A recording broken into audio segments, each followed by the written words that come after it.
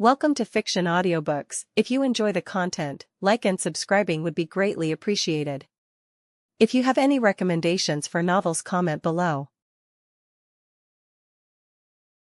Chapter 51, Chapter 48, Ashes, 1193 BCE. As Pluto and Helen stood in front of the stairs that brought them to the palace, they saw a rather peculiar sight. They saw the Greeks kneeling before Pluto. They were soaked in blood and ash, yet they didn't dare to look at Pluto. Pluto. What have you done? Questioned Helen as Pluto saw her face getting pale. You burned the city, just to save me. They were getting in the way, said Pluto coldly. Come on, let's go. Both of them then walked down the stairs as the Greeks didn't move whatsoever.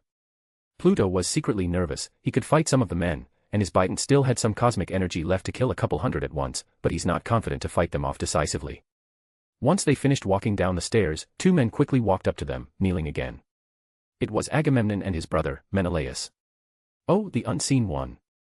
The city is ours, said Menelaus solemnly, but secretly, he's afraid of his wrath, because Helen knew that he had been talking behind Pluto's back. Pluto narrowed his gaze. Let me pass. I will take Helen. It seems that you are not worthy of being his groom. Forgive me, oh, unseen one. I assumed that dash. Enough, spoke Pluto sternly. Enough. Let us pass. You can do whatever you want with this place, burn it, sack it, I do not care. Very well. The two let Pluto and Helen pass. They had walked a couple of feet from Menelaus, but then, Pluto stopped. I'll be seeing you soon, Menelaus, spoke Pluto, making Menelaus flinched. The god of the underworld said that he would meet him, that means that he's going to. Pluto and Helen kept walking. None dared to look at Pluto. They didn't know that he had lost his powers, and was still scared of him. They had soon arrived at the broken gates of Troy. There, he saw the Eternals, except Thea, was waiting for him. As a Jack saw him, she smiled sadly. She walked towards him, and gave him a warm hug. Pluto hugged her back, patting a Jack. I know the consequences, a Jack, but it was worth it. A Jack broke away from the hug and said. We'll visit you often. Pluto smiled. I'll be near Athens for the next few decades. A Jack nodded, and she stepped away for Pluto to talk to the others. Pluto faced the other Eternals awkwardly and said. How are your wounds? Ikaris scoffed. Not my worst, he lied, it's his worst one so far. Gil just shook his head in amusement. We know about your punishment. Eruption spoke directly to our heads. First time I ever heard his voice. You know I could beat you up now, right? Smirked Kingo, teasing about it. Pluto laughed. You can try, I'll put up a fight. Kingo just smiled in amusement and went for a hug. I'm going to miss you, man. Me too, Kingo, me too. Murmured Pluto. Pluto then went to Gil, and he went for a hug too. Take care, man, enjoy your vacation. Pluto laughed. That's one way to put it. Makari also went for a hug. Pluto apologizes to her, but she says that it was nothing. She says that even though he went too far with his act, she could understand his action. When he went to Druig, he tried to shake hands with him. Druig just stared at him, but then he broke a smile, he grabbed his hand, and turned it into a hug. When you can join us again, let's travel together. I'm the only guy who hasn't traveled with you. Sure, man, sure, patted Pluto. After that, it was Circe and Ikaris. You guys all right? Questioned Pluto softly. I'm not, thanks to you, said Ikaris. Circe nudged Ikaris, telling him to act nicely. I don't really agree with you starting a war like this, but seeing you attached to a human is quite satisfying, smiled Circe as she hugged him. As she released the hug, Pluto came to Ikaris. He offered his hand for a shake, and spoke. You know, Ikaris, I know we rarely see eye to eye, but your devotion towards Eruption is admirable, unhealthy, but admirable. Ikaris eyed Pluto for a while before giving him a handshake. Your rebelliousness is also admirable, you like to do whatever you want, and sometimes, I envy you a bit. Oh, now you're admitting that you envied me, teased Pluto. Ikaris scowled. All right, get out of here before I punch you. Pluto laughed again and patted Ikaris' shoulder. He went towards Helen again, and said his goodbyes to the others for the last time. As Pluto and Helen were traveling towards the direction of Athens, they saw Thea and Hermione, waiting for them at the edge of the road. Mother, shouted Hermione as she saw her mother. She ran towards her, and hugged her tightly. Hermione. I'm sorry that I left you. Murmured Helen as she cried, hugging her daughter.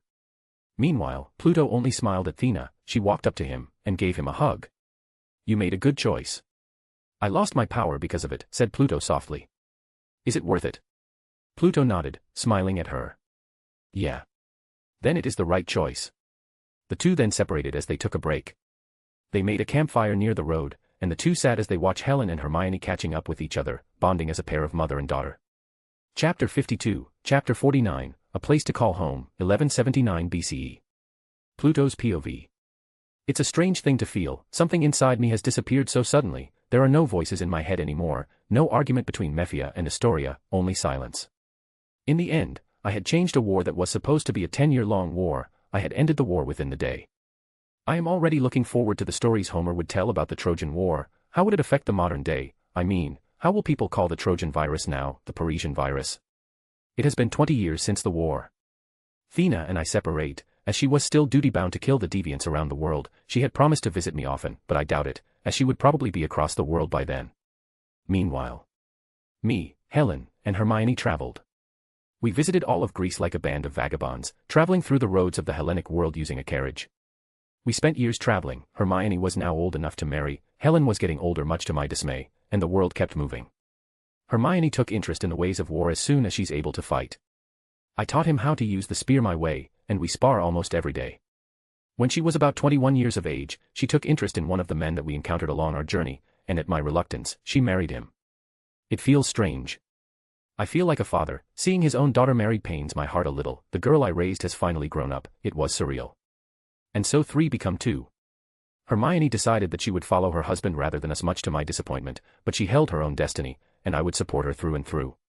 Speaking about marriage, I had asked Helen about marriage. She doesn't want to marry again, even though in my opinion, she was still the most beautiful woman in all the Hellenic world. It's just that her appearance has a little touch of maturity now, and she had grown wiser. Though she asked me if I would marry her, I of course say no. I don't view her that way, but I'm flattered that after all this time, she still has a crush on me. We continue to travel, but now, every year we will visit Hermione in her husband's hometown. After a year or two, she had a child, a son. She had asked me to name him. I don't know what to call him, so I called him Phobos, meaning fear. Helen doesn't like that at all, so instead, she's the one naming him, Achilles. An interesting choice, but I digress. Anyway, fast forward a couple more years, and we ran out of place to travel inside Greece, so we've decided it is time to settle down. We surveyed for a place, and decided that Helen wanted to live near her hometown, Sparta. So I chose a place on top of a hill overlooking the city of Sparta. The breeze is quite something, and the view is amazing. And here we are. Helen was now in her 40s, significantly older. If a common man were to see us too, they would probably guess that she was my mother. We're now sitting on a chair, looking at the city of Sparta below us. Pluto, questioned Helen suddenly. If you got your gifts back, would you bring me? I didn't answer for a few seconds. I was thinking about it. If I absorbed her, would she still be the same? Will it be her? Or just a shadow of her former self? Do you want to? I ultimately asked her. Helen didn't speak for a while. I could tell that she was also thinking about it. After a while, finally she spoke. She shook her head. No. I don't think I want to. I hummed. Understandable. But. Helen murmured. Promise me, visit my grave often. You're not dead yet, Helen. I rolled my eyes. Promise me. Pluto, repeated Helen, looking at my eyes. I sighed. I promise. Helen smiled. Thank you, for everything. I love you, Father. My face probably has a wide grin now. I love you too, Helen. I gave her a side hug, and kissed her forehead. We then enjoyed the company as the sun set in front of us, ending the day in this place that I like to call home. Chapter 53, Chapter 50, Grief and Love, 1133 BCE. Third POV. The rain was pouring heavily on the hills of Sparta, and the winds howled strongly as if the world was crying. Pluto was standing in front of a rock. He didn't use any cover, his body was soaking wet, the water drips from his chin and hair, but he didn't move whatsoever. Helen had died of old age. It was a miracle that Helen could live this long. She lived for 60 years, which is quite long for its time.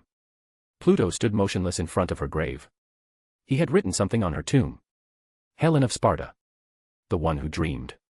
As Pluto stood in front of her grave, he tried to remember every single memory that he had with her.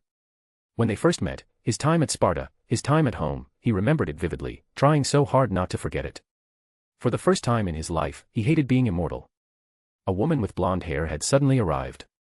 She walked up to him, and held his hand, trying to comfort him. I finally know how you feel, Thea, said Pluto softly, not lifting his gaze from the grave. Now I know why you hated being an immortal. The woman, who was of course Thea, hummed. You'll get used to it. I don't think I can. Continued Pluto. When Eruption punished me, I was hoping that I could feel what it means to be a human by staying with her for a while. Does it work? Questioned Thea. Pluto nodded. For a while. I watched Hermione grow up, get married, and have children. I watched Helen grow older, but I never did. Thea just went silent, and she gave Pluto a side hug, placing her head on his shoulder.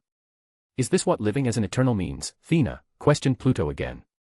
It feels pointless. But we are alive, right? Said Thea. Pluto chuckled. What does it mean to live forever like this? What is there to be scared of, when death isn't a fear? How do you go on living, when everything around you does not? Thea paused for a second, before answering. I do not know how to answer those questions, but we have time to figure it out. Yeah. Yes, said Thea. She cupped Pluto's cheeks, making their eyes meet. Let's figure it out, together. Will it be hard? Questioned Pluto. I don't know. Thea shook her head. But we have each other, that should make it easier, right? Pluto chuckled. I guess it should. Thea smiled as she also giggled. Thea stared at his eyes for a while, before her eyes traveled to his lips. Let's go inside, it must be freezing for you. Thea and Pluto are now standing beside the window of Pluto's home that is overlooking the city of Sparta. They rested for a while, enjoying the sound of pouring rain and the smell of the soaked soil. What are you going to do now? Questioned Thea curiously. Travel. Pluto hummed. Search for knowledge. What kind of knowledge? Pluto smiled. Obscure ones. Thea hummed. Can you use them though? I don't know. I'll find something for me. Thea nodded, smiling softly at Pluto. Then good luck. Pluto hummed. Thank you. Both of them then sat on a long chair in front of a fire, trying to dry their clothes. They sat very closely to each other, making use of the warmth. Thea wanted to say something to Pluto, but she was hesitant. Ultimately though, she spoke. Before you go. Could I ask something? Pluto turned to her, looking at her eyes. What's that? Thea didn't say anything. Instead, she eyed Pluto's lips, and Pluto instantly knew what it meant. Thea. Ikaris and Circe could do it, why couldn't we? Said Thea. We will not meet for 1,000 years, Thea. Then it'll be better, I will miss you, and this will remind me of you. Pluto stared at her eyes. She was stern, she's not shy if she wants something, and she will get it. Finally, their faces were slowly getting closer, and their lips met. It was a tender kiss, emotions that have been dampened surges again. After a while, they separated, they looked into each other's eyes, clearly cared for each other. I love dash. Don't cut off Thea. Don't say it now. Say it when you return to us. Pluto smiled. Very well. Thea then rested her head on his shoulder, snuggling close to him. I will miss you very much, Pluto. I will miss you very much too, Thea. Chapter 54, Interlude, an artist. When Pluto wanted to start his search for knowledge, he had realized something that was not a problem when he still had his powers. He needed money for his travels, a lot of them. He still had some from his journey with the others, but it is not enough. Traveling in ancient times is expensive as hell, food is easy to spoil, bandits are rampant. He still had the carriage he had with Helen, but the horses couldn't really travel anymore, so he decided that he would travel to Athens, finding a business opportunity. He packed up his things from his home, he went to Helen's grave for the last time in a while, he took the carriage, he said goodbye to his home, and finally, he was bound to Athens. The road to Athens was peaceful. Some travelers asked him if they could go with him, seeing that there was no harm. Pluto accepted, and around 5 men were traveling with him to Athens. On the way, bandits attacked them. It was easy for Pluto to deal with them, however, as he still has his inhuman strength. As they arrived in Athens, the travelers said goodbye to Pluto, and went along their way. Pluto, however, searched for a lodging. He found a place near the gate of Athens. On his first night in Athens, he thought about what he wanted to do. For the whole night, he kept thinking about what could make him some money, but then, he remembered the statues that he made that were now in the Domo, and he knew that the Greeks loved statues. So the next day, he searched for a workshop that was for sale. He found one near his lodging, and he bought it using all his remaining money. Because he had no money left, he needed to quickly find a customer. One way he could think of is to make a spectacle. He needed to do something eye-catching. So, he went to find a marble deposit near Athens. It took a few days to find it, and once he finally found it, he needed to dig it himself. He made a makeshift pickaxe, and started mining. The whole day he spent on cutting a big chunk of white marble, and at night, he finally finished it. Because it is night, it doesn't make sense to bring the block now, as nobody will see him, so he decided that he would wait until morning as he found some kind of rope to drag the block. Morning came, and it was time to drag the block. He tied the block using a makeshift rope, and he pulled the rope so that the block was dragged by it. It was a slow and painful process. His inhuman strength and stamina helped him a ton, but it took him all day to bring the block to the gate of Athens. As he arrived there, the guards were surprised by his strength. The guards questioned what was his business, and he told them that it was for a statue. At this point in time, the Greeks weren't adept in sculpting yet, so the guards find it strange and doubtful that Pluto could make a statue from the giant block that he dragged all the way from the deposit. Nevertheless, the guards allowed him to enter with his marble block. He continued to drag his marble block towards his workshop, and all the way there, the pedestrians watched him with curiosity and surprise. His strength was not common at all in Greece. The age of heroes has passed as deviants died out in Greece, and his kind of strength would surely be the talk of the town for the next few weeks. As he arrived in his workshop, a lot of pedestrians asked him what he was doing. Pluto, seeing the opportunity, told them that he would be making statues from now on. Again, they were doubtful that he could do it, but they took interest in his skill. So, he began to work. He made the marble block stand, and started sculpting it. Days turned to weeks, and weeks turned to months, and he finally finished. When he was working, he always opened the door of the workshop, so the pedestrians could see what he was doing. As he finished, a statue of a beautiful woman stood inside the workshop. He had based his work on Helen, who he remembered vividly. The pedestrians were in awe when the statues were displayed. It was so beautiful that Pluto had caught someone in the middle of the night jerking off to it. Pluto was furious, and so he kicked him out of the workshop, banning him to ever enter again. Soon, the news of Pluto's skills entered the palace of Athens. The king himself traveled to his workshop, interested in his art. The king asked if he could order a statue of himself to be put in the palace of Athens. He said he would pay Pluto handsomely. Pluto happily agreed, and he dragged another piece of marble block from the deposit to the workshop, and started to work. A couple months later, the king came again to see his work, and it was magnificent. It was so detailed that the king himself questioned how Pluto was able to remember the king's face so vividly. Pluto just answered with a smile. "A trade secret, your majesty." The king was happy with his work, and he paid him a lot of money, like a lot of money. Pluto's eyes practically shone as he saw the gold. He never really had an attachment towards money as an immortal, but now, he needs it more than ever. As the king's order finished, a lot of rich men in the city started to flock in as well, and Pluto was quite overwhelmed by it, so he decided that he would train some apprentice to help him. It has been a century since he first started this business. He was rich as ever now, and he had many apprentices that would work for him. He had changed his name about 2 times. Every time that he thought he was about to get exposed as an immortal, he left Athens on the pretext of finding a wife. The women of Athens were disappointed, as they could not marry Pluto. He was handsome, rich, and skillful with his hands. He was a dream husband for all those women of Athens. When he left, he would leave the business to his trusted apprentices, and he would come back almost 2 decades later with a different name, and a different facial hair, and he would come to the workshop, saying that he was his previous incarnation's son, and that the previous one died of disease.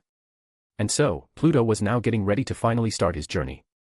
He would leave the business to his trusted apprentices, giving them the workshop. He took the money, however, as it was his objective in the first place. On the night that he was about to leave, he walked inside a tavern for some drink. There, he saw a peculiar man, writing a book in the corner of the place, seemingly out of it. Pluto, seeing that there was no harm in it, walked up to him. "Greetings, friend, what are you doing?" questioned Pluto. "Writing a book," the man grunted. "Can't you see? Quite peculiar of you to write a book in a tavern like this." Pluto commented, drinking his alcohol. "Usually scholars like you stay in their houses, writing all day." The man stared at Pluto, taking his eyes off of the book. "What do you want?" Pluto shrugged. "Nothing, I am just curious about your work, my friend." The man grunted once again. "I'm writing about the war between Greece and Troy." "Oh. The Trojan War," perked Pluto. "Pardon me, friend, but may I ask your name?" "Homer," he grunted again. "You." "Hades." Pluto smiled. "What have you heard about the Trojan War, friend?" Homer was a bit surprised about Pluto's sudden interest. So he excitedly explained. "From the sources that I have gathered, it starts when Paris, Prince of Troy, seduced Helen and brought her to Troy."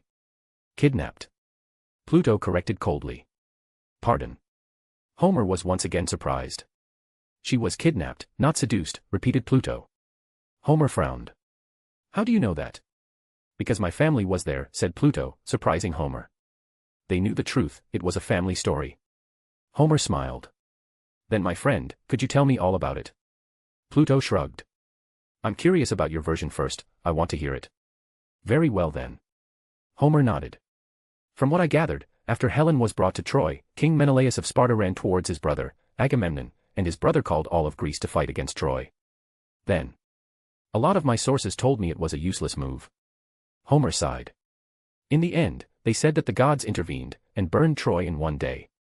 Pluto hummed. Okay, what might be the cause of the gods' intervention? All of my sources told me, because Helen was the daughter of the UNS, the god of the underworld, and he was mad at his daughter because of her infidelity, murmured Homer, as if scared about the thought of saying Hades' name, Pluto's name. Pluto hummed again, but his eyes were quite shining. My family said the same thing, except that the truth is, Helen was kidnapped, and the unseen was simply rescuing his daughter. Homer sighed. That is indeed a helpful insight, my friend, thank you. Pluto smiled. Actually, I should thank you, said Pluto as he stood up. He then took some gold from his pouch and gave it to Homer. Here, you need money to write that book, right? I'll give you some money. My friend? Questioned Homer in surprise. I don't think I could dash. Nonsense, I insist, said Pluto. Well, good luck on writing your book, Homer. Thank you. How could I repay you with this? Homer exclaimed. Pluto just chuckled as he exited the tavern. Just write a good book. Chapter 55, Interlude, Jordna. Jordna was supposed to be the sorcerer supreme of her time. Her duty was to protect the people of Earth from otherworldly and physical threats that are targeting Earth, and yet, she couldn't even protect her own hometown, Atlantis. She had seen it with the eye of Agamotto, her predecessor's tool. Atlantis will sink to the depths of the ocean, earthquakes and tsunami will hit them, annihilating the population. Yet, she could not save them. She tried to convince them to leave the place, but they were stubborn and people thought that she was mad. They mocked her, saying that she is a liar, while the inhabitants continued to do their debauched ways, not knowing that what she said was all true. And so, Jordna, along with her small group apprentices, are now preparing to leave the only magical sanctum so far on Earth, and was planning to travel in search for another place to build a sanctum. But when she was prepared to leave, she also prepared for something, an arrival of a man, or rather, an eternal. As the apprentices were packing the books in the sanctum, a knock came from the door. The apprentices were rightfully alert, as they aren't really welcome in Atlantis right now. But Jordna knew who it was, and told her apprentices to stand down. Jordna then walked up to the door, and opened it herself. Hello, said the men behind the door. Is this the Earth's sanctum? Welcome, Eternal, said Jordna, although the man wasn't surprised. The Eternal then looked at what was in Jordna's collar, and smiled. Wow, I'm welcomed by the Sorcerer Supreme. That's an achievement. Jordna ignored his comment, and said, Please, come in. The Eternal and Jordna then entered the sanctum, and both of them walked to Jordna's office, sitting face to face. The apprentices brought some local refreshments for them to enjoy while talking. This is nice, hummed the Eternal. My name is Pluto, may I ask your name, Sorcerer Supreme? Jordna, she said coolly. Interesting name. Pluto murmured. You should know why I'm here, right? Jordna leaned against the desk in front of her, and she took some refreshments to eat. It's important to note that, while most creatures are capable of using magic, you technically aren't alive, Pluto. I know. Pluto sighed. That's why I'm asking you, is there a way? Jordna stared at Pluto's violet eyes, and said. I ask you, Pluto, why should I help you in your conquest of knowledge? Your mission is a threat to Earth, and it is my duty to protect this planet from otherworldly threats. Pluto smiled widely as she said that. Why didn't you kill me now, then? I am powerless right now. Jordna leaned against her chair and spoke. While I must admit, it is quite tempting to do so, your existence is rather crucial to the development of the Earth, you helped humanity develop and prosper, so I suppose that it's the problem of my successors to deal with the celestial underground. Pluto laughed. You even know about that. Most of us didn't even know that their mission was a lie. It is the duty of the Sorcerer Supreme to know Pluto. Jordna spoke calmly. I will ask again, why should I help you? Pluto raised his eyebrows. I will protect the world from the deviants. Your colleagues are doing it right now, they don't need you as of now. Fine, what do you want? Jordna's eyes sparkled as Pluto said that might have been a mistake. Let us study you, spoke Jordna calmly, but Pluto could tell she was excited. Pardon. Pluto stuttered. Study me. Yes, said Jordna. We wanted to know how your body works, how you use the cosmic energy inside you. But I don't have one right now, I'm just a synthetic being with inhuman strength right now. It would always leave traces, said Jordna silently. Pluto thought about it a bit. A couple minutes later, he spoke. Fine, but I also want something besides you teaching me magic. Jordna's eyes sparkled. Speak. If hypothetically that one of us, an Eternal, got a disease, I will find the Sorcerer Supreme at the time to cure him or her using the knowledge you gathered, and he or she cannot refuse. Make a note for your successor or something. Jordna was tapping her fingers to the table. After a while, she finally spoke. Agreed. I will make sure your request will be granted in the future. Then, do we have a deal? Said Pluto as he stood up. He offered his hand to the Sorcerer Supreme in front of him. Giordna smiled. Deal. Before Pluto got to study, he helped the sorceresses to leave Atlantis first, as all of them knew magic. However, they didn't really need any help. They left Atlantis with a heavy heart, as it was their home, but they knew that if they stayed there only doom will fall upon them, so they followed the Sorcerer Supreme. When Pluto asked where they were going, Giordna said they were going north.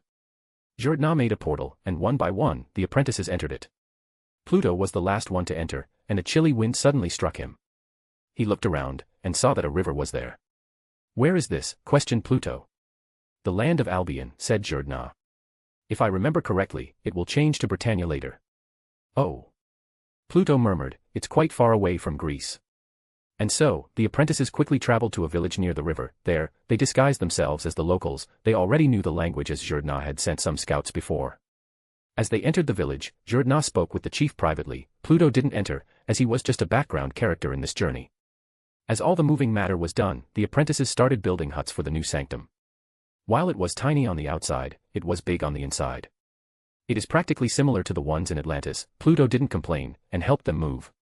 Years later after they settled in, and Pluto had been studied rather extensively by Giordna, Pluto finally started to learn magic. There was only one magic that Giordna could think of that Pluto could use, the Eldritch magic, as the power came from another dimension. So, Pluto studied it for years on end. He became adept at it quite quickly. He also studied runes, enchantments, and other things that don't require the person who uses it alive. Overall, he studied magic for over 100 years. Giordna was getting older, as she didn't use the dark dimension to extend her life, but she used other methods to shortly extend her life. In that 100 years, he was practically buried in books, and in the morning, he practiced in sanctum. Pluto, however, decided that 100 years is enough to study. He wanted more, he wanted to create, his artistic senses were tingling, the possibilities are endless. But first, he needed a tool to wield all the magic that he had studied. After all, knowledge is useless if you can't use it. Chapter 56, Interlude, Rings of Power. As time went on, Pluto and Giordna grew closer towards each other. Pluto often helped her research and vice versa. Right now though, Pluto was trying to make something rather unbelievable to Giordna, rings. What are you making? Questioned Giordna as she watched Pluto hammer away, making some simple-looking rings. Rings, said Pluto. How many are you making? Questioned Giordna again, curious. Pluto suddenly stopped. He looked at Giordna straight in the eyes, and said in a deep voice. 3 rings for the elven kings under the sky, 7 for the dwarf lords in their halls of stone, 9 for mortal men, doomed to die, 1 for the dark. What are you saying right now? Scoffed Giordna, not amused at his joke. Pluto then cleared his throat. Sorry, got too into it for a second. I heard some locals telling their kids about fairies and elves, and I was reminded of a story. Giordna raised her eyebrows. What kind of stories? It's not important, shrugged Pluto. Anyway, I made 21 rings. That many? Giordna was surprised. What are you planning? Pluto scoffed. Give it away, what else? All of them. No, only 20 of them. I'll hold the 1 ring. 1 ring. Pluto looked at Giordna straight in the eyes again, and said seriously in a deep voice. 1 ring to rule them all. Okay, stop, said Giordna sternly, annoyed at Pluto's behavior. What are the rings for? What? You didn't see me making the rings in the time stone? Questioned Pluto casually. Giordna flinched. No, it's strange.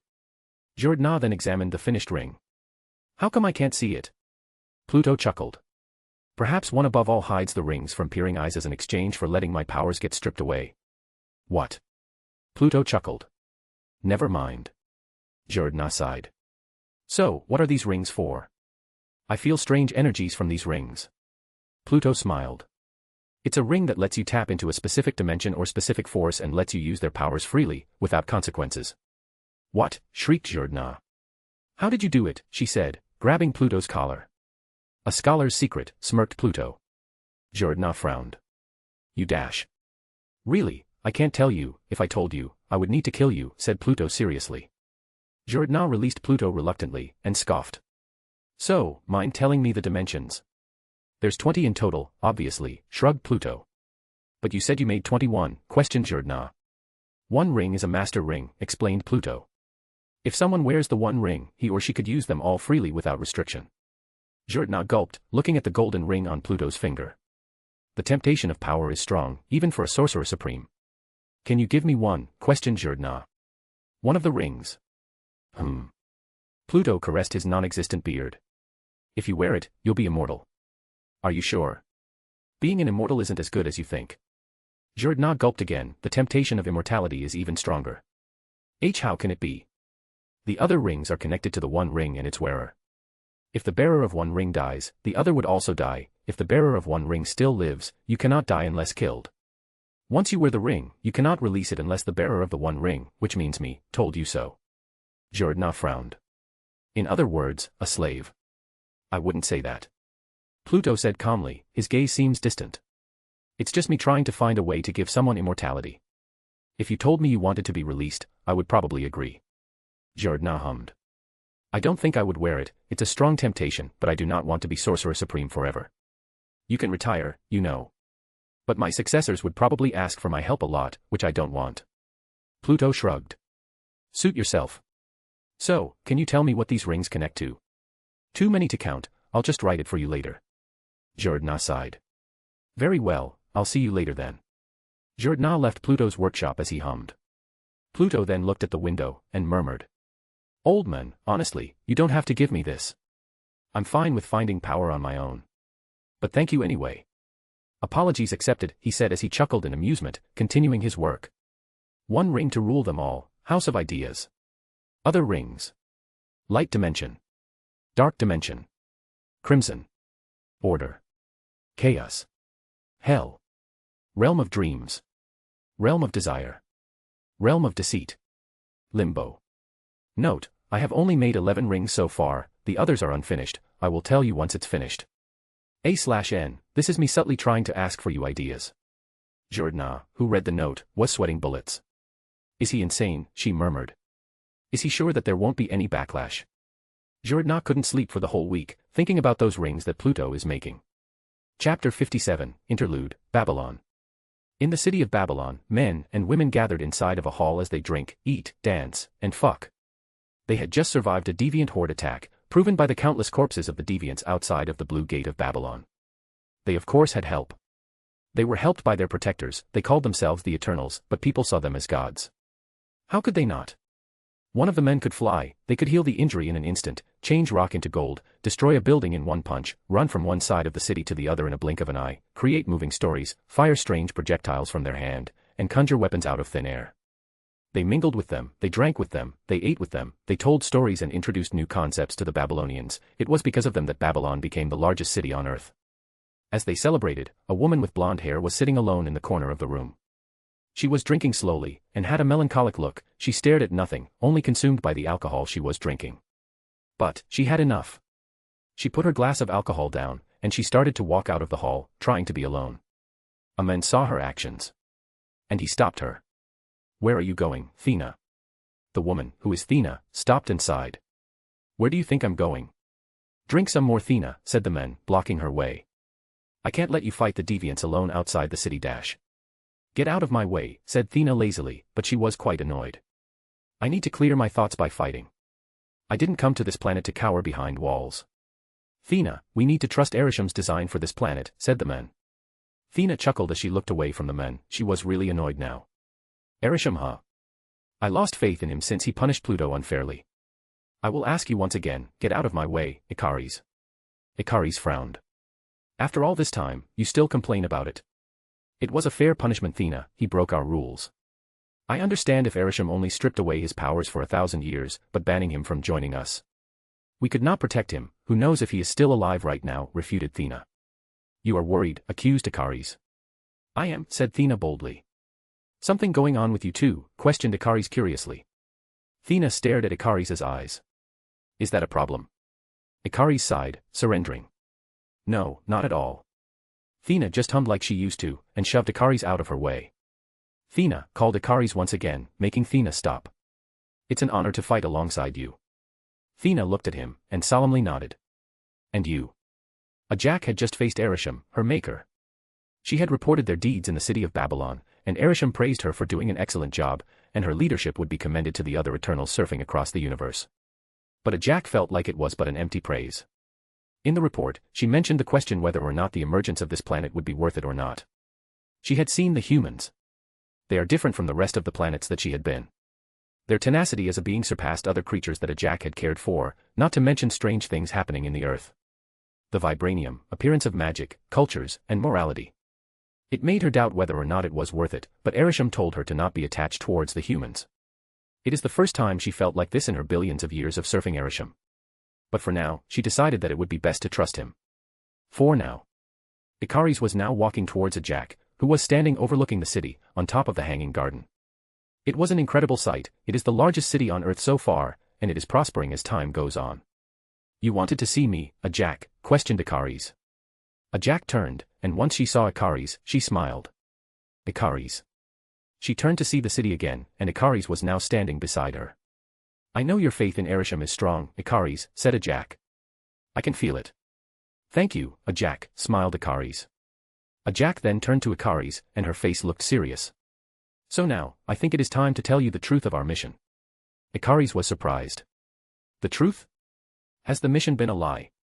And so Jack told him that the true objective was to increase the population so it would produce enough intelligent energy to wake up the celestial seed that lay dormant in the core of the earth. Ikaris was quiet for a bit. Why are you telling me about this, and not the others? Jack smiled again. Your faith in Erisham is strong, Ikaris. Others, I'm afraid, would not take it well. Ikaris clenched his fist. So you and I are the only ones that know. Jack shook her head. Pluto also knows. What? Questioned Ikaris rather demandingly. He knows from the start. Jack nodded. Then why? Why did he still do what he did? While we are the same, our minds are different, told Jack. He is rebellious, and he thinks that serving Erisham is but a shackle of slavery. Slavery. Frowned Ikaris. What are you talking about? Jack smiled. Like I said, Ikaris, our minds are different. Ikaris was quite restless now.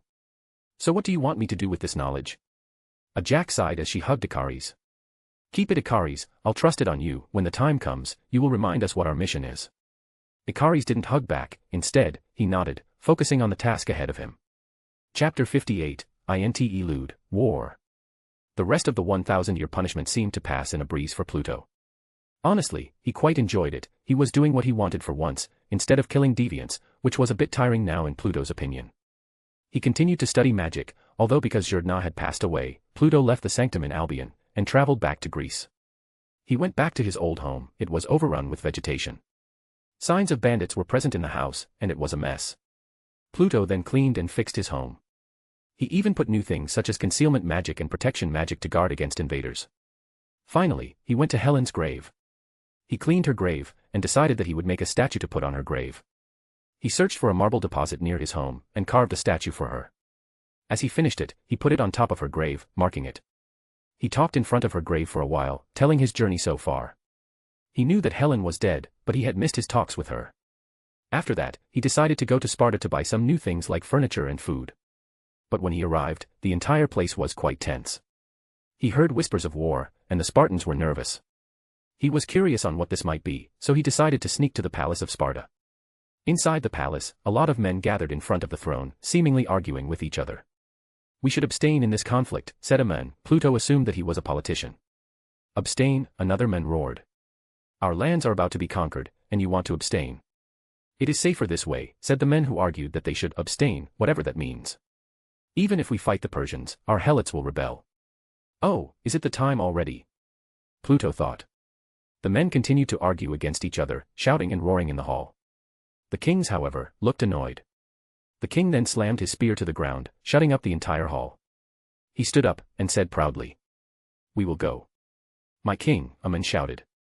What about the helots? I will bring a small band of elite men among us, said the king. We would join in with the Thebans and Thespians. The rest of you may protect this city. If I never come back, my son will be the successor. There's another king beside me anyway. All of the men in the hall suddenly turned silent. A man then bravely spoke. Very well, my king. The king then walked out of the hall, and he commanded his servants to gather 300 elite men at once, and they will travel to the north in a few days. Pluto took an interest in this. Isn't it cool to be a hero in the Battle of Thermopylae? And so, Pluto exited the palace, and quickly registered to be one of those 300 men. As they traveled towards Thermopylae, where the battle would take place, the Spartans were now resting on the side of the road, camping as they felt their stomach. King Leonidas was known to be stern, yet he was sociable. The king often sat with his soldiers, seemingly gossiping about their daily lives. He heard their complaints, and tried his best to fix his mistakes. Now, Pluto was sitting with Leonidas himself, eating a newly cooked porridge that Pluto had just made for the group. "You have a good sense of cooking, my friend," said Leonidas as he patted Pluto's back. "It's just an ordinary thing, my king," smiled Pluto. "A friend of mine has more talent than me." "Really?" Leonidas laughed. "Tell me his or her name then. I would want a skill similar to yours back in my palace." "His name is Gilgamesh, my king," said Pluto solemnly. Leonidas suddenly frowned. "A Persian? Your friend is Persian?" "Apparently so. Met him some time ago while I was traveling," hummed Pluto.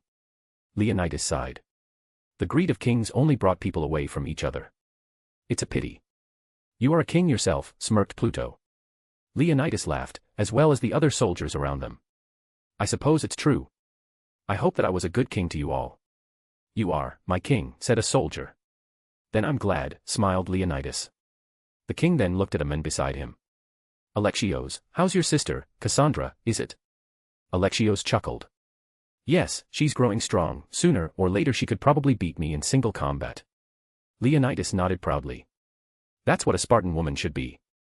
Leonidas then turned to Pluto again and said, "Phobos, is it? I never saw you in Sparta. You said you're traveling."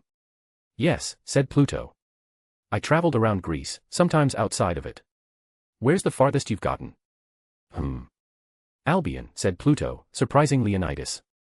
"By the gods, you have some strong legs to be able to get there," laughed Leonidas. "You have a relative in Sparta?" Pluto smiled weakly. "A daughter." Leonidas raised his eyebrows. "You look too young to have a daughter, outside of wedlock." Pluto shook his head. "I took her in." "Oh yes, that makes more sense," nodded Leonidas. "Where is she now?" "Hopefully, in Elysium," answered Pluto. "Ah, my condolences," murmured Leonidas, making the atmosphere rather awkward. As the Spartans and the other army of Greece arrived in Thermopylae, the army prepared themselves for a battle to the death.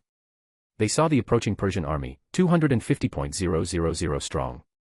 Pluto was impressed. It was 2.5x larger than the Trojan War, but they were under-equipped, only wearing light armor and short swords.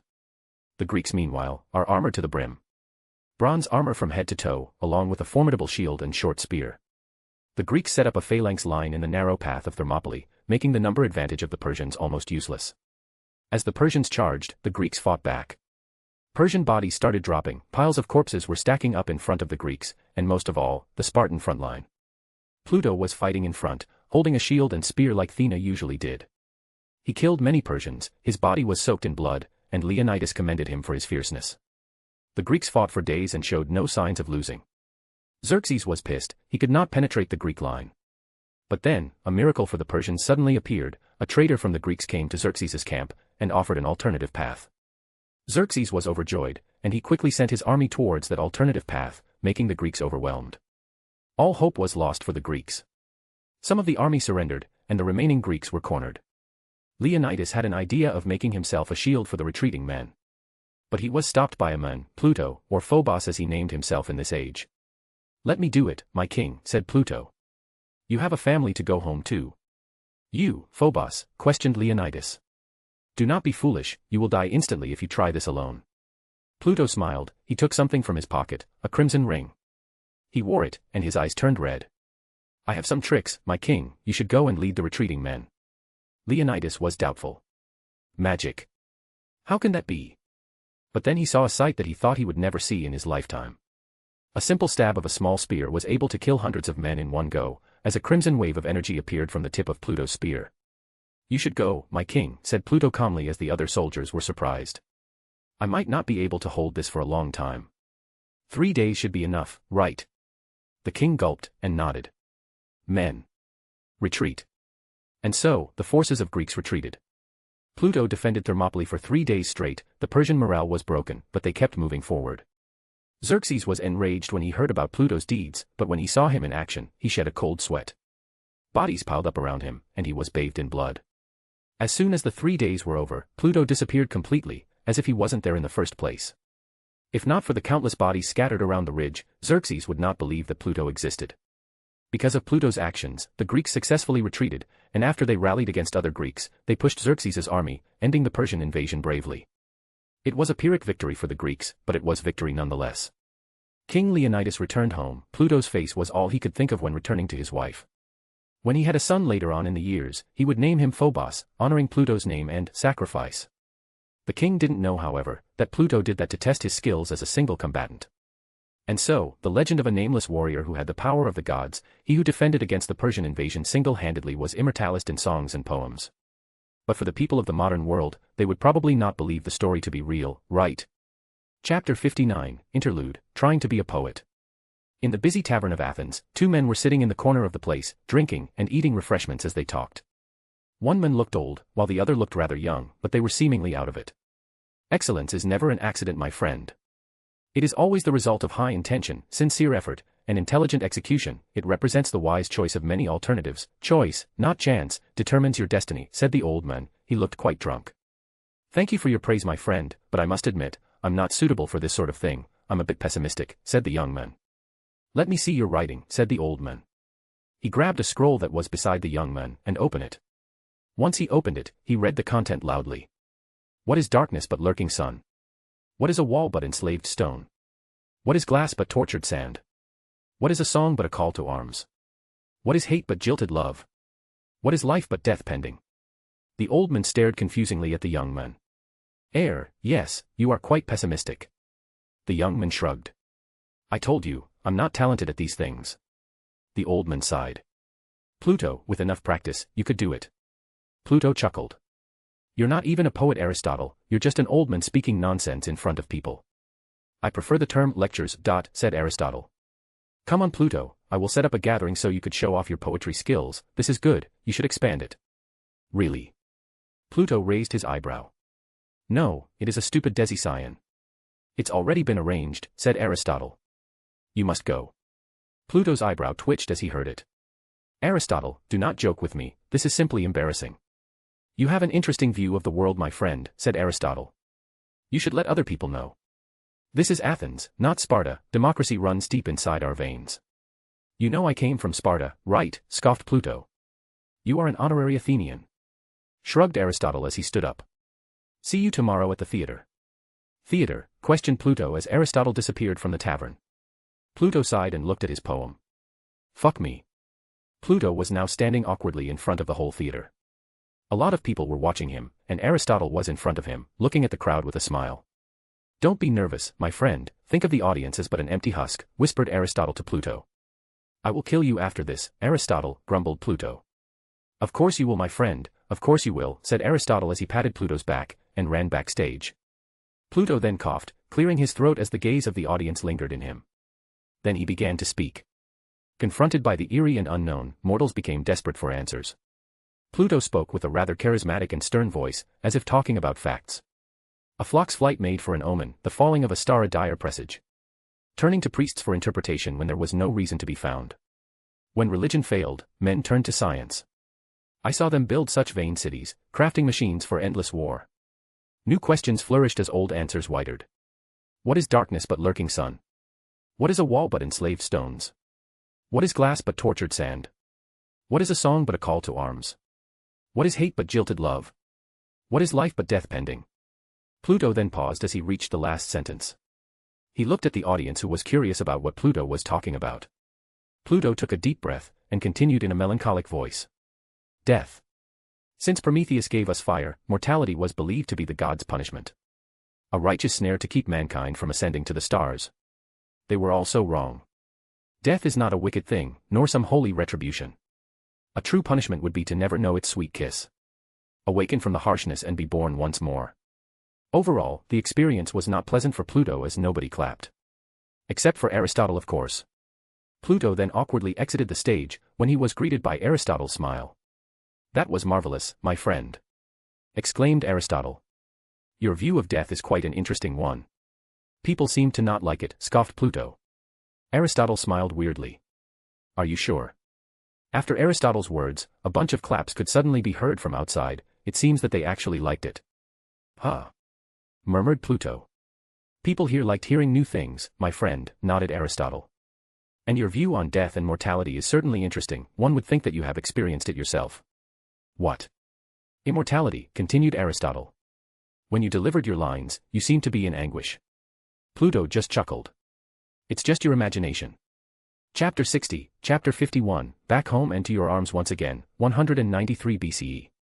Pluto went home again after his long journey. He met countless legendary men and women across Greece, witnessed Alexander's conquest, even fought in one of his battles. He felt that it was enough, and he returned home to wait for his punishment to end. Now, Pluto was cutting trees to expand and repair his home that he hadn't visited for hundreds of years. He was rather enjoying the calmness of cutting trees as the birds sang to accompany him. He heard wolf howls from inside the forest, and the sound of running water could be heard as he was near a river. He had cut a tree, and he cut the branches of the tree now. As soon as he finished, he carried the tree with his body, placing the log on his shoulder, and carrying it to the home. But, as soon as he climbed the hill, he felt something. He was suddenly in a trance, and the log fell off of his shoulder. He was floating, cosmic energy had surrounded him, and his eyes were glowing. It is done, a voice spoke in his mind. Do not fail me again, Pluto. Pluto didn't answer. Instead, he cherished the feeling of cosmic energy running in his veins again. He had missed this. A couple seconds later, the process had finished. His punishment is over, and he could go back to the others again. It is good to meet you again, Pluto, said someone in his head. It was Idemnon. Pluto had missed his voice so much. Hello Idemnon, smiled Pluto. Asterion, Mephia, you there? Asterion is here, shouted Asterion. Yes boss, sighed Mephia. Pluto chuckled. Asterion is as loud as always, and you need to work on your manners, Mephia. Whatever. Pluto could practically hear Mephia rolling her eyes in his mind. Right. It's been a while since I felt this. My mind is closed again. Fluffy's eyes are always handy, said Pluto as his eyes glowed. I have felt something strange from the ring you're wearing. Idemnon commented. What is that? Oh this, said Pluto as he raised his hand, looking at the golden ring in his finger. I'll tell you on the way, I should go to the others now. Pluto then quickly grabbed his log, and brought it back home. After that, he entered his house and sat. Well, where are they now? Pluto questioned. Are they still in Babylon? Yeah, let's check. Pluto then stood up again, and opened a portal towards Babylon, and hopped into it. Needless to say, the others weren't there, so he had to search for a couple of days before he found them. Thank God for Camelot's power, otherwise, he would have searched for weeks on end. It was a normal day for the rest of the Eternals. They were once again hiding amidst the humans, but they are not at Babylon, they are at Rome, doing Roman things. They were at a house in Rome, where it became their base of operation in Rome. Thea was sitting beside the window, watching as Romans walked through the streets, doing their own things. She is quite bored right now, as she doesn't have anyone to fight. Suddenly, a Jack entered the room, which made Thea and the other Eternals look at her. She was smiling at the others, particularly at Thea. The punishment is over. Well, it's about damn time. Sprite commented casually. We don't have to get beaten up again if we encounter a horde of deviants, added Kingo. Well, what are we waiting for? Questioned Thea. She seemed calm, but was actually excited for it. There is one problem though. A Jack chuckled. He doesn't know where we are. The room went silent for a minute, before everyone gave out a laugh. Can't we just let him find us? Gil chuckled. You know, while we are lazing around here. I bet his legs became stronger after constantly walking for 1,000 years. Kingo also added. Perhaps his face loosened up after he has been forced to communicate with humans for a millennia, said Druig. Come on guys, don't be like that, spoke Thea in amusement as she stood. He's probably in his home, let's go there. Before they could get out of the building, a knock came from the door. Everyone was suspicious of it, so Gilgamesh stood up, and walked to the door, trying to see who it was. He opened the door slowly, and saw a rather young man with black clothing, smiling at him with his hands on his hips. What's this, you're making fun of me, huh? Said the young man accusingly. You know I could beat you up all again like last time, right? Gil ignored the threat, and smiled at the man. Pluto, how are you man? He greeted as he went for a hug. Pluto chuckled as he returned the hug. I'm good man, it feels weird having cosmic energy again after 1,000 years not having it. One by one, the Eternal hugged him, the ones who are familiar to him of course. Druig, Kingo, Makari, a Jack. He ruffled Sprite's hair like a kid much to her dismay. He shook Ikaris' hands rather tensely. Ikaris looked at him as if saying, we'll talk later, then to Phastos as he hugged him and whispered. I have my own thing now, said Pluto while smirking. Phastos was confused, but he let the statement pass for now. Then, Pluto moved to Circe, where he hugged her. How are you Circe? Questioned Pluto rather casually. I'm good, she hummed. This is weird, you never ask how am I doing. Pluto shrugged. Hey, I'm a changed man, or rather, a changed eternal. Circe scoffed as the others looked at Pluto with strange looks. What? Pluto questioned. Suddenly, a loud cough came from behind Pluto. He turned around, and saw Thea, standing with hands on her hips, her eyebrows raised. So? Pluto chuckled awkwardly. Come here often. A man and a woman were now standing on the lighthouse of Rome, watching the landscape of the beautiful white city. They were sitting side to side, they didn't say anything, only enjoying each other's company. The others freaked out when you conjured a portal, commented Thea. It seems your journey was a success. Pluto nodded softly as he smiled at her. It's more than a success, he said. I'm not dependent on cosmic energy anymore. That's great, you can break rules all over again, said Thea sarcastically. Pluto laughed softly as he heard her sarcasm. He then took a small box and gave it to Thea. What's this? She questioned. A ring, hummed Pluto. A ring of power. Thea opened it and saw a white ring inside the box. What does it do? She questioned. It's basically how I can be independent from cosmic energy, answered Pluto. That ring will tap into the dimension of light, and you can use its power. Pluto then continued to explain the rings of power that he had made, how it connected to the One Ring, and all its perks. It's fine if you don't want to wear it, said Pluto. You obviously don't really need it, but please keep it, give it to a human that interests you or a human that is like a daughter or a son to you. Thea then smiled. Very well. They sat on the edge of the lighthouse, enjoying the warm breeze of Roman summer, and watching along as the sun kept getting lower and lower. Am I allowed to say it now? Suddenly asked Pluto. What? You said that I'm allowed to say it after we meet again. Oh, hummed Thea. Tell me about your journey first. Pluto laughed. That'll be a long-ass story. We have time, spoke Thea. We have all the time in the world, Pluto. Pluto looked at her, he smiled, and held her hand. Very well. As he finished his story, the sky was already dark, showing the stars that are hiding between the light of day. The streets of Rome are quite empty now, but the two seem to not care about it. So? Jurdnaha, questioned Thea. What was she like? Pluto shrugged. A good woman, she's Sorcerer Supreme after all, although she seemed lazy doing her part. You had a relationship with her, questioned Thea again rather calmly. No, of course not, scoffed Pluto. Are you jealous? Jealousy is beyond me. Thea rolled her eyes. Pluto chuckled. Don't worry, you're the only one I love, there, I said it, smiled Pluto rather widely. Thea also smiled widely, but then stood up. All right, that's enough for today. What?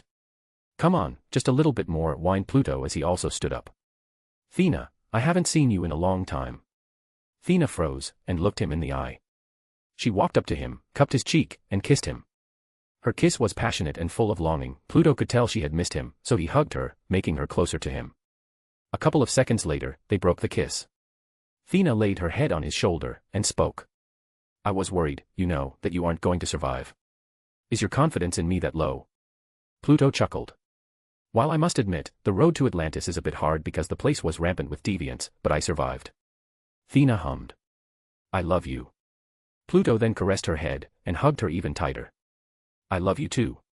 Chapter 61, Chapter 52, Order and Chaos, 193 BCE.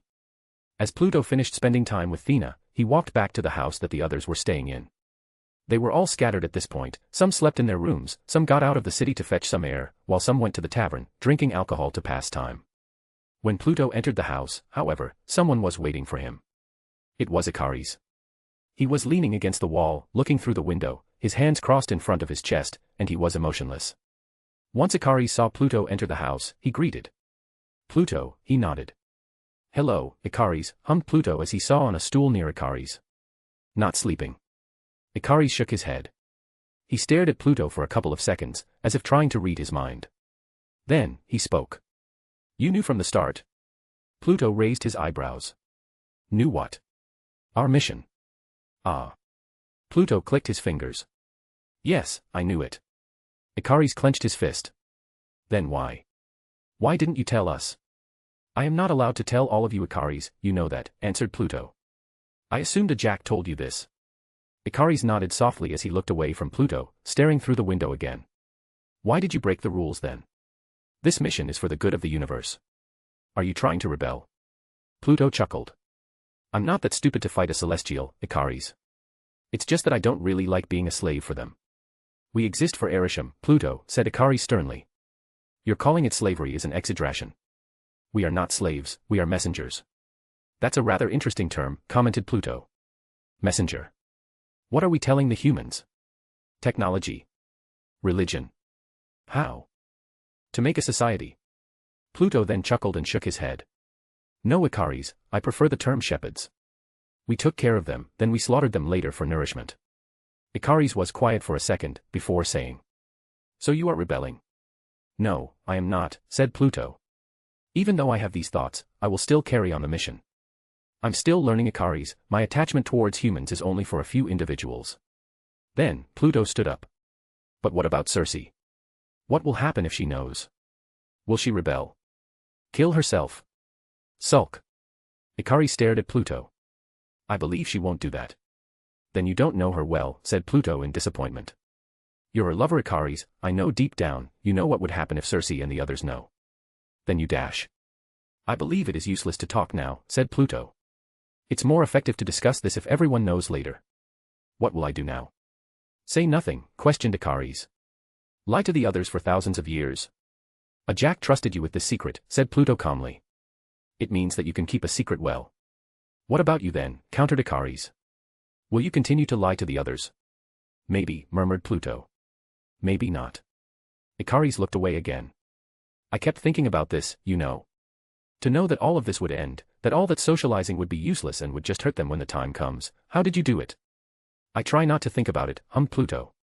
But then again, earlier in the mission, I never really cared for humans until now. What about Thea, said Ikaris. Would you tell her? No.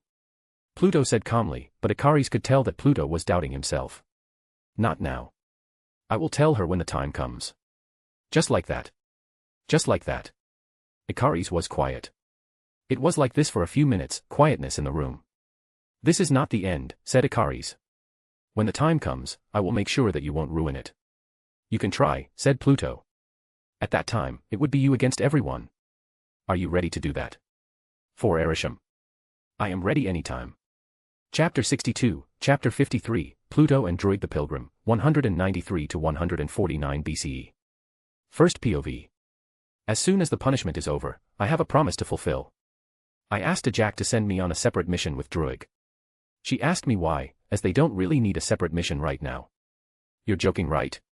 I questioned and chuckled. When I was traveling to Atlantis, the road that I picked was through Africa, and there were a ton of deviants on the way. I couldn't even begin to tell you how many times I was close to dying because I had no power. Really? A Jack raised her eyebrows, then she looked at Fastos.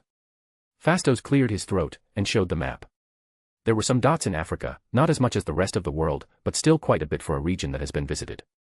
It seems you and Thea didn't do a good job after all, said a Jack in an accusing tone, in a nice way of course. What are you doing in those years, huh? Nothing, said me and Thea at the same time. A Jack just chuckled and sighed. Fine, you can go. I'll go too then, said Thea. Me too. Makari added. A Jack shook her head. No, you two are needed here. Thea then gave me stink eyes as I stood beside her awkwardly. Sorry, boys only. I said as I winked. Thea just hummed rather menacingly, and didn't say anything anymore. What's our route then? Questioned Druig. Let's go anywhere in no particular order. I shrugged. Pluto, you have to plan this, otherwise I will cancel my permission, warned a Jack. I sighed. Fine, we'll go to Iberia first, then to Numidia, then to Carthage, then to Egypt, then go home. Easy. Wait, if I come, I'm not going to fight then, questioned Druig. You're coming with me, Druig, because those areas are full of humans, I need you to brainwash them if I get seen. What about the others? We'll be going north, where the humans have a relatively low development. A Jack answered calmly. All right then, said Druig as he crossed his hands. It seems I have to deal with you for the next century or so. Third POV. A little boy was running in the middle of the night in between the trees. He looked desperate, he was crying all the way, and was pissing himself, but he persevered. Behind him, however, was a grown man who had a thick beard. He is chasing the little boy with a wide grin on his face, as if he is enjoying it. He had a sword in his hand, waving it provocatively. Come here, boy, shouted the man with a laugh. No, shouted the boy while sobbing as he ran faster and faster. The boy then stumbled, rolling on the ground, dirtying his ragged clothes. The boy quickly sat up, and seeing that the men was approaching fast, he quickly backed off while still sitting, and threw everything around him to prevent the men from getting closer. "Stay away," shouted the boy desperately. "You're the only one from your village left," said the men. "Just surrender, boy, pray to whatever gods you believe in that you will get a good master." "No." The boy kept fighting back, throwing rocks as leaves scattered on the ground. "I'm sorry, boy, but this is the way of the world," said the men, but he looked like he wasn't sorry at all. When he was about to tie the boy up, the boy saw that the man was suddenly dazed. His eyes were glowing golden, and he had an expressionless face. "Run, boy," said a man with black and red clothes as he approached. "Save yourself." The boy was afraid of the men, as he looked quite cold. The boy, however, nodded vigorously. Thank you. Thank you," he said as he ran away to the depths of the jungle. The man with the black and red clothes is of course Druig. He stared at the dazed man coldly, and said, "What should we do with you now, huh?" "Don't do anything, Druig," said a man with black robes. It was Pluto. "Let him be." "He's a slaver, Pluto," said Druig calmly, but rage was starting to slip out. "He's selling his own kind." "I know how you feel," hummed Pluto. "But do you honestly think that these guys think they're the same kind? Their nations are at war with another, it is normal for them to be like this." Druig clenched his fist. "Wars. Is this what we taught them? Violence to solve everything?" Pluto raised his eyebrows in amusement. "Are you suddenly a pacifist?" "No, but it feels empty. We taught them how to build societies, technologies, concepts, yet they resort in violence almost all the time." "I think it's the nature of humans to fight for power," said Pluto. "But, if it bothers you, we could save individual humans, but we can't interfere with the conflict as a whole." "Why save individuals while I could save them all by ending the conflict right here and now?" questioned Druig bitterly. "You know why, Druig," said Pluto, sympathizing with his travel buddy. Druig clenched his fist, and said nothing. Pluto sighed as he patted Druig's back. "Look, you never really traveled right as far as I'm concerned, you'll get used to this." "I don't think I could," said Druig weakly. "I can imagine my future self couldn't handle the burden of millions of people's death, while I could stop it in an instant." Pluto flinched as he heard that. "Yeah, me too," he murmured, not loud enough so Druig could hear it. As they traveled in the dry lands of Numidia, Pluto and Druig were only wearing thin clothes and turban to cover their faces from the dust. Their supplies were thinning, and it was running fast. They arrived at a small village. It was deserted. Empty like a ghost town. Corpses of cattle that have been eaten by predators could be seen, the wells have dried up, and things were scattered everywhere, as if the inhabitants quickly abandoned this place overnight. "Northwest luck in this place either," sighed Druig. The truth is, Pluto and Druig were trying to find supplies, or rather people who would sell horses for them, so they could travel quickly. "Can't we just use constructs?" questioned Druig. Pluto shook his head. "Too eye-catching, this isn't 2,000 years ago, Druig, we can't freely use our powers anymore." Druig sighed as he heard the answer. They continued to walk through the village, but then they stopped as Pluto noticed something. "I hear 2 faint heartbeats," said Pluto. Druig frowned. "Where?" Pluto pointed at a small house beside them. "There." Druig nodded, and both of them walked slowly there. They entered it, and saw a boy and a girl, holding each other so tightly. The two looked really young, probably not around 10 years old. They were thin as hell, they wore minimal clothes, their ribs were showing, and Pluto could see death approaching them. The boy barely stood up, defending the girl behind him. "Stay back," he shouted weakly, trying to muster as much energy as he could. Druig and Pluto looked at each other, and Druig dropped his bag that was full of supplies. "What's your name, boy?" questioned Pluto calmly. I said stay back," the boy insisted. "You're brave, I could tell you that." Druig commented as he unloads the food that is in his bag. "Here, for you too." The boy and the girl looked at the food with hope in their eyes. The girl was about to take the food, but the boy prevented her, as he was suspicious. Who are you?" shouted the boy. "We're just travelers," answered Pluto. He took a dagger that was hanging around his waist, and threw it to the boy, making Druig confused. "Take the food and the dagger," said Pluto. He pointed at the dagger, and said, "You know what to do with it, right?" The boy narrowed his eyes, and quickly snatched away the weapon. "Come on, Druig, let's go," said Pluto as he turned around, leaving the kids alone with the food and drink. After that, Druig questioned him. "What's the dagger for?" Pluto looked at Druig for a second, and said, "For suicide." What? Druig was surprised at his answer. "You want them to commit suicide?" "They're lucky they met us," Pluto said. "They will live for a few more weeks. Who knows what those weeks would bring to them?" "What do you mean?" "You think humans are as nice as us?" questioned Pluto. That little girl would be the target of rape if a group of mercenaries or something passed the village. I'm just giving them a chance to not be tainted. Druig gulped. Should we bring them with us instead? Don't be foolish, shook Pluto's head. We can't take care of them, if anything, we'll only bring more danger to them, deviants, remember. We should at least bring them to a nearby city, said Druig. Pluto sighed. They'll be slaves. It's better if we leave them there, their destiny will be in their hands, and theirs alone. Druig clenched his fist. This war makes people suffer. It's the height of the war, nodded Pluto. Everyone is desperate, the Romans and the Carthaginians alike. They'll raid their own villages if they have to. I could stop them with one motion. Pluto scoffed. You want to be punished like me? I was lucky that I wasn't killed by eruption, you know, who knows if you're the one who broke the rules.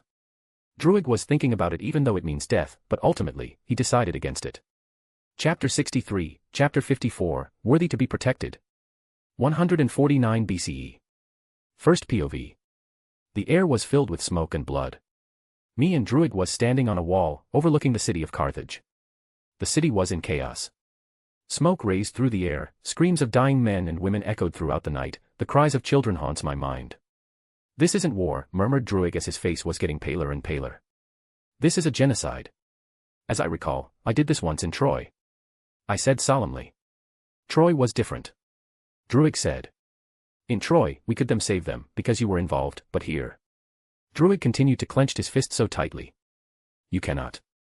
I stated. I could do something, I could stop the soldiers in a dash. Stop, Druig. I patted Druig's back. Stop. But those humans, those children, all slaughtered like pigs. I know. I could stop them. I know. Was it a mistake then? Druig roared at me. Was it a mistake that we helped this human develop? I don't know, I answered. I truly don't know. Druig then looked at the burning city in front of him, and said. Why?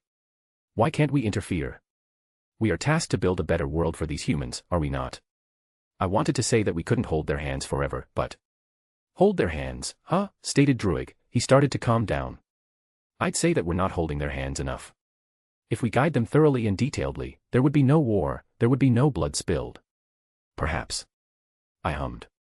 If we could just control them, murmured Druig. Control their daily lives, we could stop the wars. I frowned at his words. Freedom is an essential thing, Druig, you cannot take it away from them. But there would be no war, right? That doesn't mean dash. If they do not have free will, no blood would be spilled, murmured Druig. No death, only peace. That is a dangerous thing you're thinking, Druig. I warned. Do not delve into that. Druig was silent after that. He doesn't say anything. I clenched my fist, and said. Our mission is to make them develop, Druig. A lie. Free will is essential for development. They are just pigs for slaughter for the Celestials. If they are controlled, creativity won't bloom, thus no development. Druig was still silent, and he turned around. Let's go. As Druig and I walked through the bloody streets of Carthage in the morning, we saw the destruction that was caused by the Romans. Children's corpses were everywhere, heads were scattered, guts were opened, and blood ran through the streets. I have the power to save them, yet I cannot do anything, murmured Druig. Then what's the point of having power? I didn't say anything, I let him be. Pluto, do you not feel anything when you watch them die? He questioned me. You're the strongest of us, you could easily save them. I do feel something. I answered. Sadness, guilt, helplessness, pity. Pity. They are innocents. I added. They were just dragged into their leader's selfish conflicts. Druig chuckled. Maybe, just maybe, could you absorb them all? And help them take revenge against whoever did this to them? You know I cannot do that, Druig. I answered. If I ever do that, you will never see me again, I guarantee you. Druig just hummed. In the end, we are all selfish beings, are we not? Selfish? I guess a little bit. I don't know these people, Druig, I cannot care about them, I can only pity them. War is terrible, and men must become terrible to wage it. Because you're rather sheltered in this mission, you don't know what we fighters encountered in the wilds, the world is not fair, and unless you're above eruption, we could only protect those who are close to us. Druig stood calmly amidst the rotting bodies in the middle of the streets. Above eruption. He said. Yeah. Above eruption, can we really reach that? He said as he turned to me, his eyes glowing gold. I just smiled as I saw his determined expression. Perhaps. Perhaps not. Chapter 64, Chapter 55, Cleopatra, the First Apostle. 48 BCE. Third POV. In front of the Ptolemaic throne, a young woman was standing in front of a boy that was sitting on the throne. The woman looked angry, sad, frustrated, and most of all, disappointed. The boy that is sitting on a throne was surrounded by old men, advisors it seems. "You wanted to exile me," said the woman in murmur, but rage filled every single word she spoke. "Me. Your wife and your sister. Your queen regent, exiled." "Yes. The king had spoken," said one of the advisors. "You will depart from Alexandria at once along with your sister Arsinoe." The woman ignored the advisor's words, and spoke directly to her husband-brother. "Do you want this?" Her brother just looked at her coldly. "You've been doing things out of your power, you are gathering power." "I did what I had to," said the woman calmly. "All for the good of our dynasty while you and your advisors played around, yet you forsake me." "I will not say again," said the boy, trying to look menacing, but he failed. "You are exiled, never to return again." The young woman could only stand in humiliation as she clenched her fist. Her husband, her brother, her family had betrayed her. She had cared for this kingdom as early as she was anointed queen, yet all of that was wasted, because of envy and petty schemes. As the young woman and her sister traveled through the dusty road of Egypt using a carriage, the young woman could see the anxiousness of her sister. The guards outside were minimal, and the hot climate of the place made her sister sweat like crazy. "What will happen to us now?" asked Arsinoe. "Death by bandits. Starve to death." The young woman chuckled. "Exile is not as bad as it seems, sister. We still have some of our privileges from the palace. But being exiled to a deserted place. We are going to die." "Don't be pessimistic," the young woman rolled her eyes. "Our exile is just temporary. I'll make sure we'll return to our home." Arsinoe flinched as she said that. "War again. It's already a last resort scenario," murmured the young woman. "What else could we do?" The sister sighed, looking anxious on the future they might face. Meanwhile, the young woman looked outside the window of the carriage. She thought about the future, how to take the throne back from his young brother that is controlled by the advisors. She doesn't want to see her kingdom fall because of corruption, she wants her people to prosper, to grow. She thought about it, she needed allies, trusted subordinates, and friends. All of these guards won't cut it, Caesar perhaps. Or Pompey. She didn't know what to do, she was backed to a corner by the snakes that surrounded her brother. As she daydreamed, something happened that made the guards panic. A giant monster's carcass was suddenly thrown in the direction of the carriage.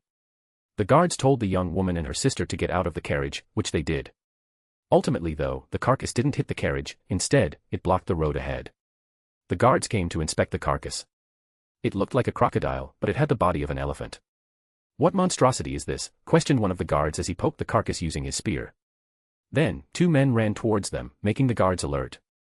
"Sorry," said one of the two men who was holding a weirdly shaped spear. "Got too into it," the body then was flown away. "Who are you?" the guards shouted. They surrounded the two men, spears and shields facing them. The other man sighed. "Now I have to use my powers to erase their memories again." "After you, Druig," said the man who was holding a spear, smirking at the man called Druig. Druig's eyes then glowed golden, and the guards were suddenly in a trance, dropping their shields and spears. While the young woman's sister was afraid, the young woman itself was excited. What if they were her subordinates? No, she wasn't that stupid, these men definitely won't be her subordinates. But friends? She could try. "Right, let's go now," said Druig. The two men then turned to the deviant, and the other man who wasn't named Druig carried the body of the monster with one arm, and put it on his shoulder. They walked away from the carriage. The guards are still in a trance, and the blood of the monster dripping to the road. "Wait," shouted the young woman. Her sister looked terrified and tugged her clothes. "What are you doing?" "Saving our position," said the young woman. The two men stopped as they heard her shout. She walked up to them, and bowed like a queen. "I am Queen Cleopatra VII, thank you for saving us." The two men looked at each other in confusion. "But, we didn't." Cleopatra shook her head. "Nonsense, if you hadn't killed the monster, it would probably attack our carriage one way or another." The two men were still confused. "Okay, then goodbye." The queen hurriedly blocked their way. "Wait a minute, saviors. Allow me to give you some hospitality of our kingdom. Let us camp together." Not interested." "I insist." The man that was carrying the monster then turned to Druig. "Druig."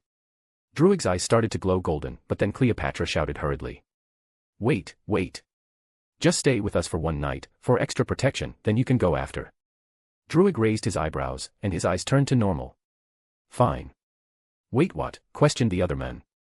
Well, you heard it yourself, man. She's the queen, argued Druig. We could get some horses from her. An exiled queen, countered the other men, which made Cleopatra pissed off. There's some horses there, pointed Druig to the carriage, which scared Cleopatra's sister. The other man sighed, and turned to Cleopatra. Can you give us the horses? If you stayed with us for a night, then we'll give you the horses. Cleopatra negotiated. Fine. Chapter 65, Chapter 56, Can you do it? 48 BCE. The sky had turned dark, and the stars had shown themselves once again. A group of men and women were sitting in front of a campfire, awkwardly staring at the crackling fire in front of them. There are 2 men and 2 women. The women didn't talk, they just kept staring at the 2 men in front of them. The younger one, Arsinoe, kept nudging her older sister, Cleopatra, as if telling her to say something, as the silence became unbearable. But to their surprise, the men spoke first, the one who looked Greek. You are the queen, why are you sitting with us? Said the man in the Egyptian language, surprising Cleopatra. You know Egyptian, questioned Cleopatra, also in Egyptian. A Ptolemaic member that knew Egyptian. That's new, snorted the other man, whose name is Druig. I studied it, said Cleopatra. If I want to know my people, I need to speak their language. A commendable effort, hummed the Greek. The people must love you, huh? I hope so, said Cleopatra while smiling, looking at the crackling fire. All my life, I just wanted to see my kingdom prosper, but the threat from the north made us choose a difficult path. Difficult path, questioned Druig. Bribery, said Cleopatra. My father spent almost all of our treasury to bribe Roman statesmen, so they won't invade us. You're telling us a kingdom's secret, questioned Druig, suspicious. Are you daft? If I want to get an ally, I should learn to trust people, said Cleopatra. Even if it means exposing myself. So you want us to become your allies, questioned the Greek. To take back your throne. Truthfully, yes, nodded Cleopatra. What makes you think we'll be good allies, questioned Druig. He seemed interested in the prospect. Your strange ability to mind control people alone would be a great asset, pointed Cleopatra, looking at Druig. And with your strength, you'll be a good warrior, pointing at the Greek. Druig chuckled. Well, let me tell you, this guy alone could decimate an entire kingdom, he did it once. He said as he patted the Greek's back. The Greek raised an eyebrow at Druig, looking at him with a questioning gaze. What? It's harmless, countered Druig. Really, said Cleopatra curiously. I haven't asked your name, what's your name, Greek? Do you want the fake one or the real one, questioned the Greek. Does that matter? The Greek sighed. Yes, actually. I go by Phobos, Hades, and Pluto. Pluto, frowned Cleopatra. Are you Roman or are you Greek? Neither. I don't quite understand what you mean, questioned Cleopatra. His name is Roman, but he said he's not from Rome. It is true, shrugged Druig. We are neither. You, I understand, your name does not sound Roman or Greek, but Pluto. That is definitely Roman. Believe what you like, hummed Pluto. Cleopatra's gaze was locked on Pluto, suspicious of him. How old are you? How old are you, countered Pluto. 21, answered Cleopatra. Pluto was surprised that she answered so quickly. He then looked at Druig. Hey Druig, how old are we? Druig shrugged. I don't know, 49, 52 years old. Pluto hummed and pointed at Druig. What he said. Don't joke with me. Cleopatra growled. As a queen I ask you a question. We spoke the truth, said Pluto casually, ignoring her glare. It's up to you whether to believe it or not. Cleopatra frowned. Say that you spoke the truth. How come you're still alive until now? It's complicated, said Druig. Simple answer is, we have powers. That's not helping. Even if we tell you, you wouldn't understand. Try me. Druig cleared his throat. Because we stopped aging when cosmic energy filled our bodies. Cleopatra was confused. What is cosmic energy? See, I told you you wouldn't understand. Then make me understand. Pluto sighed. You want to know what cosmic energy is? Cleopatra nodded. Pluto then grabbed his bident and pointed it in the direction of a mountain far away from them. This is cosmic energy. As he said that, a golden beam shot through the air from his bident and hit the mountain, making a rather big hole in the side of it. Cleopatra was obviously scared by the sight. That weapon, it could destroy an entire army within seconds. Understand now, questioned Pluto again. Why yeah. I understand. Pluto sat down again, making the atmosphere quite tense, as the guards were now looking at Pluto with caution and fear. It was quiet again, an awkward silence.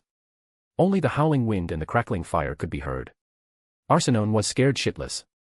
I'm going to go to bed, she said as she left the campfire. Cleopatra then was snapped out of her fear, and became curious instead. What does it feel to live forever? Questioned Cleopatra.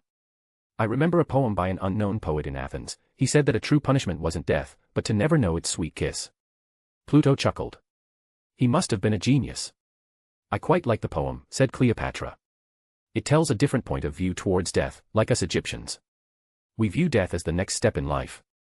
Shame he's only written one poem throughout his life. You don't even know his name, said Pluto. I don't have to know his name to appreciate it. He might not even be a he might be a she, though Athenians then aren't that known for the rights of their women. But then again, it might just be because of that the poet never writes anything again. Druig suddenly chuckled at the conversation. What? Demanded Cleopatra. The poet's a he. I can assure you, answered Druig. Druig. You know his name? Questioned Cleopatra curiously. He doesn't know anything, said Pluto quickly, shutting up Druig. Anyway, you should sleep now. I'd rather not, said Cleopatra. It's not every day you get to speak with two immortals. Oh. You believe us now? Questioned Druig. I don't know yet. We'll have to talk more, shrugged Cleopatra. Pluto sighed. What is there to talk about? I have a lot more questions. Cleopatra said. If you're really immortal, are you present in the Trojan War? The campfire was suddenly silent. So you are, asked Cleopatra again, seemingly happy with herself that she hit a jackpot. Is that real? That the god of the underworld itself burned the city of Troy to rescue his beloved daughter? Why are you so curious about it? Questioned Pluto. Honestly, I'm a bit envious of Helen, shrugged Cleopatra. If only I had a father that loved me that much.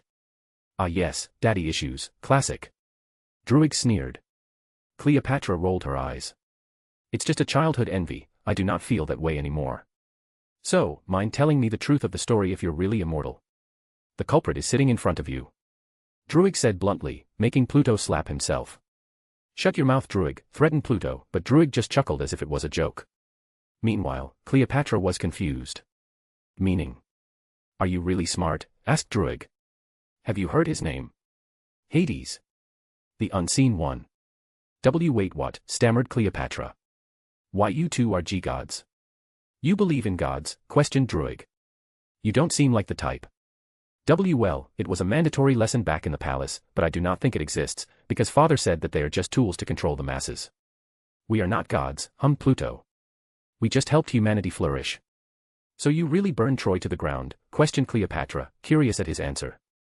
For your daughter. So what if I did? Said Pluto. Does Helen really exist? She does, hummed Pluto. But she died a long time ago. I still can't believe this. Murmured Cleopatra, speechless at what she just heard. Believe all you want, little girl, said Druig. But the truth is we exist, we live among you, hidden in plain sight. Cleopatra was silent. Then why? Why did you let us fight against one another?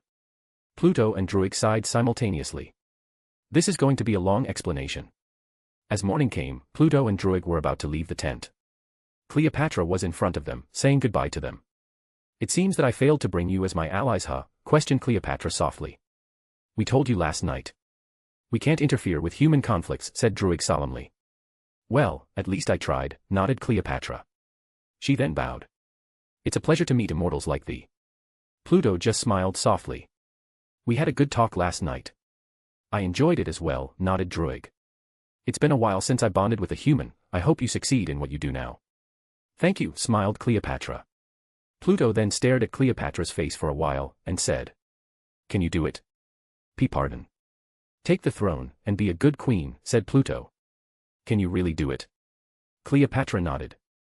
I do not know what I will face, but I am confident in myself.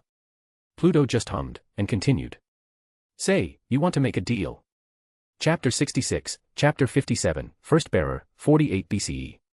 Pluto and Cleopatra were standing face to face. Pluto was expressionless, while Cleopatra was surprised. Pluto, what are you doing? Questioned Druig seriously, but Pluto ignored it. What deal? Asked Cleopatra. I will give you power, told Pluto. In exchange, you'll be an apostle of mine. Apostle? You'll help me when I need help. What kind of help? Anything really, said Pluto. If I need a kingdom to run, I'll call you. If I need advice on dealing with humans, I'll call you. If I need a representative, I'll call you. Cleopatra hummed. Tempting, but I won't be alive for long, am I? You'll be immortal like me, blurted Pluto, surprising Cleopatra. What do you say? Cleopatra thought about it a little. If I accept, could I call you father? Pluto was weirded out. What? Why? No reason, shrugged Cleopatra. You're giving me power, that means I'm to be your apprentice, right? Not exactly, but sure, you could call it that. Then, what kind of power will you give me? Questioned Cleopatra. Pluto opened his palm, facing the sky, and suddenly, a silver ring appeared, floating on his palm, glowing ever so gently. A ring? Questioned Cleopatra. You will give me a ring. It's a ring that lets you do incredible things, with proper training of course, said Pluto. This one controls order. Order. It's a hard discipline, said Pluto. But once you master it, you can turn the smallest kingdom into an empire. Well, what does it do exactly? Questioned Cleopatra. Many things, answered Pluto. Your voice is the law to humans. If they have a weak will, you could dominate them easily, and they will be at your command. That's it. You could do more, but... murmured Pluto. That is for another time. The power of order is hard to master because of its absolute preciseness, even I couldn't master them all. It is the opposite of chaos, which is also a hard discipline to learn as you need to actually be born with it. Cleopatra looked at the glowing silver ring curiously. If I accept it, what will happen to me? You'll be connected to me, said Pluto. You'll know where I am at all times, and vice versa. You'll be immortal, you can't rebel against me, and you will obey my orders. So, a slave, said Cleopatra with raised eyebrows. Not exactly. Pluto answered. In the next 1,000 years, I really don't need anything, as I am still mission-bound, but once I finish my mission, I need help. Don't worry, I won't treat you as a slave, it's just a precaution if one would be consumed by the power. So I'll be free for about 1,000 years or so, asked Cleopatra again. Pluto nodded. Because you're immortal, you'll need to fake your own death, people will question you about your youthfulness, and you must be prepared for that. That can be arranged, hummed Cleopatra. Being a queen has its perks, such as declaring yourselves to be God incarnate. Pluto ignored her words and continued. Once you take the ring, there would be no going back. You will know the existence of beings far more powerful than you could imagine, you will question your existence itself in front of those beings, a cosmic horror. If you accept the ring, your destiny will change forever, and you will fight for a greater cause. Will you accept it? Cleopatra gulped. What kind of cause? Then, Pluto spoke to her mind, so Druig couldn't hear it. Freedom. Cleopatra was confused. Don't worry, once you wear the ring, you'll understand everything, added Pluto. So.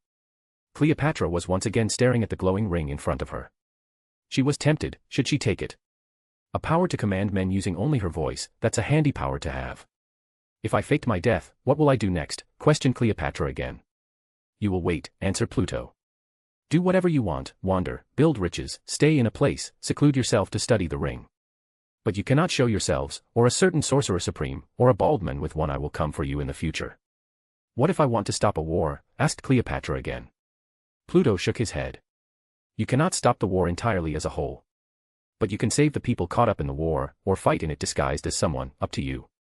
Cleopatra frowned. So I'll be like you.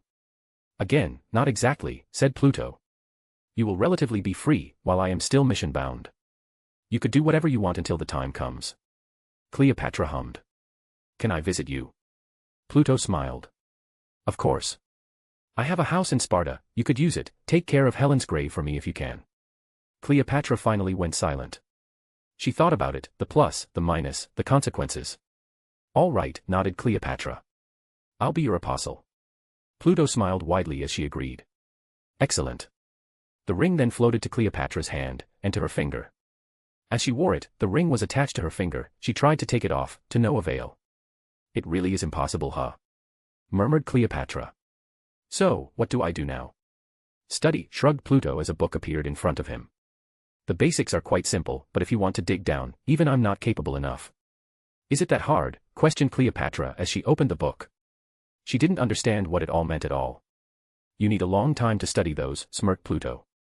Very well, child, let us meet again in the future. Cleopatra gulped. It feels like she has been duped. She forces a smile. Thank you, father. Chapter 68, Chapter 58, A Dragon Serves, 79 CE. Pompeii, 79 CE. First POV. As I stood in front of Mount Vesuvius, I felt something beneath the mountain. A powerful being, the remains of a powerful being more specifically. Its life energy was so strong that it remains until today, it was so strong that I could feel it from Rome. In the town near the mountain, I saw suspicious activities. People with strange thoughts and emotions entered the town a couple days ago, and they are scouting for something near the mountain. I looked at the ground beneath me. Should I? Or should I not? Will it impact the world above the remains? It shouldn't, right? So I took a deep breath, and I tried to connect to the remains of that being. Slowly but surely, golden energy was slowly sipping between the dirt below, rising to the grounds above. The energy slowly gathered in front of me, forming a creature in front of me. As the construct took shape, a voice spoke in my mind. It is an honor to be with your side, my lord. Oh, it can speak. Who are you? I do not have a name, my lord, spoke the voice. I rested on this mountain that I called home, and I died of old age.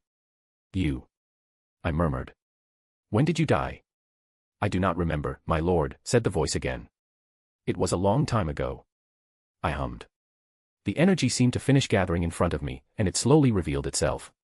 It was in the shape of a serpent. No, it was a dragon. You are a dragon? I questioned. In your tongue, I believe it is what my species is called, answered the dragon. Oh shit, a dragon. Am I allowed to absorb it? Do you want me to release you? Please don't, my lord, answered the dragon. It's been so long since I saw the world like this, please, allow me to serve you. Oh okay then. A dragon, that's a haul. What do you want me to name you? I wouldn't dare to choose my own name, my lord, said the dragon. Please, call me whatever you like, my lord. What do you think? I asked the other constructs who could speak. I am not good at naming things, said Idemnon. New brother, shouted Asterion simply.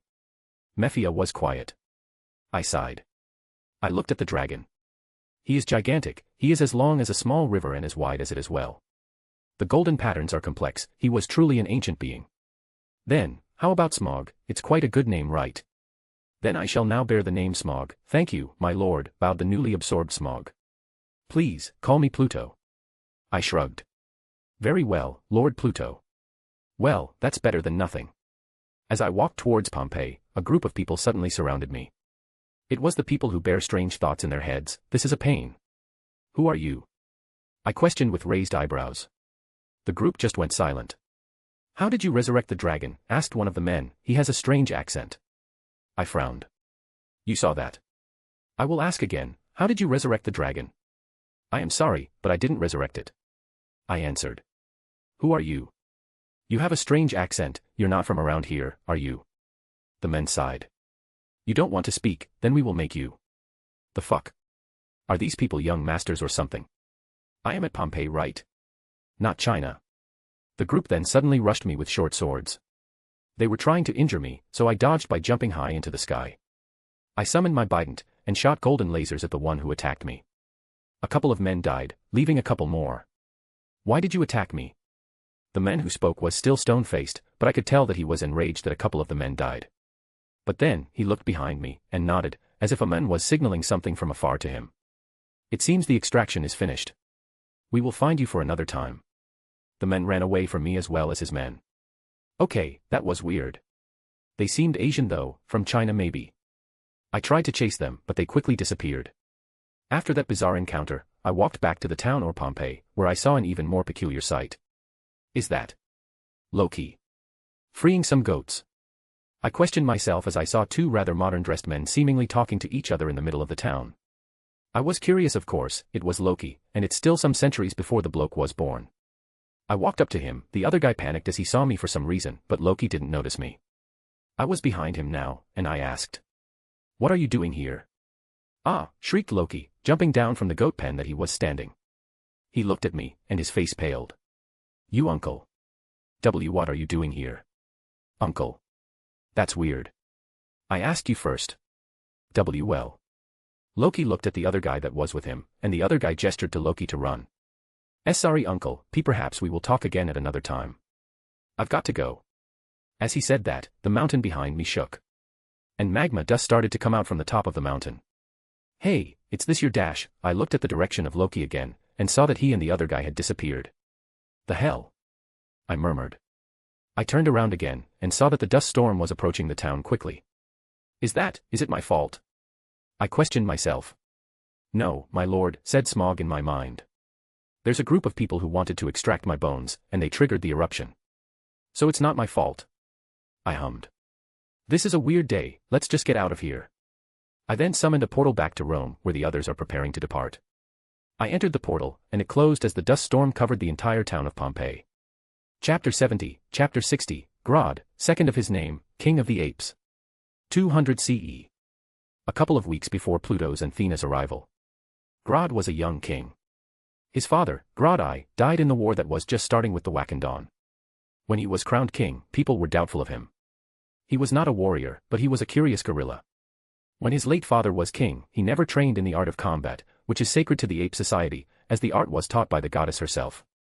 Instead, he experiments on things, studying the ways of the world using his brains and hands. He was the one who created the gorilla's high-quality weapons, which are made out of metal instead of rocks. While he may be young, he proved to be a somewhat competent king. He cared about the people, and he hated the Wakandan to the bone when they took his people's lives away. Speaking of the Wakandan, the tensions between the two societies were high before the war. The Wakandan have a seclusion policy, and anyone who discovered their place would be punished. The apes discovered the Wakandan when they sent an expedition team to discover more food to be cultivated in their town. When they entered Wakandan's territory, they were surrounded, and questioned. The Wakandan didn't know the apes, and didn't know how to communicate with them. The Wakandan didn't trust the gorillas whatsoever, as they thought that they had relations with the Jabari tribe beneath the mountain. The expedition team tried to explain that they wanted to find sources of food, but the Wakandan didn't know sign language, causing misunderstanding. One of the more paranoid Wakandan guards attacked the expedition team, resulting in the massacre of the team. As the previous king heard the accident, his blood boiled, and declared war on the Wakandan. The apes were enraged, their brethren slaughtered indiscriminately by those humans, they would not stand idly. Now, the war had been going on for a few years. Death tolls were rising as the two societies continued to slaughter each other, and even the previous king himself was killed by the Black Panther. Minutes before Pluto's and Thea's arrival. Grod was now standing in front of his advisors, the room was tense, and Grod could feel the thoughts of the advisors. They want absolute annihilation of the Wakandan. Grod knows that they could not do it. Their numbers and technologies dwarfs the Wakandan, who use vibranium weapons and elephants as a means of battle. He needed to make peace with the Wakandan, but even then it's practically impossible, the two societies cannot communicate at all, and the hatred between the two societies are at an all-time high. But even then, Grod tried to speak about it. The apes need to make peace, announced Grod using sign language, surprising his advisors. One of the more powerful ones slammed the floor, making himself the center of attention. King. Are you a coward? We are apes, we do not give up. The lives of our ape brothers and sisters are at stake, refuted Grod. We cannot lose more lives. Or our society will fall. But we need to finish our revenge from those Wakandan, said another gorilla. Our brothers' lives must be avenged. Do not be stupid, Onana, said Grod, calming himself down. We cannot take revenge right now, or else our other brothers would die in the war. Then what? Make peace. Onana spit on the ground, a sign of dissatisfaction. King, we are proud apes, we will not give up. As soon as Onana said that, two gorillas slammed the door open, and the other advisors saw the humans behind them, alerting them. What is the meaning of this? Grod frowned as he slammed the ground below him, a sign that he is angry. King. King. Eshu and Ifri came back, jumped one of the apes excitedly, pointing at the two humans. Chewie, what are you talking about? Questioned an advisor, who looked like a priest. Do not speak our lord's and lady's name in vain. Imani. Look at them, shouted Azizi, the other gorilla. They look the same. Azizi was pointing at the two humans and the statues beside Grod's throne, who symbolizes that the two gods are always guiding the king. The gorillas in the room looked at the statues, and the humans, and the statues again. Grod was curious. He approached the two humans against the advice of his advisors. He examined the two, and they really looked like the two gods' statues beside his throne. This ape's name is Grod, second of his name, King of the Apes, said Grod with sign language. He looked serious. Who are you? Why do you look like our gods? We came from far away, said Pluto, also with sign language, surprising the gorillas in the room. I didn't think that the gorilla colony that we taught turned out to be a society like this. You. Eshu and Ifri, questioned Grod again, trying to suppress his curiosity on how the human could speak our language. It seems so, nodded Pluto. I left at the time of Harambe, are you his descendant? Grod was now showing his surprised face. Harambe was my first ancestor, so you are. I told you, it seems so, smiled Pluto. Grod looked at his advisors, looking for advice, but it was of no use. The other gorillas were jumping around excitedly, seemingly already believing the human's words. Grod just sighed. "Follow this ape," he said as he walked towards a private room inside the place. They are now in a private room reserved for the king's meeting with his retainers. Grod walked to something that looks like a straw bed, and sat on it. "Are you really Eshu and Ifri? Or are you an impostor?" questioned Grod suspiciously. Thea nodded. "You have a suspicious attitude towards us. Good. You'll be a good king. You haven't answered this ape's question." "What do you want me to show you then?" asked Pluto. "Your powers," answered Grod as he stood up again. He walked up to the corner, and conveniently grabbed a rat that was hiding in a hole on the wall.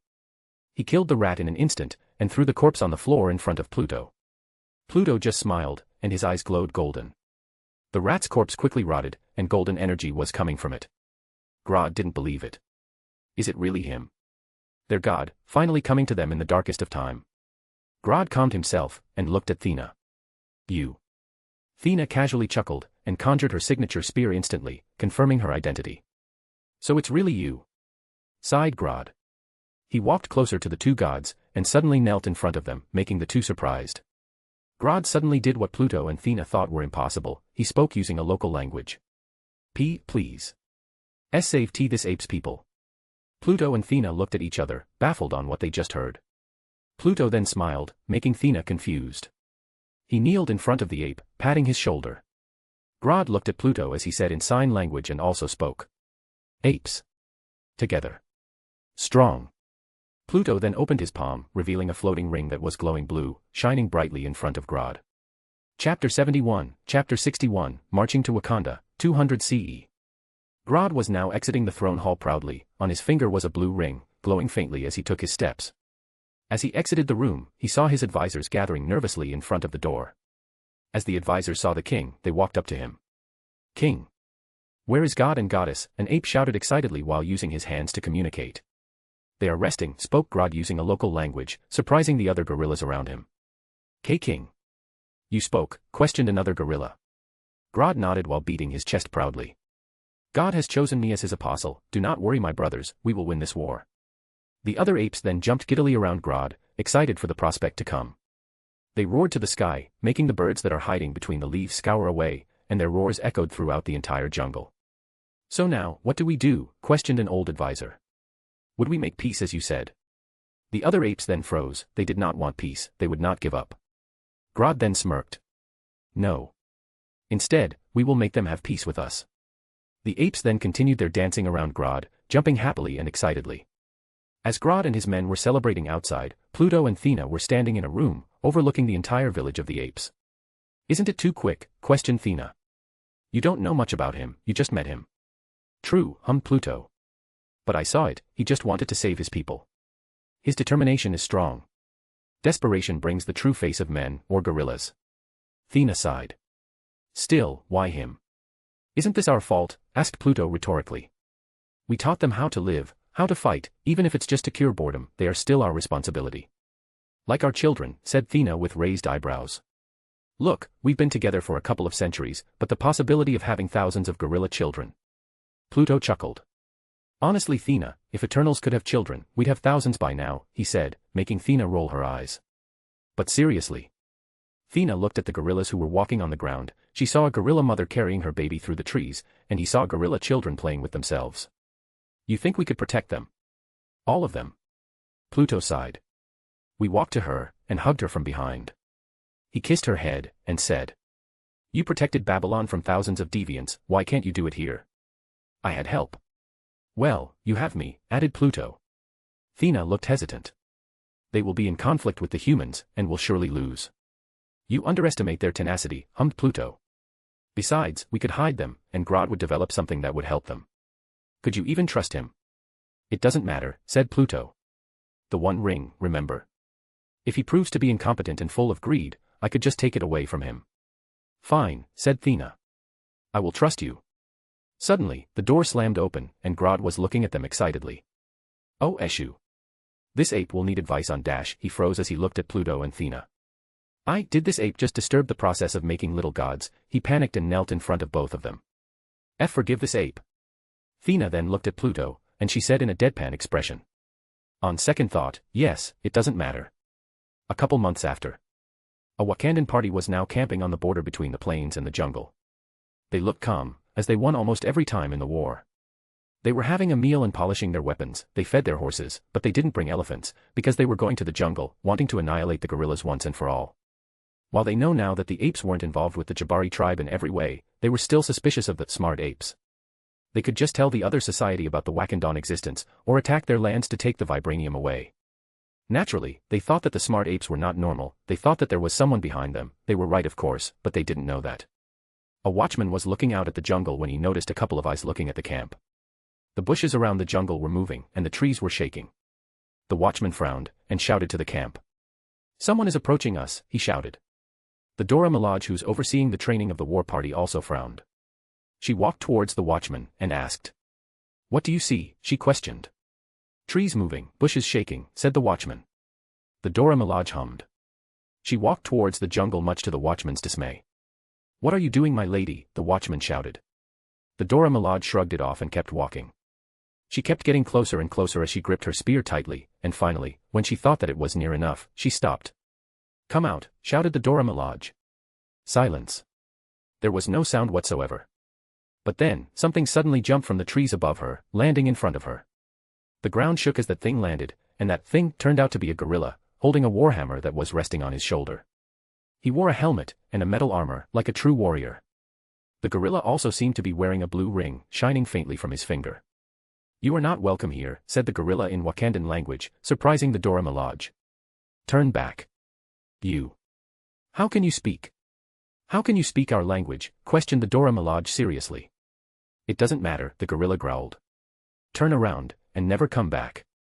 Otherwise, blood would spill in this sacred land." The Dora Milaje shook her head. "I am sorry, but it is the king's orders. We cannot risk exposure because of your kind." The gorilla then sighed. "We will not tell other humans. You have my word." "I cannot trust you, ape," said the Dora Milaje. "Once again, I apologize, it is the king's order." "Then I apologize as well, for killing your kind," sighed the gorilla. The Dora Milaje was suddenly alert, and from the trees came a rain of arrows, targeting the camp in front of the jungle. "How can this be? Apes could use arrows?" thought the Dora Milaje. In the first months of the war, the apes just relied on brute strength alone, using hammers and sticks to attack, but arrows? That's new. Meanwhile, the soldiers of Wakanda who were still eating at the camp were shot from the sky, getting pierced by arrows. There wasn't any time to protect themselves, they were just killed from the arrows quickly and swiftly. The Dora Milaje was caught off guard. She despaired at the sight of her warband getting slaughtered like this. Their horses were fleeing everywhere, screams of pain could be heard as more and more arrows came down from the trees. The Dora Milaje turned around to the gorilla again, only to see a warhammer coming down on her. She was thrown down a couple of feet. She groaned in pain, before passing out from the sheer blunt force of the warhammer. The gorilla sighed as shouts and screams of apes were heard from the top of the trees. It was their first victory, of course they were happy. The gorilla in front smiled, and took off his helmet. He roared at the sky, celebrating their first of many victories to come. Chapter 72, Chapter 62, War continues, and a sister arrives. 201 CE. As months passed by and the year changed, the war continued. The apes are starting to push back, using the trees and environment as an advantage. During this couple of months, Pluto taught Grod war tactics that are suitable for the ape situation. He taught him war tech suitable to the time, such as blow darts, traps, bows, improved armor, and many more. Pluto also taught Grod languages that may help him make the ape's own language once all of them could talk. Because of the Ring of Power, which is the Ring of Knowledge, Grod has improved intelligence, and it will continue to improve as time goes on. He learned quickly and effectively, and he was able to practice the knowledge that Pluto had given him in an instant. Now, a lot of Wakandan were killed because of traps that have been tainted by excrement, or prisoners are slowly piling in the dungeons of the town, and arrows were everywhere around the jungle near the settlement. In the ape camp, not really though, the apes are just resting in between the branches of the trees. Thea was standing face to face with Grod.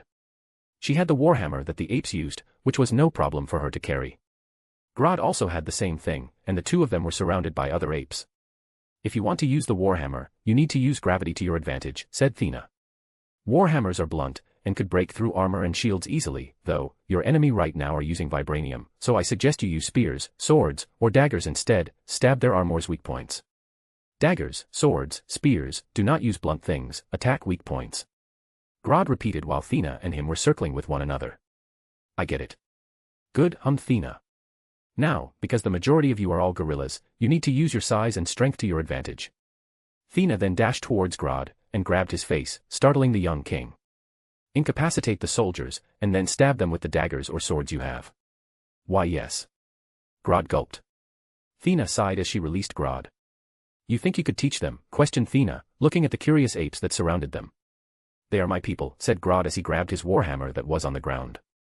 I will do my best to teach them. I will find a way to make them similar to me, could speak. Thea hummed in amusement. And how are you going to do that? I don't know yet, said Grod, shaking his head. He looked at the ring on his fingers glowing faintly as he touched it. Eshu gave me an opportunity to improve my people, to guard my people so we would not be oppressed so easily like before. I will use it. Thea smiled softly as she patted Grod. She turned around and said, good luck training them. I will do my best, goddess, nodded Grod weakly. As Pluto was sitting on a branch of a tree, Thea jumped to that branch, shaking it and making Pluto almost fall off. Why did you do that? Pluto complained as he stabilized himself. Thea ignored it and sat on the branch, resting herself with Pluto. When would she come? Pluto sighed as he sat closer to Thea. She's close. Thea raised her eyebrows. And how do you know that? Pluto just showed her the one ring, and smirked at her, making her snort. You know we could just end the war ourselves, right? Said Thea. True, hummed Pluto. But, we can't directly interfere, I don't want to break the rules again. But why call her? Asked Thea again. The ring she had is quite useful in this situation, shrugged Pluto. Why do you give it to her anyway? That. Pluto chuckled nervously, I can't quite use the ring that she has. Why? I'm not exactly a worshipper of order in case you don't know. Said Pluto. The chaos and order rings are special, they are a bit picky. But you said there were no consequences. Yeah, but I didn't say that there aren't any requirements. Scoffed Pluto. That ring would probably love being on Ikaris' finger, but not me though, I could only do the basic things. Thea sighed. Why did you choose it then? I didn't choose it, grumbled Pluto. When I made the ring, it was randomized. Thea laughed, as if what Pluto said was a joke. Randomized. I'm not kidding. Pluto grumbled. It really is randomized. It is a lie, the old man chose it for him, but he couldn't tell that. Thea continued to giggle as she looked at him. She held his hand, and looked at the apes below them, training diligently under the tutelage of Grod. It was a comfortable silence at first. But then, Pluto spoke. Thea. Yeah. Do you trust me? Asked Pluto calmly. Thea rolled her eyes. We already have each other for hundreds of years and you ask that now. Pluto smiled softly and continued. Will you hate me, if I hid something from you? Thea frowned for a moment, before softening her gaze. I would for a moment, but you're not the type that hides something without a strong reason to do so. You think? I know so, hummed Thea. Look. I trust you, Pluto. You've changed me in so many ways that you cannot even realize.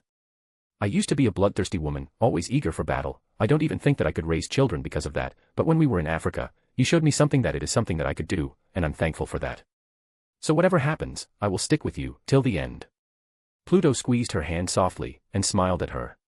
Even if it means going against our own nature and reason of existence. Thea nodded and kissed his forehead gently. Even that. In the evening of that day, a band of humans were approaching the camp. The apes were alert, and instantly surrounded the band. The band of humans didn't look like it belonged to Wakanda, the apes didn't recognize it, but Pluto and Thea certainly could. They were Egyptians. Stand down, said Pluto in sign language to the other apes. The apes, as it was their god's command, compelled.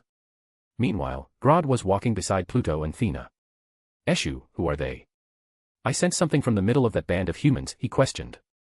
It wasn't Pluto nor Thea who answered it, it was someone else, a voice of a woman. Your sister, said the voice. The group of men were suddenly split, revealing a small carriage. The carriage door opened, and it revealed a young woman, beautiful in her own way. Really? A carriage? No wonder you took so long, sighed Pluto. The young woman looked at Pluto, and she smiled gently. She bowed like a noble, and greeted him. Father. She looked at the woman beside him, she frowned, but then changed her attitude instantly, she bowed again in front of her, and greeted Thea. Mother. Grod was confused. Brother. Mother.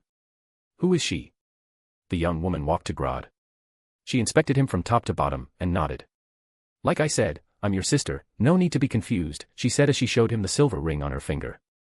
Grod knew what it meant. She was like him. He stretched his arm, making a fist-bumping motion to her. Grod. The woman smiled, and fist-bumped him. Cleopatra.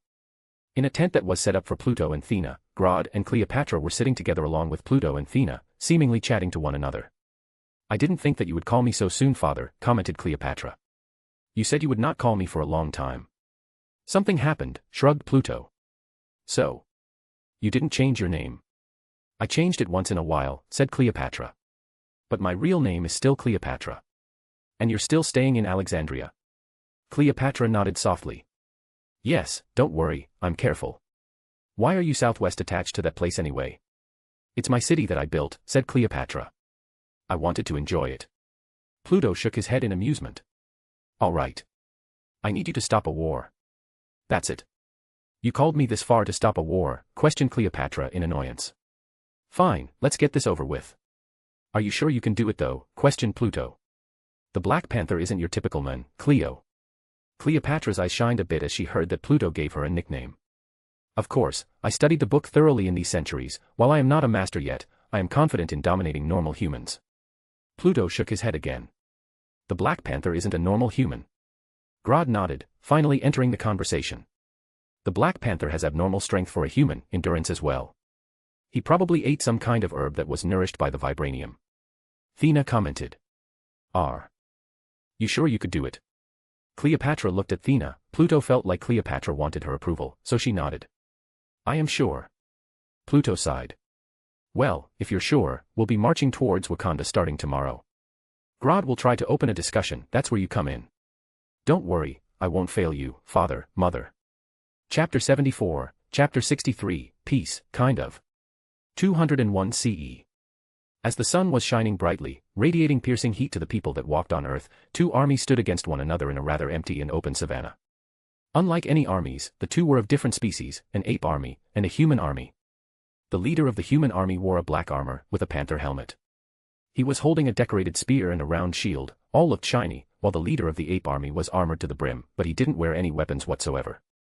Both of the leaders then walked towards each other with their bodyguards. The ape leader brought a couple of apes that were also armored and armed with spear, while the human army brought women bodyguards that have a red dress as their armor.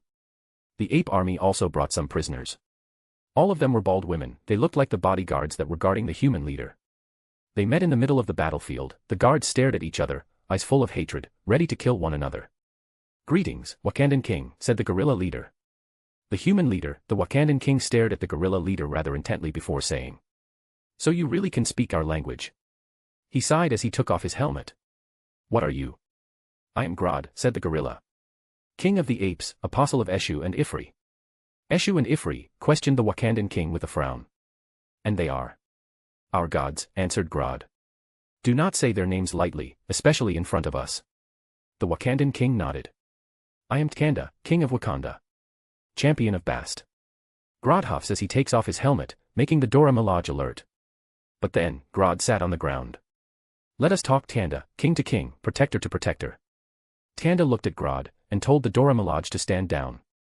Very well, he said as he walked towards him, sitting in front of him. The image of a giant gorilla sitting in front of a man as an equal was strange to the Wakandan, but they could do nothing against it. They had lost a lot of people in this war because of them. I want to ask you, why do you attack us? Questioned Grod calmly. You killed my brothers, didn't even try to understand them. Tkanda sighed in regret. It was not intentional. Our people have been harassed by the mountain tribe for so long. When they saw you all, they thought of Hanuman, and they bear deep hatred towards them. Then why continue the war? Grod frowned. I know what you planned, Tkanda. You wanted to eradicate us. To preserve our secrecy, answered Tkanda calmly. We Wakandan do not want to involve ourselves with the outside world, and with you discovering us, we risk getting exposed, as you might talk to the others about it. Is it because of your vibranium? Questioned Grod as he took out a small spear tip made out of vibranium, surprising Tkanda. A metal this precious could change the world, better the humans, yet you keep this for yourselves. While it could change humanity as a whole, it also draws greed to our lands, answered Tkanda. Aren't you greedy too? Keeping the vibranium to yourselves, refuted Grod, making Tkanda frown. It is our right, it is our land, defended Tkanda. Grod hummed. He then took something from his back. It was a bracelet, and when he touched the bracelet, it turned to a spear, a bident to be more specific. This belongs to our god, said Grod, stabbing the ground below him using the bident. It is also made out of vibranium. Wakanda frowned. He inspected the bident, and lo and behold, it is vibranium. Where did you get it? Like I said, it belongs to our god, answered Grod. He made it, questioned Tanda curiously. It was strange, he felt something else in the bident. It is a strange thing. This spear appeared from a bracelet. How did he make it? How did he get the vibranium? He took the vibranium long before you claimed your so-called land, answered Grod, surprising Tanda. He met my family before he claimed the vibranium. We are older than you, Wakandan. Who is your god really? Questioned Tanda. Grod shook his head. I cannot say. But she could, he said as he pointed at an ape behind him. The ape then turned into a human, a woman to be specific. She was dressed like a nobleman of the north, and she carried this pressure of domination, that even Tanda would say that it is hard to keep a calm composure in front of her. A woman, questioned Tanda as the woman stood beside Grod, resting her hand on his shoulder. Well spotted, said the woman sarcastically. The Dora Milaje then suddenly surrounded Grod and the woman, alert because of the presence of magic. Calm down, said the woman, her voice echoed through the guard's head, and they subconsciously dropped their spears. Tanda was baffled, but he kept a calm composure. Who are you? Me, the woman smiled. I am Cleo, the first apostle of Pluto, or Eshu as Grod calls him. Pluto, frowned Tanda. Romans. Romans did all this.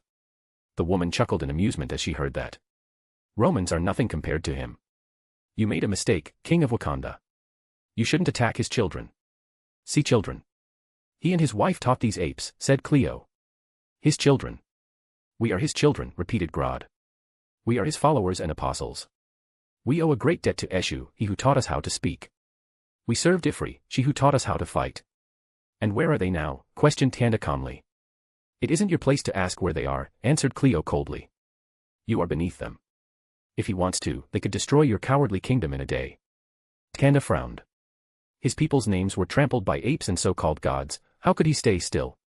What did you say? Questioned Tanda coldly. He stood up, and looked down on them. We Wakandan are in the protection of Bast, who are you to trample our names? Cleo, seeing Tanda's mental state is now quite unstable, smirked. Her words then echo through Tanda's head. Then let us be at peace. Something changed inside Tanda. He wasn't sure, it was not mind control, but something suddenly changed in an instant inside him. Peace, spoke Tanda calmly. You want peace? Yes, nodded Grod as he stood up, now he was standing beside Cleo. We want peace. We have no time to deal with cowardly humans who hide behind their city. Tanda frowned, but somehow he wasn't triggered by Grod's words. Very well. Let us be at peace, answered Tanda. But let me tell you, our people's hatred towards your kind is still at an all-time high. You have killed many people in my kingdom. I would say the same towards your people, Tanda, said Grod. But remember, it is your kingdom that attacked us first. It was your fault, not us.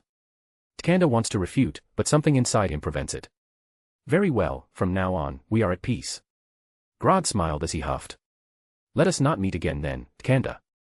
Tanda just nodded weakly. Cleo also smiled.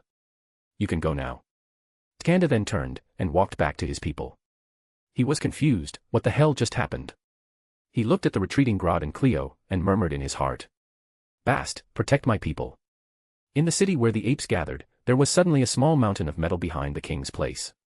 Pluto and Thea were standing in front of it, as if admiring their work. Grod walked up to them, and questioned it. Eshu, what is this? Pluto patted Grod. Vibranium. Stole some of them from the Wakandan.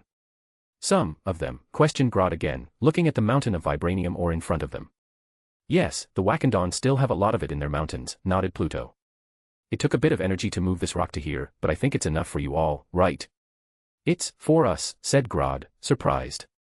Of course, exclaimed Pluto. I don't really need it, think about it as a parting gift for now. Thank you. Thank you, yes, wait. Parting gift. Grod was about to celebrate, but he heard the word parting gift, and he changed his attitude completely. You're leaving. Well, yes, nodded Pluto. I still have jobs to do, Grod. Take care of the apes for me, protect the people around you as well. Train and develop your kind so that you won't get bullied in the future. Grod looked at Pluto intently for a second, before he kneeled in front of him. Thank you. Oh, Eshu. You've helped my kind and saved us from certain death, thank you, from the bottom of my heart. Pluto just shrugged. It's no big deal, Grod, in a way, you are all my children, I should be responsible. Then, may I ask you one final request? Sure, what is it? Please, name this place. Pluto looked at Thea and smiled. Why don't you name it? Me. Thea questioned. She then looked at the apes that were busy doing their things, taking care of the land, and building more huts, expanding the city. How about Apewood? Chapter 76, Chapter 65, Green Silk, 400 CE. As I was walking through the corridor of the palace, I encountered an open area that was filled with green silk. The area was wide enough to do anything on it. The green silk waved as wind flew through the open area, and from that chance, I saw Thea in the middle of the open field, sparring with a local soldier that was using a peculiar shield. Cap's shield. I questioned myself. It's definitely not Cap's shield, but the design is awfully similar. I walked to them. I saw the fear of that soldier as Thea conjured her weapon. When she attacked the soldier, the green silk waved, following Thea's rhythm. The soldier was desperately trying to block and dodge. So far, he's successful, but who knows how long he will last. I think that's enough, Thea, look at the poor guy. I announced, making Thea stop as her spear was about to hit the soldier's shield. She looked at me, and deconjured her spear. You're interrupting me, she hummed as she walked back to her position. What's with you today?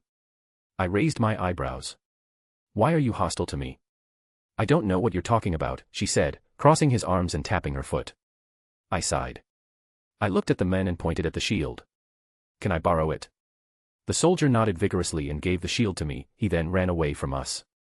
Look at the poor bloke, he's scared of you. I commented. I examined the shield. It's really like Cap's shield. Cool shield, right? Thea just stared at me with a deadpan expression and said, What are you doing here? What are you doing here? I questioned back. Come on, Thea, you've been cold to me ever since we've arrived. Talk to me. Thea stared at me intently for a while before saying, You know why. I sighed and looked at the ground below me and tapped my foot. What? You want to marry here as well? Along with Ikaris and Circe? Yes, she nodded as she walked away, sitting on the corner. I followed her, and I sat beside her. Do you really want to? It's just a bit cheap, you know. Ikaris and Circe are marrying here. I just wanted it to be more special, where the whole day is about us, and us only. Thea raised her eyebrow. So you want to marry in a different place, she questioned. I mean, it's up to you honestly, that's just my opinion. I answered. Thea looked to the ground below, wondering about the idea. I get your thoughts. But, okay, let's marry somewhere else. You're okay with it? I questioned again. If you don't want to, we could just do it here, just another day. Thea shook her head. No, you're right, let's marry somewhere else. Maybe in the next place we visit. I smiled, grabbed her hand, and squeezed it tightly. Sure. I'll talk to a Jack later. She smiled widely, she cupped my cheek, and gave me a quick peck in the lips. Okay. She stood up, and walked away from me. I've got to go, I need to help the others. Sure. I'll see you later. I walked to the place where we were staying, where I saw Fasto sitting on the dining table, focusing on some papers in front of him. He looked focused, not breaking his concentration at all. I sighed. I walked up to him, and sat in front of him. Fastos, did you stay here all day? I need to check my designs, he said. Make sure that there is no fault. I shook my head, and raised my feet to the table, making Fastos annoyed. You know, I never know, I remember that a Jack asked you to go somewhere when I was dealing with the apes in Africa, where did you go? I went to the east, he said, still focusing on calculating and shit. What did you do there? Kill some deviants, he said. Although I met this guy that liked alchemy, and he was experimenting on things. I hummed. Then. I taught him this substance. It's a black powder. It combusts when lit, which is quite handy for a lot of things. He was quite satisfied with himself, and he used it for making things that he called fireworks. It explodes in the air, making these unique patterns. The kids there loved it. Oh shit. Fastos, you don't think that those black powder won't be used as anything else, right? What kind of things? He questioned again, still focusing. For example, a weapon. He froze for a bit, I saw his thinking face, but then he continued to work. Even if they did that, it's a part of the evolutionary process. In fact, it's a good thing. If they really made it a weapon, they could think outside the box, and they could discover more things because of that. Also, I can't do anything about it. I just sighed, and stood up. Well, you should learn to communicate with the other Fastos, get a life.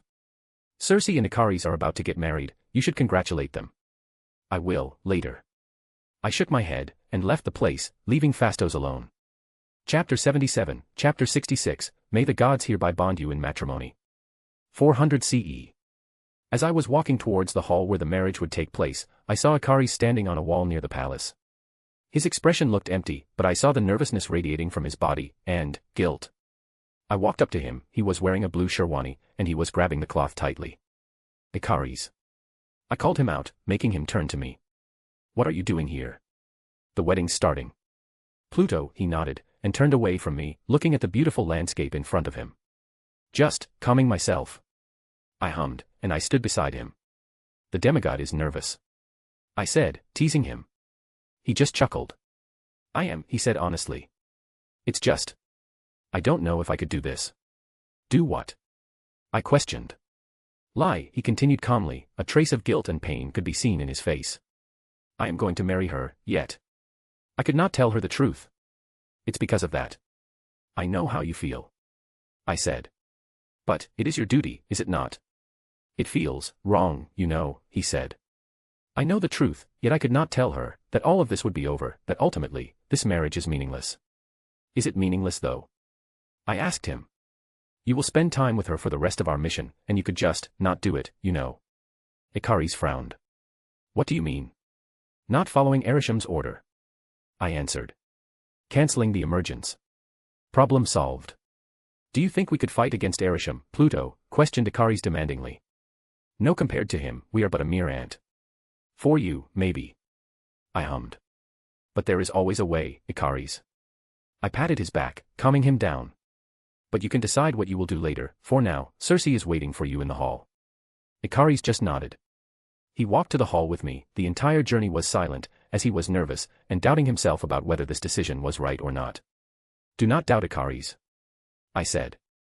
Focus on Circe's happiness, if you can't focus on yours. He took a deep breath, and walked to Circe, where she was waiting. Meanwhile, I walked to the others. I could see Druig eating like he always do, a Jack smiling like a mother seeing a daughter marrying, and everyone else were quite happy, except Sprite of course. I walked up to her, and ruffled her hair, making her scowl. Don't be like that, Sprite. She pushed my hand away from me, and walked away in annoyance. Whatever, dude. I then turned around, and saw Thea, standing with the others, but she was looking at me, smiling so brightly. She was wearing a beautiful white dress that added to her charm. I smiled, and walked up to her. You look beautiful in that dress, I commented as I kissed her hand. She smiled. Thank you, it's called a sari. Well, you should keep one, I suggested. It might be useful later. I will keep one, she said. Quite comfortable, and airy. We then walked up to the others, and the ceremony started. Circe and Ikaris entered the hall, and they both stood in front of a priest. The two of them were smiling brightly. Ikaris's broodiness was nowhere to be found right now, only happiness. I could hear a Jack weeping besides me, and when I turned around, I saw Druig eating. I took the mango that was in his hand, and spoke. Bro, stop eating. What? He defended. It's just some fruit, he said as he took another mango. I shook my head, and let him be. The priest then spoke to the two. May the gods hereby bond you in matrimony. The priest then smiled.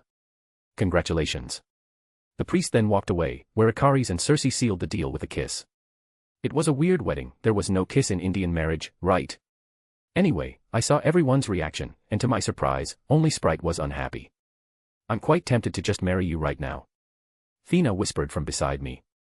I just shrugged. Hey, it's your choice. If you want to wait, I'll wait. If you want it now, then fine. Thea shook her head. I'll wait. She then leaned closer to me, whispering to my ear. But I'll be waiting for you in my room. I just chuckled at her usual boldness. Yes, ma'am. Chapter 78, Chapter 67, British Shenanigans, 460 CE. Britain. The land of tea, even though they can't plant tea here. Well, tea doesn't exist here yet, so it's a bit early to say that. Anyway, we are now in Britain, or Albion, or whatever you want to call it. A Jack had told us that they will stay to the west of the island, where a kingdom named Camelot stood. The cold air of the isle is refreshing. After staying at Gupta for a while, you only feel this sort of thing for a small amount of the year, while here, almost every day of the year feels like this. Anyway, when we arrived at the gates of Camelot, a whole royal entourage was waiting for us at the gate, standing patiently for our arrival. This is new, Gil commented beside me. We never got welcomed like this. Did a Jack do something? I've got no idea. I shrugged. We kept walking to the royal entourage, and I saw the king himself, in his scabbard. I felt a peculiar aura from it, an aura of magic. I turned to the left of the king, and saw two men, one looked old, and one looked young. The old man was full of magic, he was powerful, more powerful than some of us, if I would have guessed, he's sorcerer supreme right now. Then, I turned to the young man. He was wearing a black armor, and I saw his scabbard, and I felt a dark aura coming from his sword. I frowned at this, and Gil noticed it. "You okay, man?" I turned to him, and nodded. "Yeah, I'm fine, it's just, these men are strange." "Strange?" "Magic," I answered. "They're full of magic." We then stopped in front of them, and a jack unmounted her horse. She walked up to the king, knelt, and kissed his hand. "Your Majesty." She greeted the king. The king nodded. A jack. A jack then stood up, and smiled. She turned around to us, and introduced him to us. "Everyone, this is King Arthur of Camelot. One of his men found us and asked us if we could help him deal with the deviants around his kingdom." "Oh, so that's why he knew us. But how?" "The Sorcerer Supreme, maybe." The king then announced. "Thank you everyone, for coming to my humble kingdom," he said as he walked to us. He glanced at Thea, and shot a smile at her. He walked up to her, and kissed her hand. "My lady." "Ugh. Kings." As we walked through the streets of Camelot, I noticed that people were looking at us with reverence, or rather, they were looking at Arthur. I then picked up the pace of my horse, and rode beside the old man. "Are you Sorcerer Supreme of this time?" I asked the man, not looking at him. "I am," he nodded.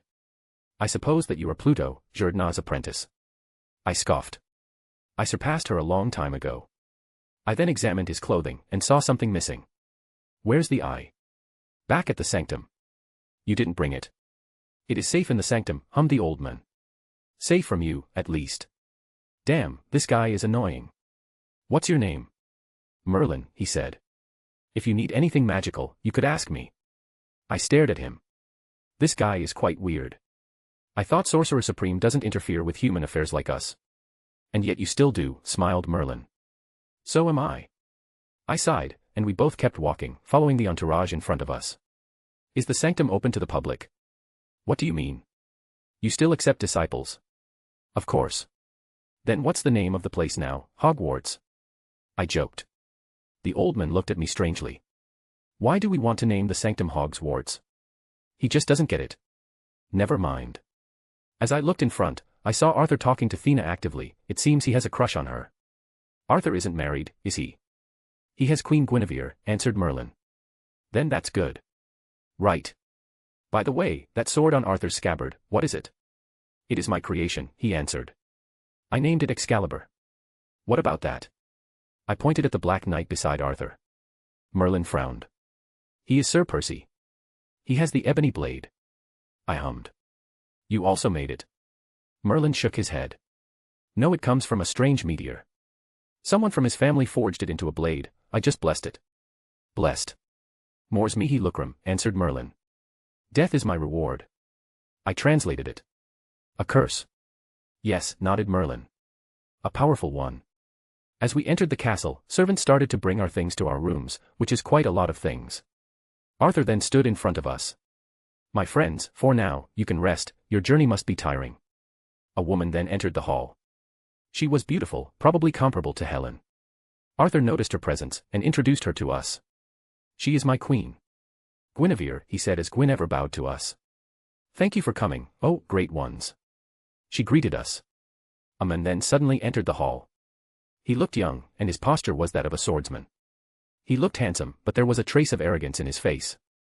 He walked up to the king. I saw him glance at Guinevere for a quick second, and he ignored us completely. He then whispered to the king, and the king nodded. The king then looked at us once again. "My friends, please excuse me and my knight Lancelot have some affairs to deal with." The king then walked away from us, and the knight named Lancelot bowed to us, before following the king. "Oh, great one. Please follow me to your chambers," said the queen. We followed her, but suddenly Kingo whispered to me. "It's strange, royalty is treating us this good. Usually, they are all pompous pricks." I chuckled. Well, just enjoy it while it lasts. Chapter 79, Chapter 68, Forbidden Love is just another word for NTR, 468 CE. It's been 5 years now. Arthur had debriefed us about the situation around his kingdom. There were many strong deviants, some of the people even called them dragons. Over the years, I've gotten to know some people.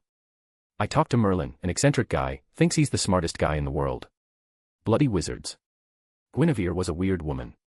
She's a devoted woman towards her gods, prayed every day, she was nice to pretty much everyone, but I feel something weird from her. I feel that even though she's nice to everyone, she's distant as well, as if hiding something. Anyway, moving on. Lancelot. I have a poem that could describe him. Lancelot, Lancelot, what a prick. He's an asshole. Arrogant, pompous, cold towards us, but when Guinevere was around him, I felt like he changed 180 degrees. He was nicer, softer, and obedient. Yeah, interesting, right? Then there was Arthur. You know, in my 5,000 years of life, I tolerated royalty, while they are pompous as hell, some of them deserve to be pompous, as the entire kingdom's fate was in their hands. But boy, I can't stand this king named Arthur Pendragon. She flirts with Thea, every single time he meets her. It's clear that Thea doesn't like it, but he's still flirting with her. I talked to him, threatened him even, but that short-ass sword in his pants is making him feel invincible, and that golden knife in his scabbard is making him feel like a god too, I guess. If I could, I would hang him on the top of his castle, but a jack, like always, stopped me. Anyway, enough of my rant, let's talk business. I am now sitting with a jack in the garden in the castle. She was admiring the flowers that were planted there, relaxing comfortably. So, said a jack. You want to get married here? Yes. I nodded. Preferably though, away from Arthur. A jack chuckled. You are jealous like a teenager, Pluto.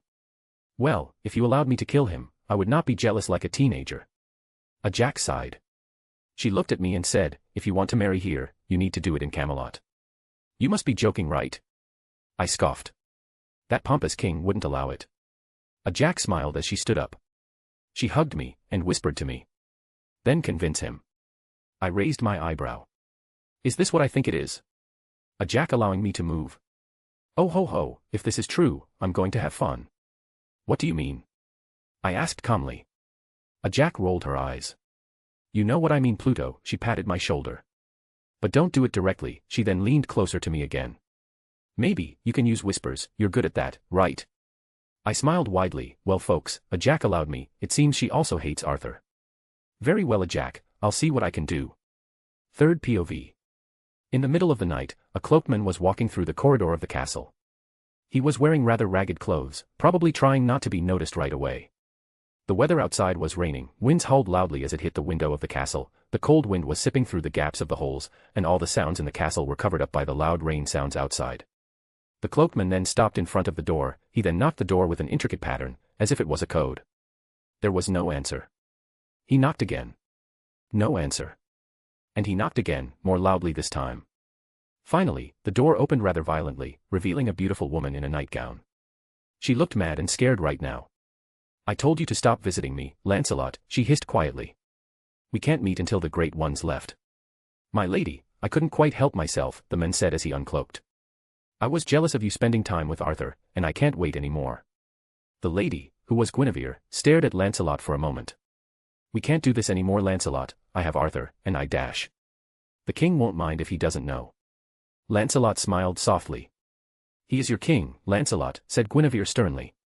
Lancelot then walked up to her, he then cupped her cheek and caressed her. Tell me, my lady, is our love not stronger than your love towards Arthur? I love Arthur, she murmured. And I love you too, but dash. Then it is fine. Lancelot said softly. Our love will become our protector, Arthur won't know, and he won't ever know. Guinevere then stared at Lancelot, before pulling him to her bedchamber and closed the door rather roughly.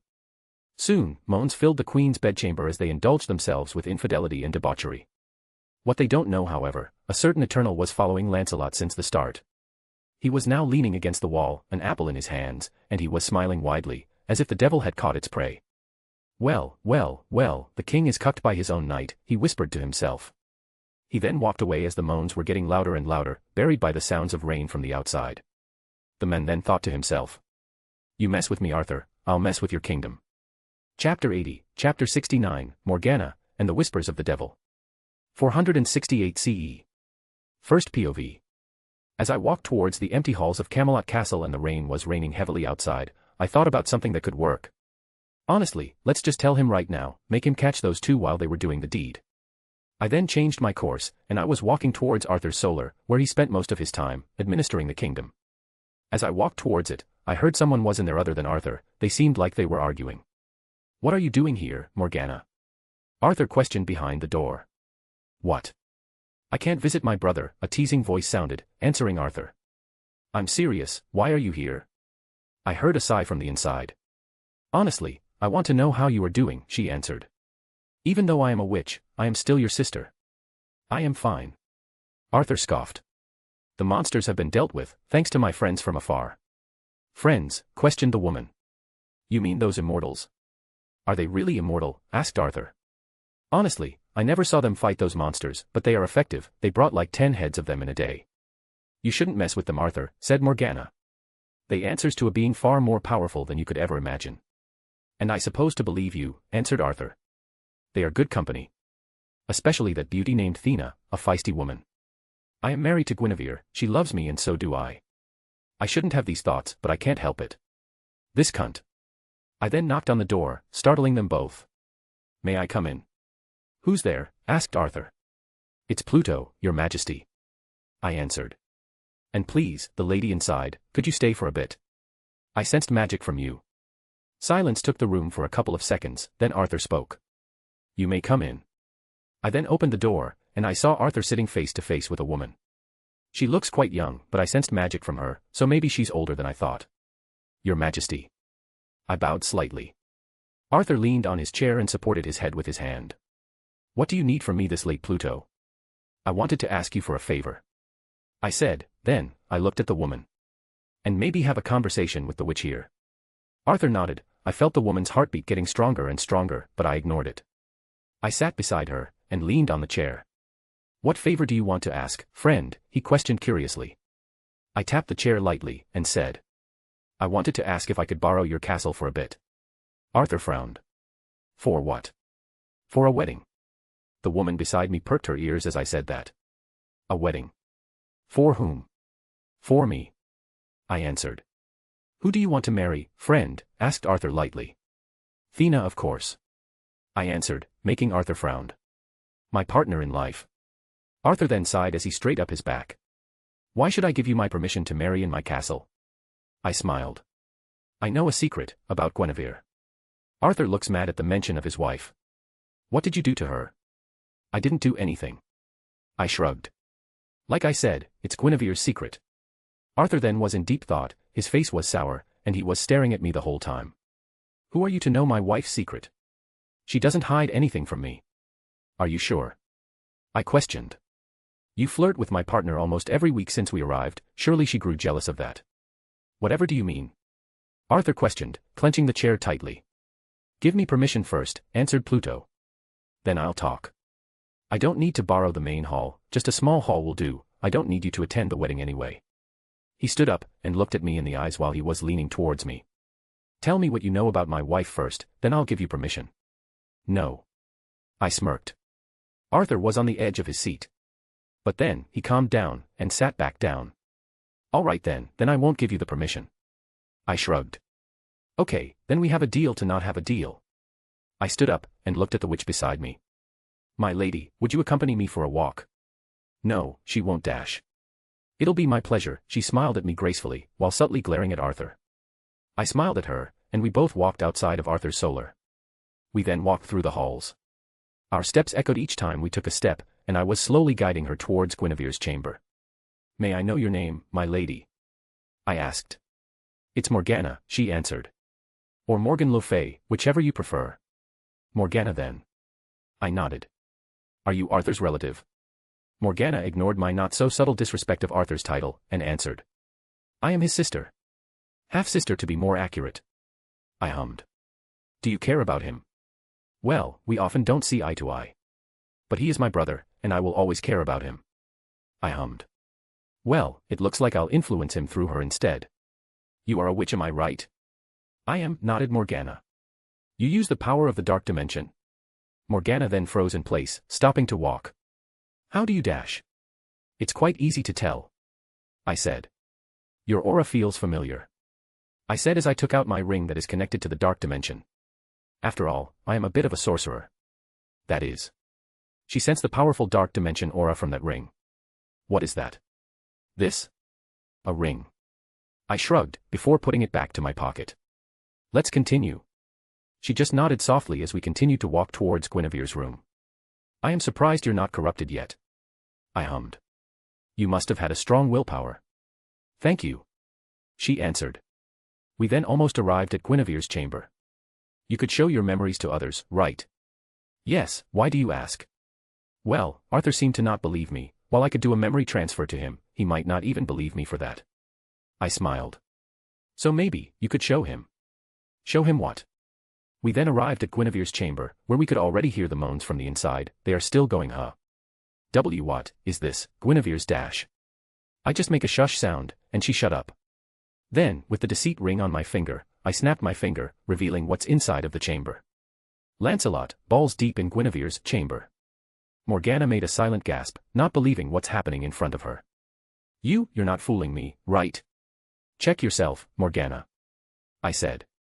I am not fooling you. I cancelled my magic, and she used her own magic to make the walls transparent, and lo and behold, it's real. I can't believe it.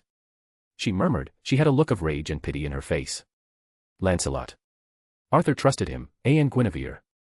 What do you want to do now, Morgana? I don't know, she answered. Should I tell him?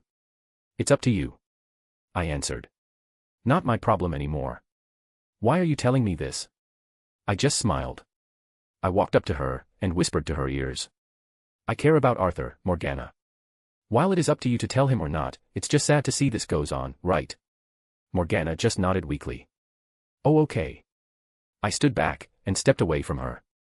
I smiled at her once again. Then, have a good night, my lady. Chapter 81, Chapter 70, She Who Taught Me How to Love. 468 CE. I was now in front of another door to another room. The rain was still heavily raining outside, and for normal people, they could barely hear anything right now because of the loud noise of the rains. I then knocked on the door. Thea, are you there? Not a second later, a voice answered. She sounded amused.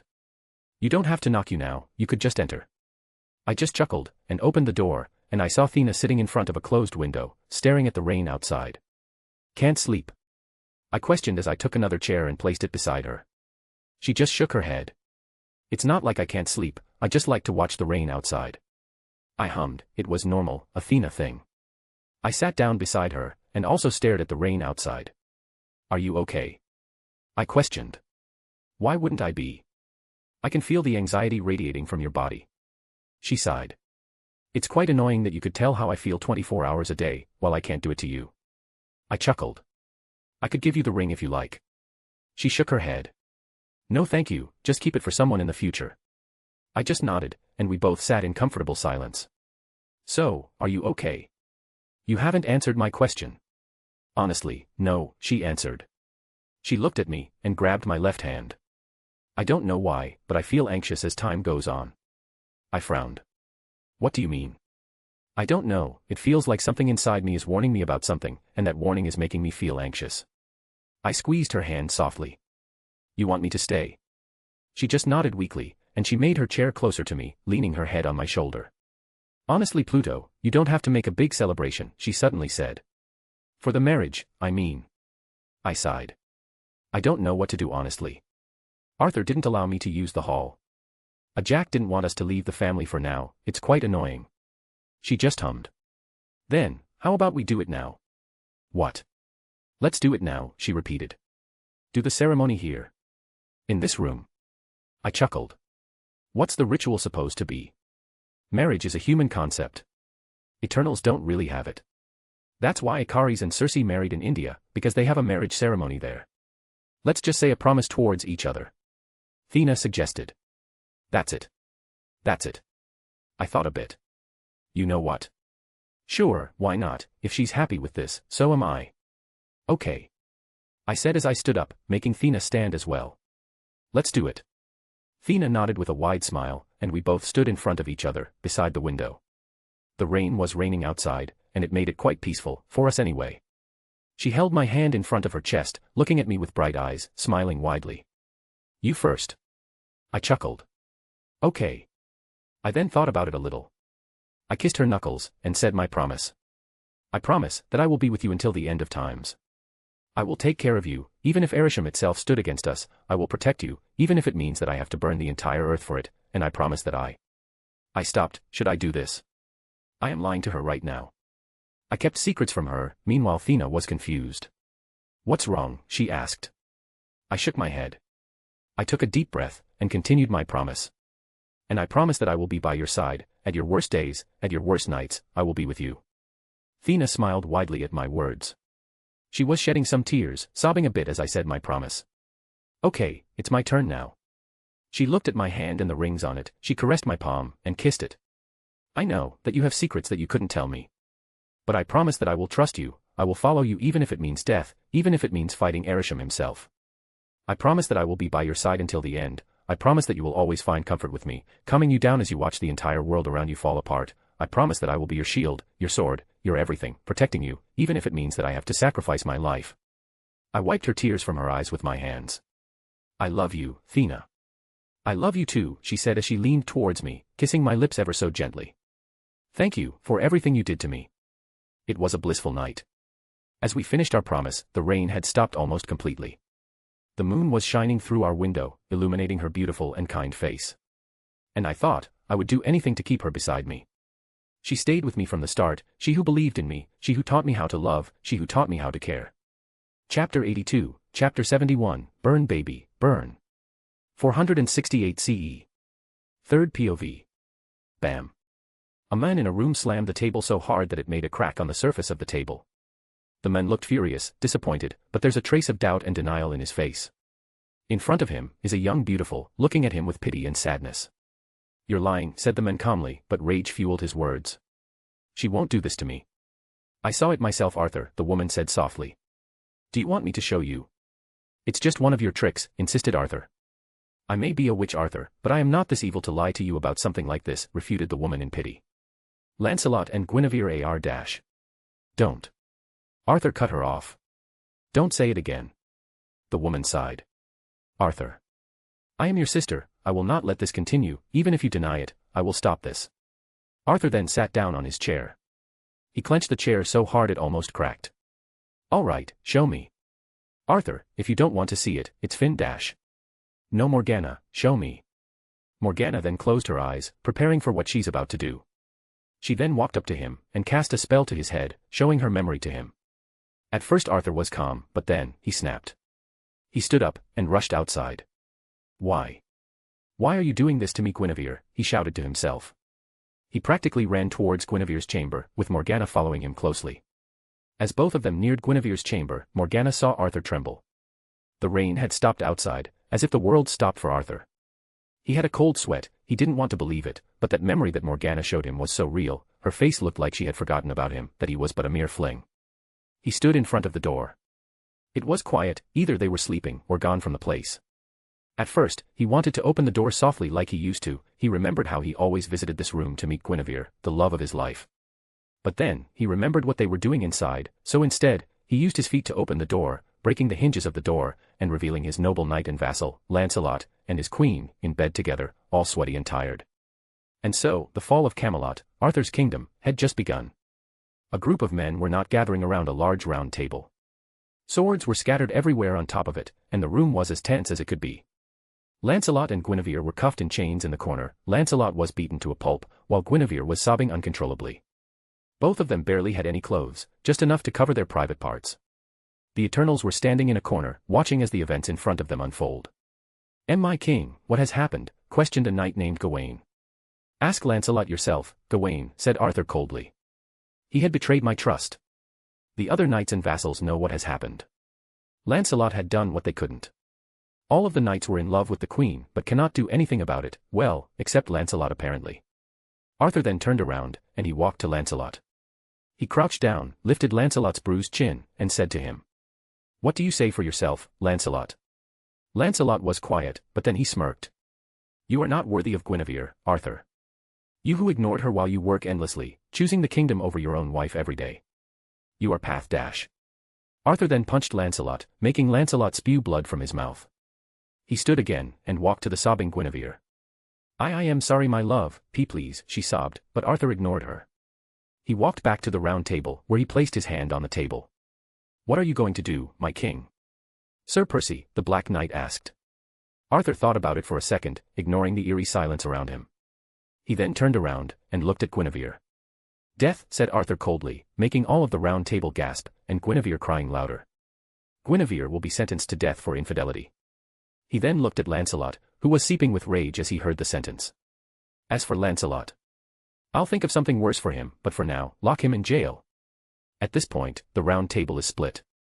The knights were trying to argue to the king to reconsider his sentence. Some argued that she should be banished instead of being killed, but the king wouldn't budge. On one side, the knights followed the king's order, and agreed with the thought.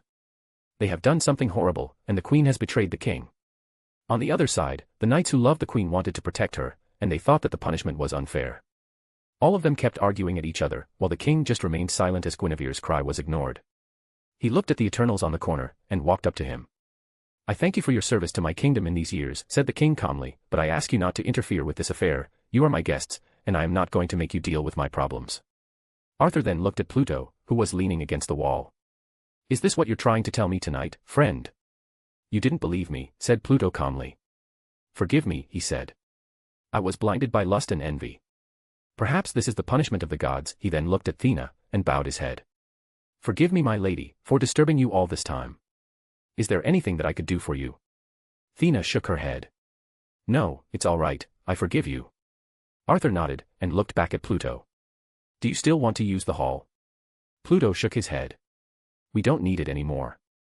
Then if you need anything, you can ask me. Arthur then left the group and the room, leaving the knights arguing to themselves. Meanwhile, Pluto was standing on the corner, leaning against the wall, smiling devilishly as chaos was slowly starting to consume the kingdom. Chapter 83, Chapter 72, Where are all my noble knights become? Alas, that ever I should see this doleful day. 470 CE. The world cries as two armies battled against one another. Screams of men echoed throughout the sky as the rain soaked the muddy fields. The ground was burnished with entrails and a sickly odor rose up from it. Arthur was standing in the middle of the rain, his golden sword in hand, as the runes of the blade glowed on the foggy field.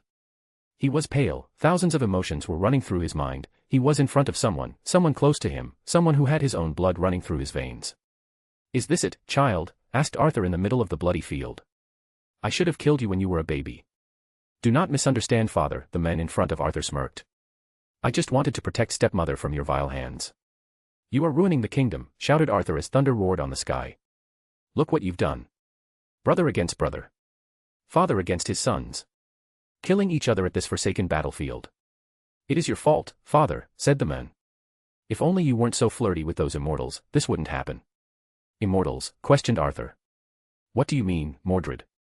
You are disrespectful toward them, father, spoke Mordred calmly as he approached Arthur. You crossed your boundaries, you feel invincible because of that toy you called a sword, and now, your kingdom is falling apart. I do not understand, shook Arthur in denial. I do not know why you are talking about them. Mordred kept walking to Arthur, not showing signs of stopping. Even though they are immortals, they are petty, father.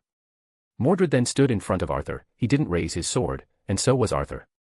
You mess with them, they will mess with you. Arthur then examined the face of his bastard son.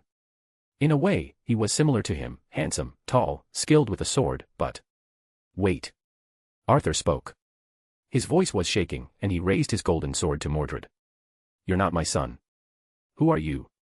Mordred then suddenly grinned devilishly in front of Arthur as his body slowly changed to the body of someone else. A black-haired man with haunting violet eyes. Hello, Arthur, spoke the man with a grin. You, shouted Arthur. You did all this. What are you talking about? The men shrugged. I did nothing of the sort. Arthur clenched his golden sword, he had a face full of rage, and he swung his sword towards the men in front of him, intending to decapitate. But the men only grabbed the sword gently, and the swing stopped. You see, Arthur, all these years, you've been so disrespectful towards us, spoke the man, his face turned cold, and Arthur felt like the darkness himself was staring at him. Just because of this toy in my hand, you think you're above us. You flirted with Thea in front of me, even though she didn't like it at all. The man then grabbed the golden sword forcefully, and used it as his weapon. He then stabbed Arthur in the stomach, making the king groan in pain. I will say again, Arthur, he continued. We may be immortal, but we are petty. You mess with my life, I will mess with yours. Arthur was now spewing blood, his vision was now blurred, but he tried to keep his consciousness. The man then pulled the sword from his stomach as his entrails dropped on the ground. Arthur then dropped to the ground, his face looking towards the sky as it was soaked in rainwater. He could hear the screams of his men, they were running from the battlefield. He then thought, where are his noble knights? Where are all my noble knights become? Alas, that ever I should see this doleful day, he shouted, as it was his last breath. Meanwhile, the man, who was Pluto, was examining the sword. Quite good for a memento, he murmured to himself. These 2 years, he had whispered to the other knights of the Round Table. Whispers of mistrust and disloyalty. His ring of deceit was really helpful in these kinds of times.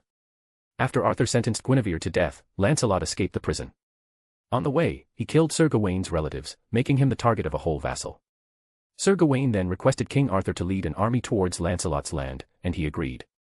While he was away from the castle, Pluto did some things. He killed Arthur's bastard son, and lived as him until today.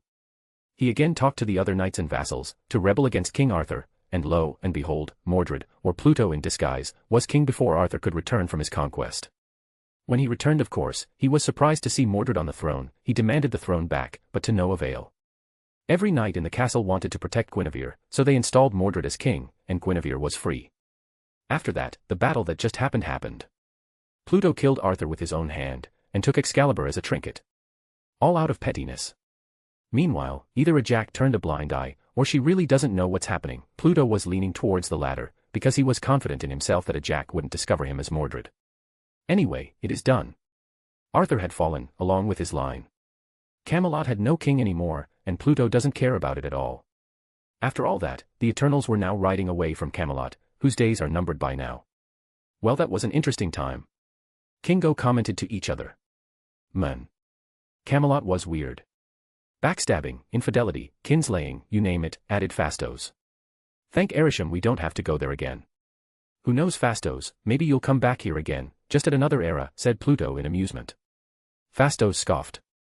When that day comes is the day that I will teach humans how to destroy themselves. Careful there, Fastos. Druig commented casually. You might jinx yourself. Fastos just scoffed again and didn't say anything. Meanwhile, Thea approached Pluto, and saw the golden sword in his bag. Is that Dash? Excalibur? Yup, he said as he unsheathed it, pretty good trinket don't you think? I always thought that it's a terrible name. Commented Thea. You stole it from Arthur's corpse, questioned Sprite. Of course. Pluto answered. He's an asshole anyway, don't really care. Circe then joined in the conversation. Sir Percy gave me his house's ring as a farewell gift. He had a crush on you. Sprite commented.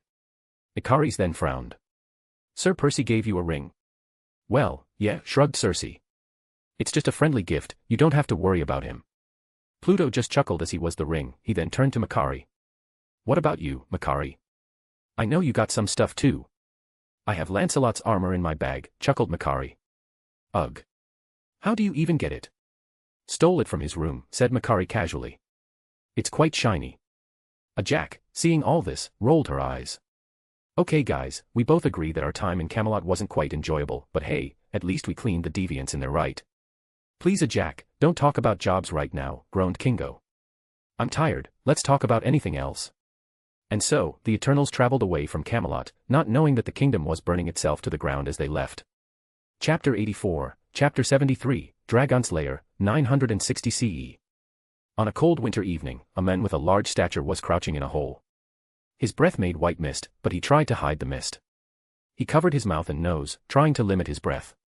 He heard a sound from outside his hole, a deep growling sound as the ground shook. It came from a creature, a rather gigantic one. As the creature stepped on the dry leaves on the ground, the man would be able to tell where the creature was. He followed the sound as it got closer and closer to the hole. He grabbed his trusty sword tightly, preparing to strike. The creature then walked over the hole, and the man struck from below using his sword, stabbing the creature on its shoulder. The creature screeched in pain as the men moved the sword back and forth, making more and more damage to the body of the creature. The creature tried to attack the men, spewing venom and acid from its mouth to no avail, as its head cannot reach its shoulder. Just die you dragon, cursed the men. The dragon was bleeding profusely, strange blood was coming out of its shoulder. The dragon knew that it was about to die as it bled more and more, but it kept fighting, trying to attack the men. Eventually, the dragon hit the men. Acid burned his body as the venom sipped into his system. The men groaned in pain, as the dragon died of blood loss. The man then gathered all of his strength to pull his sword from the body of the dragon. He started to lose vision as the venom kicked in. He sat against the corpse of the dragon, he rested his head on his sword, and tried to stay awake. Eventually, he heard a rustling sound from nearby. He looked around frantically, but he could barely see anything. "Who's there?" he shouted. There was no answer. He was vigilant at all times, but eventually, he couldn't bear it anymore. He needed to rest, his brain screams that he should close his eyes, but his heart tells a different story. Eventually, he started to lose consciousness, but before he passed out, he saw a couple of silhouettes walking towards him. He wanted to say to stay away, but he had no energy left. And so, he passed out, knowing that it would probably be the last thing he remembered before coming to Valhalla. A couple of hours later, the men woke up frantically. He looked around, and saw a camp of sorts. People were sitting in front of a campfire. He saw men with dark skin, which was rare around the area. They were dressed strangely, signaling that they are probably from afar. "You're awake," someone said behind him, making him jump from surprise. He looked at who it was, and saw that it was a middle-aged woman with brown skin, looking at him with a smile. He then stuttered. I'm alive." "Yeah, you are," said the woman. "You're lucky that you met us." But I saw Valhalla." He murmured to himself. "Who are you to deny me Valhalla?" "We saved you," suddenly said a man with a large stature, probably bigger than him. "You should be grateful." The large man then offered him a bowl of soup. "It smells delicious." The man could feel that he was famished, so he took the bowl, and quickly ate it. As he was finished, he put the bowl down, and made himself comfortable. "What's your name?" questioned a man with violet eyes. He stared at the man, before answering roughly. "Sigurd." The man with violet eyes hummed. "You lucky you survived," he said. "Actually, no, how did you kill it?" "Kill what?" "The deviant." "Deviant? You mean the dragon Fafnir?" "Yes. I guess you can call it a dragon." "I killed it with a sword," said Sigurd. "Wait, where's my sword?" He frantically looked around, trying to find a sword. "You mean this," said the man with violet eyes, showing the sword. "Where did you get this?" "Give me that," growled Sigurd as he tried to grab the sword from the man with violet eyes. The man with violet eyes dodged him, and kicked him in the stomach. "Answer me first, then I'll give it to you." "Pluto, stop, you're hurting him," said another woman with green clothing. Pluto ignored her, and stared at Sigurd who was lying on the ground. "Give it to me," roared Sigurd. "No," said Pluto coldly, stopping Sigurd from standing. "Tell me first." Sigurd relented. He finally stopped fighting, and said, "Odin gave me that." "Odin," said Pluto with raised eyebrows. "The Allfather," continued Sigurd. "One day, I met him. He said he would give me that sword if I pull it out of a tree. I did it, and now it's mine." "Odin, huh?" murmured Pluto. He examined the sword. It was no ordinary sword, a sword that could kill a deviant. It must be special. "Fastos, you know this metal?" Pluto questioned a man that has dark skin. On one look, Fastos was able to know it. "Asgardian metal." "You are you." Pluto hummed. He looked at it a bit more, before stabbing it on the ground, giving it back to Sigurd. "That's a precious metal you have there. Don't lose it." Sigurd just scoffed, and put the sword back to its scabbard. Pluto helped him get up, and he sat on the log in front of the campfire. "Who are you people?" "You're not exactly from around here," questioned Sigurd. "We're from the south," said the middle-aged woman. "But you speak our language." "We learned a bit from travels," answered the woman. "Where are you from, Sigurd?" "From a town near here. King Hrymar's land." The woman hummed. "Well, Sigurd, you should rest. We will be going tomorrow morning. We won't be going to your town, so tomorrow, we'll part ways." Sigurd nodded. "Very well. Thank you, I guess, for saving me. Remember, keep that bloody sword well." Pluto commented suddenly. "It's precious metal. If you're not using it, give it to me." Sigurd frowned, and scoffed. "Not going to happen."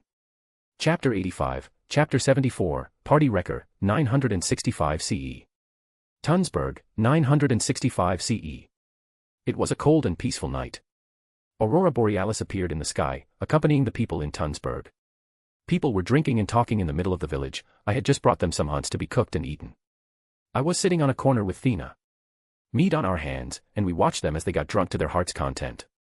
Gilgamesh was enjoying the party it seemed. He was dancing with the local ladies, laughing and moving around the bonfire. Ikaris and Circe were nowhere to be seen, and I saw Kingo entertaining some kids while their parents danced. "It's rare for them to act like this." Thea commented beside me, sipping her mead. "It's not rare. We just had no time to party with the humans anymore." I added. "You want to dance?" Thea just chuckled. You can dance. Well, I can move. I shrugged. Shake my hips a little. Like what you did yesterday night, scoffed Thea. Okay, let's not talk about that. I murmured.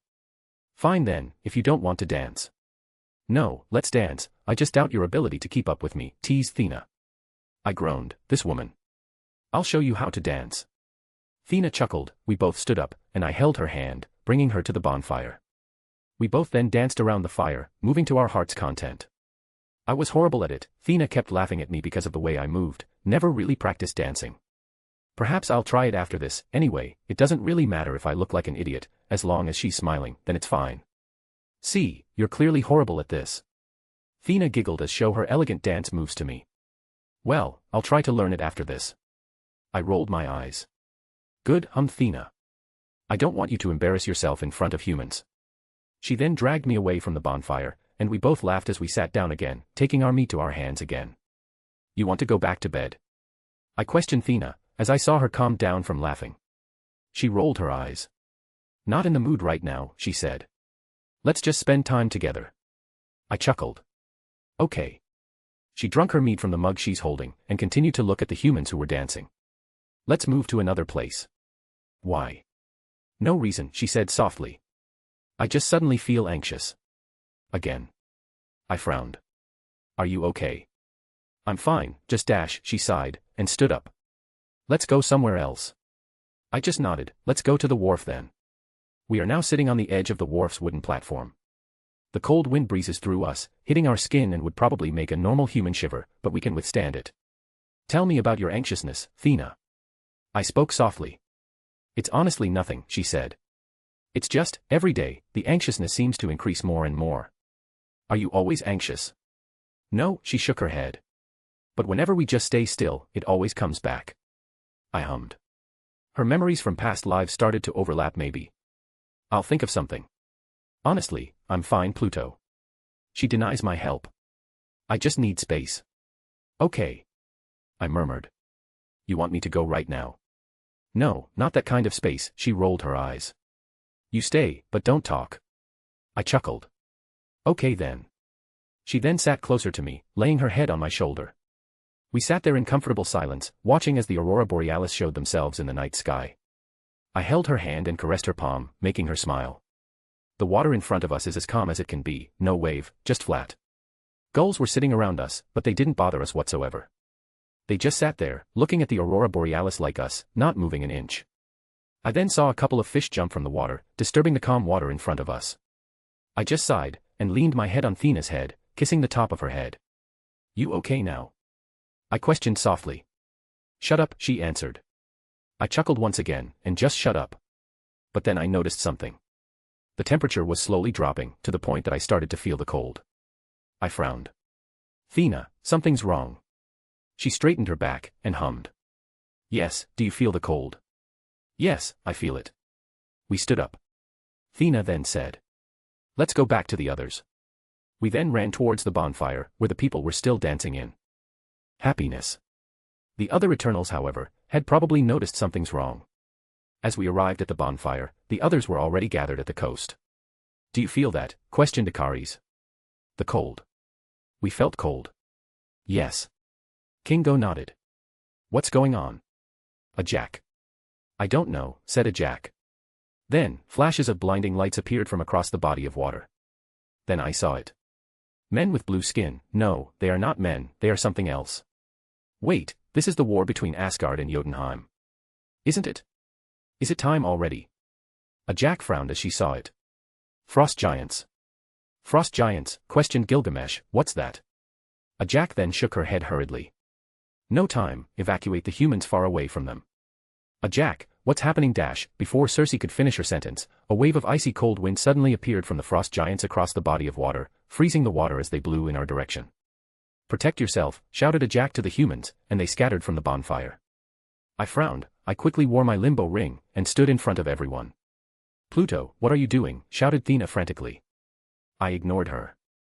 I then conjured a giant mirror-like shield as the wind neared us. The wind hit the shield, and the force was so strong that I had to hold it with a little bit more magic. Quickly. Evacuate the people. I shouted to the others, and they began to work. Meanwhile, between the icy wind, I saw the leader of the frost giants frowning as he saw what I did. He was holding a casket, and he closed it as he saw what I did, stopping the wind entirely. As the wind disappears, I saw the body of water in front of me completely frozen, turning into a cold and empty battlefield. Well, time for you guys to appear now, I said to myself as my eyes glowed. Thousands of my constructs appeared before me, and the streets of Tunsberg turned gold. Idemnon was standing beside me. Another kingdom to destroy, my lord. Nah, I don't do that anymore. Mephia scoffed. Tell that to the previous kingdom you destroy.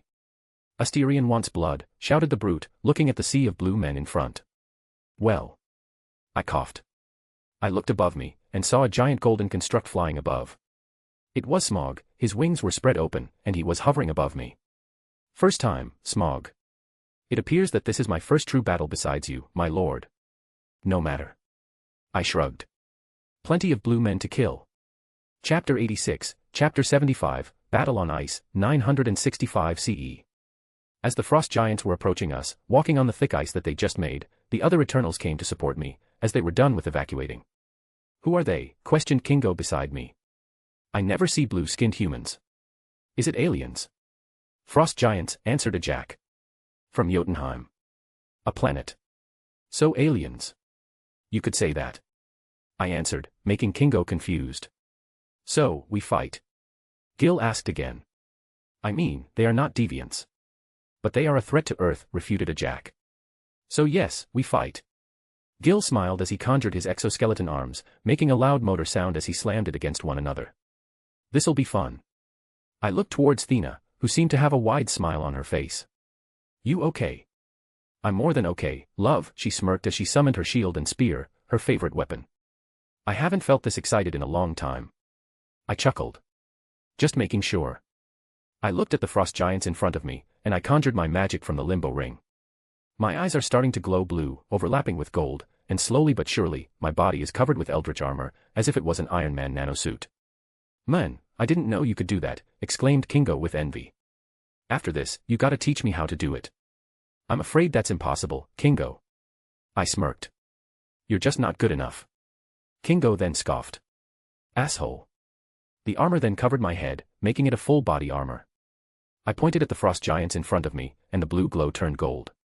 Get 'em, boys. I announced excitedly. The thousands of constructs suddenly rushed towards the army of frost giants, as if a horde of monsters found their target. The leader of the frost giants frowned again, and he opened the casket that he brought, summoning the strong icy wind again, freezing a lot of my constructs. Get behind me. I shouted to the others. Ikaris didn't listen, instead, he flew above us, which was fine I guess. I summoned another mirror-like shield to protect us from the casket, and the wind didn't hit us. Let me get him, said Thea suddenly. She rushed towards the shield, intending to jump.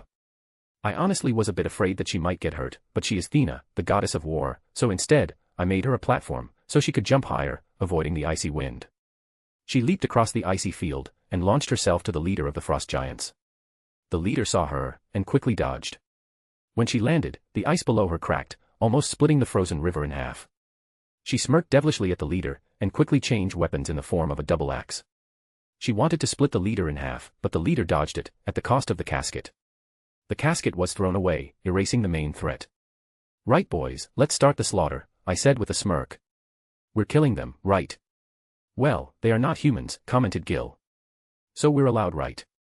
A Jack shook her head in amusement. Do whatever you want. Gil and I shared a look, before grinning like madmen. Me and Gil then dashed towards the frost giants, and started slaughtering them one by one. I saw Smog in his full glory, burning the frost giants to the crypts while drowning them as the river melted because of his breath. Asterion was being Asterion. I don't know where Mephia is, but I'm sure she's doing some indecent stuff. While Idemnon was using his bow, shooting from afar. I ran towards Thea, who was fighting the leader of the frost giants fiercely. She uses her shield to protect herself from the frost giant's conjured ice, but then, I kicked him from the side, throwing him away from my Thea. She saw me, and immediately grumbled. I had him. Sure you do. I chuckled. Be careful, I don't want you to get hurt. I dashed towards the other frost giants, and started slaughtering with my bident. As one by one frost giants were killed, the bodies were stacked around me, making a corpse barrier. The frost giants were now surrounding me, smiling as if thinking he had me. They were wrong. I smiled, and my eyes glowed golden. The The corpses around me started to rot, and were replaced by frost giant constructs, which terrified the living frost giants. I checked what I had gotten, and I made an ice sword from a frost giant's possession. Neat. I shrugged. But then, a problem happened. Countless voices were starting to appear in my head, the voices of the frost giants, giving me greetings and giving me their opinions. It was unbearable for a bit. I simply shouted. "Shut up," my voice boomed through the battlefield, and the voices shut up for now. "That's going to be a problem," I murmured. I decided to ignore it for later, and continued slaughtering Smurfs. Cersei's POV. I didn't come to the battlefield, a Jack tasked me to protect the humans along with Druig. We were in a barn, we locked the door, and the humans were hiding there in fear as the battle went on outside. I touched the barn, and I transmuted it into strong metal, so the giants won't be able to open it so easily. "What the hell is happening outside?" Druig commented, leaning against the wall. I don't know. It suddenly turned cold, and these giant. Before I finished my sentence, a bang came from the metal door, frightening the humans. Druig frowned as he grabbed a sword from nearby. "Get behind me, Cersei." "Druig, what are you doing?" "Make a hole from the back and run away. If the door is breached, I'll hold it off." "What? No, you don't have any combat dash." "So are you," scoffed Druig. "Just do as I say." I was quite baffled, and nodded weakly. I walked towards the humans, instructing them to follow me if the door was breached. And so, as the door was slowly being torn open, I prepared myself to rescue the humans. The door was being bent, and slowly but surely it opened, revealing a group of frost giants, smiling widely at us. I started to transmute the wall into air, making a hole towards it. Druig was expertly attacking the giants with just an iron sword, but I know he's not going to last. I need to ask help from the others. But then, I heard a huge explosion behind the frost giants, as blinding lights covered my eyes. Once the blinding lights subsided, I saw an army of men, dressed in all gold and had horns as helmets. And in front, an old man, equipped with a spear, smiling at us. "You kept them busy," said the old man. "And we thank you, but now, it is our turn." He raised his spear, pointed at the army of frost giants in front of him. "Asgardians! Charge!" The army behind him roared in unison, a battle cry echoed through the sky. For the Allfather. Chapter 87, Chapter 76, Asgardians, 965 CE. Gilgamesh's POV. As I was rushing through the horde of frost giants and kept punching them as they came near me, I felt something that I thought I would never feel. I feel free. Thousands of years of suppression, where I have this power to dominate others but was not allowed to use it on others, does something to you, I guess. I kept grinning to myself as I crushed some giants' heads, breaking their backs, and smashing their chests. All my life, my purpose was just protecting. I was the protector of the group, I was the one who protected the humans when deviants attacked, I was the one who protected the humans when they retreated, I am a defender. But I feel different right now. I stood as my body was covered in the giant's blood. I looked around, and saw Pluto's constructs killing tens of giants in one go. That guy was really something, huh? While the rest of the Eternals were stagnant, he kept growing more and more powerful, as if he was trying to get somewhere. I then finally noticed that I was surrounded. Frost giants summoned ice from their hands, and they were trying to trap me in a block of ice, trying to incapacitate me. I guess I was caught off guard a little bit, consumed in the pleasure of fighting. I took a deep breath as cosmic energy gathered on my feet. The sound of the motor was screeching loudly, and I slammed my feet to the ice below me, cracking it. The ice then collapses, making all the frost giants around me drown in the water. Well, the problem is that I was drowning too. As I sank to the body of water below me, I saw a blinding flash of light from the surface of the water. I then felt something was pulling me to the surface, and I saw an old man, with golden armor and a spear, offering me his arm, so that I could go above the ice. I of course took his hand, and got out of the water. "You okay there, friend?" questioned the old man. "I've been better." I shrugged. The old man laughed and patted my back. "You did a good job here," he said as he saw the frost giants' corpses floating on the water. It was nothing," I murmured. "I was caught off guard, I guess, never really fought in this big of a battle before." "Well, you're lucky you're not used to bloodbath," said the old man sadly. "Anyway, your friends in the village were attacked, you should help them." "Cersei and Druig?" I questioned, remembering that they were there. "Are they okay?" "They're fine now," nodded the old man. "Well, I need to move to the front line now, friend, may we meet again after the battle." The old man then ran towards the front line, where the leader of frost giants was spotted. What a strange old man. Pluto's POV. As I kept killing the frost giants, I kept absorbing them as well. My mind was filled with the voices of the frost giants, but I tried to ignore them on the battlefield. There were so many frost giants, it's getting kind of boring killing them. I then saw that the frost giants were retreating, running from Tunsberg to regroup on the other side of the body of water. I was confused. Why are they running? Then, I remembered that Odin was supposed to appear here. And soon enough, I saw the Bifrost Bridge, transporting the fuck-ton of Einherjars, and I saw Odin himself, standing in front of his army. I heard him shout a war cry, and his army followed him, slamming themselves to the retreating frost giants. Well, let's meet the Allfather, shall we? I chuckled to myself, as I leaped towards the army of Einherjars. I saw Odin fighting in the front lines with his iconic spear. Beams of energy came out of his Gungnir, which is similar to mine. I smirked, and jumped to him. I saw a frost giant was approaching Odin, and tried to attack him from behind. I summoned an ice spear, and threw it to the frost giants, nailing him to the ice below. Nice weapon. I commented while we were fighting side by side, using our spears. You have good taste in weapons too, my friend. Odin grinned at me as he stabbed a frost giant in the stomach. We then stood with our backs facing each other. We aimed our spears to the frost giants, and we shot our energy beams at them. As the energy kept going, we moved in circles, so in every direction, all of the frost giants were dead. Ha ha ha. I always wanted to do that with a partner. Laughed Odin as he stopped shooting his laser beams from his Gungnir, and attacked a nearest frost giant. I am Odin Borson. What is your name, friend? Pluto Arishamson. I smirked, joking about me being Arisham's son. You sure you can keep up, old man? You look as if you had ordered yourself a grave just in case. You dare mock me. The Allfather. Laughed Odin. You Eternals are older than me. I should be the one who calls you old man. I laughed, it seems like he knows his stuff. I'm not older than you old men, a Jack though, might be. How old are you then, friend, he said, stabbing a frost giant in the neck. Now. Around 6,000 years old. I answered. By Bor. You're almost the same age as me, laughed Odin. As we killed the last of the retreating frost giants, we saw that the other Asgardians have done their part as well. I then saw Ikaris flying towards us, before landing, superhero style. His fist was bloodied, and he had a couple of scars around his face. Aren't we going to chase them? Ikaris asked me, before looking at Odin. Don't worry friend, they will go nowhere, shrugged Odin. They had dared to invade Midgard, they will pay the price either way. Ikaris looked at me again. Who's this? Odin Borson. I simply answered. What is your name, friend? Questioned Odin to Ikaris. Ikaris, said Ikaris simply. Father's name? Questioned Odin jokingly.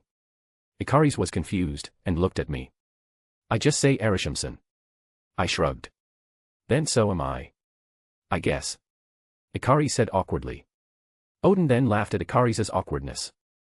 I was jesting friend, come, let us take a rest, I wanted to discuss something with your leader. Then you have to talk to a Jack for that. Odin nodded. Then lead me to her. We are now walking towards a Jack, who was healing Kingo and Makari, as they were a bit injured. Man, we never really fight an entire army like this, huh? Kingo commented as he was being healed. Actually, you have. I commented suddenly, announcing our presence. My army. Kingo scoffed. That one doesn't count, you weren't really trying to hurt us. Tell that to Makari and Ikaris Kingo. I chuckled, which made Makari shake her head in amusement. A Jack turned to us, and saw Odin beside me. Thank you, Odin, for helping us defend against the frost giants. It is my realm to protect, said Odin casually. Earth is just a backwater planet, what's there to protect? I murmured. Earth is still my territory, friend, I will protect it, chuckled Odin as he patted me. I looked at his face, and saw that he still has 2 eyes, did I change that? Anyway, coughed Odin. A Jack, as the Eternals of Earth, I would like to invite you all to the subjugation of the frost giants in their world. A Jack shook her head. I am sorry Odin, we cannot do that, Arisham has given us a task in this place. Odin sighed. If we fail, the Earth will be the target once again. And you, the Allfather of the Asgardians, isn't confident with your ability to subjugate frost giants, questioned a Jack amusingly. Odin laughed. Of course I'm confident. Then forgive me Odin, but we cannot leave Earth until Arisham said so, said a Jack apologetically. Odin nodded in disappointment. That is a pity, he said. But, once we Asgardians came back from the war, we will hold a banquet on Earth as our thank you that you helped us push back the frost giants. Is that okay? A Jack smiled wryly, he looked at the other Eternals, and asked. What do you guys think? I wanted to try Asgardian alcohol, said Gil, walking to us, covered in blood. Bloody hell Gil, what happened to you? I questioned in surprise. Just killed too many frost giants, he said as he sat on the ground, groaning in pain a little bit. Too much fun, I think. Odin laughed. You want alcohol? I could teach you my secret brew later. I would be drunk all night drinking my brew. Gil chuckled. Looking forward to it, old man. Odin then turns to a Jack, and gets serious. Then I will return after the war. We Asgardians will not forget what you have done for us. Honestly, we did nothing, smiled a Jack. It is our job to protect humans. Odin just smiled mysteriously at a Jack, and said. If you'd like to think so, anyway, may we meet again. He walked back to his army, who was waiting for him near us. He then raised his spear, and shouted. Heimdall! Open the Bifrost! A rainbow beam suddenly appeared from the sky, swallowing the entire army, and made a mark on the ice.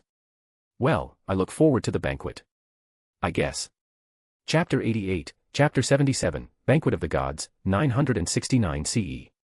3 years have passed since the battle in Tunsberg. The Asgardians have defeated the frost giants, they took their source of power, and locked it in Odin's vault. Right now, we are sitting in a hall, in front of a long table, full of food and alcohol for us to enjoy.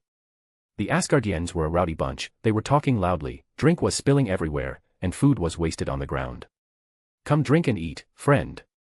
Odin, now with only one eye, raised a glass of his own personal brew, and made a toast. This is our thanks for helping us against the frost giants. Odin then continued to joke around with the others around him. I saw him talking to Gil, with a bunch of alcohol bottles in front of them. They were talking seriously, and Gil was paying attention to Odin. I saw Kingo, trying to impress the Asgardian female warriors. He was telling his journey on Earth so far, how he battled deviants, and it looked like the females were interested in him. Good for him.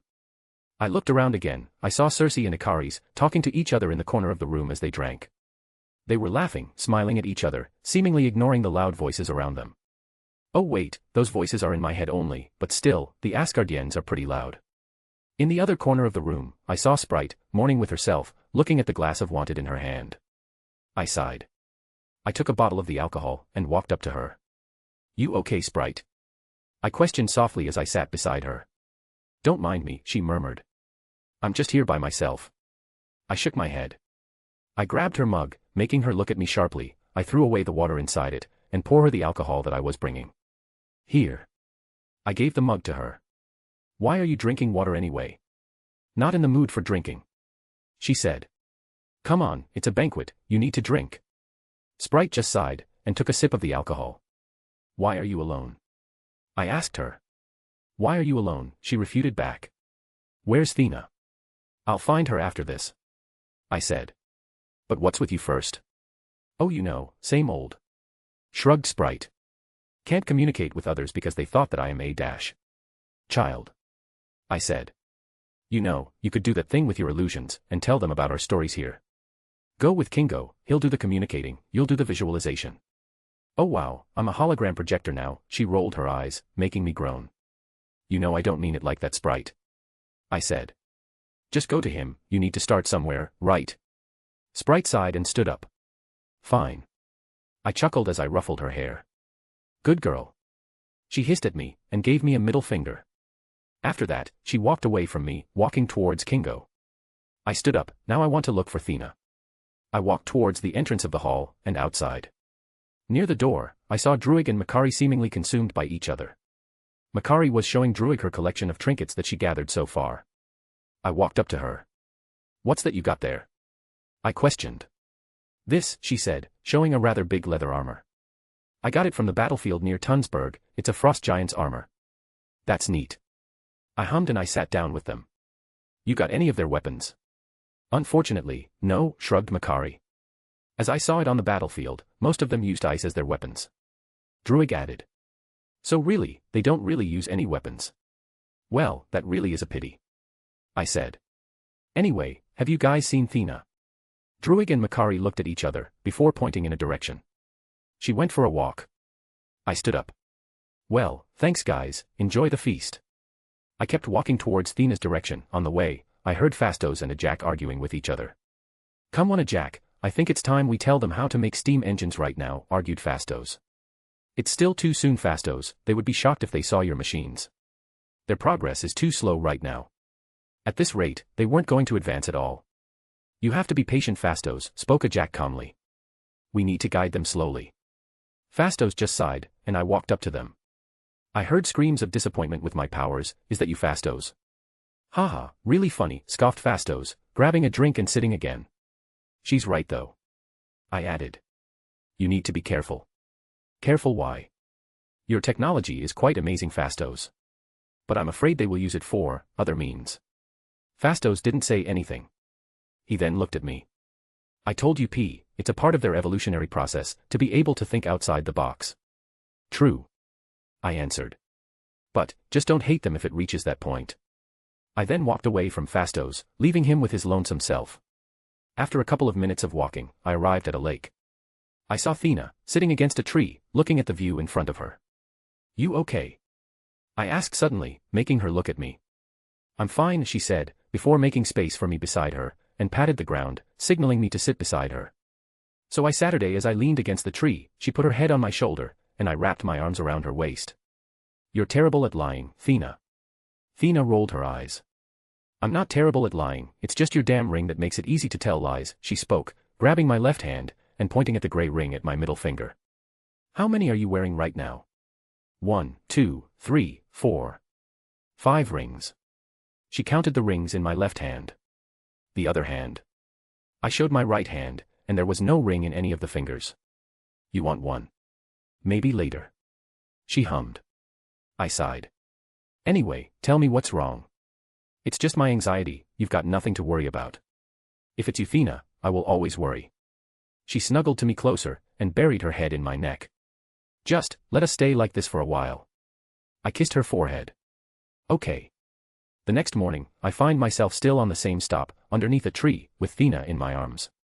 She and I had fallen asleep out in the open. She was quite anxious last night, but she fell asleep in my arms. Maybe when I am with her, she won't be anxious. I'll have to remember that. Anyway, the sun's out in the open, and I woke up Thea. She quickly woke up, and we both stood up. Let's go to the others, she said, not wanting to talk about her anxiety episode. I just nodded, and we went back to the longhouse. When we arrived, we saw Asgardians, scattered everywhere, dead drunk because of last night. Looks like all of them had fun last night, said Thea, looking at a corner. He saw Kingo, sleeping with a couple of Asgardian women. Lucky him. I murmured, earning a pinch and glare from Thea. There you are, friend, someone shouted from the back. We turned around, and saw Odin, walking towards us. Pluto, I need to talk to you about something, said Odin, looking at me. He then looked at Thea, and said awkwardly. Air lady, could I borrow him for a little bit? Thea just smiled at him, and nodded. She then whispered to me, I'll see you later, before kissing my cheek, and left us alone. Good choice of woman, Pluto, patted Odin. I have a wife too, you know, Frigga, what an amazing wife she is. We then walked outside of the hall once again, and stood on a hill, overlooking the vast lands of Scandinavia. Listen, Pluto, I want to ask for a favor, said Odin. Well, two actually. Pluto raised his eyebrow. Why me? You're a powerful man, Pluto, said Odin. You might be even more powerful than me in the future. So I wanted to ask you if you could train my sons. Sons? I questioned. You are the king of Asgard, Odin, why do you want me to teach your son? I will still teach my sons, said Odin. But in the future, they will need experience, and I want you to travel with them, around Earth. So you want me to be a babysitter? I scoffed. Odin laughed. Don't say that. That is not how it works. I sighed. Okay, what do I get then? Odin was thinking, and snapped his finger. How about I give you this? A glowing blue sphere then appeared on his hand, showing it to me. The fucking space stone. I exclaimed. Yeah, no way. Odin looked at me with confusion. Why? It is an artifact of the universe. That's not a gift, that's a responsibility. Is this the second favor? I said. Well, yes, I was planning to hide this on Earth. Odin massaged his beard. I thought you would accept this. Just put it in a temple or something, I don't care. But it would be much safer with you. I sighed. I looked at the glowing cube on Odin's hand, and I thought. Should I take it? Chapter 89, Chapter 78, Girl in the Stone. 969 CE. I stared at the cube on Odin's hand. It's quite tempting to just take it. I could put it in a temple later on, but would Erisham notice it? If you're worried about the Celestial caring about the stone, they won't care, said Odin nonchalantly. Unless you have all of them or you use it to halt the development on Earth, they won't care at all. They have universes to create, and much better things to do. Like judging planets. I scoffed, but Odin didn't answer. I kept staring at the cube on his hand. It's really tempting now. If I took this responsibility, what's in it for me? You can use the stone, what else? Scoffed Odin. It'll draw powerful beings. Odin, why can't you just keep it in Asgard? Earth is a relatively remote planet, said Odin truthfully. No one's going to notice the stone being here, and my Asgard would be safe from invaders. They have you in Asgard. Earth has you, refuted Odin. And your other comrades. I am not that powerful, Odin. I said in annoyance. Not as powerful as you. The Sorcerer Supreme already has the time stone here, right? Questioned Odin. Another stone on Earth shouldn't be a problem. This fucking old man. I sighed. You know what, fuck it. I took the cube from his hand. Fine, I'll take it. Now that's a responsible man. Laughed Odin, patting my back. But I want some more things. I added. Sure, say what you want. Some you metal. I said nonchalantly, making Odin frown. Just the metal? Asked Odin. You can't forge you using only a normal metal, Pluto. But I have this. I smirked, shaking the tesseract in front of him. Odin came to a realization. You're smarter than you look. Laughed Odin, clutching his belly. Fine. I'll give you some. But make sure you guard it properly. I'm not promising anything. I said cheekily. Fine enough for me, shrugged Odin. I will deliver the metal when my sons come of age. That will also be the time when I will bring them to you, for their coming of age journey. And when is that? In a couple of decades, he smiled.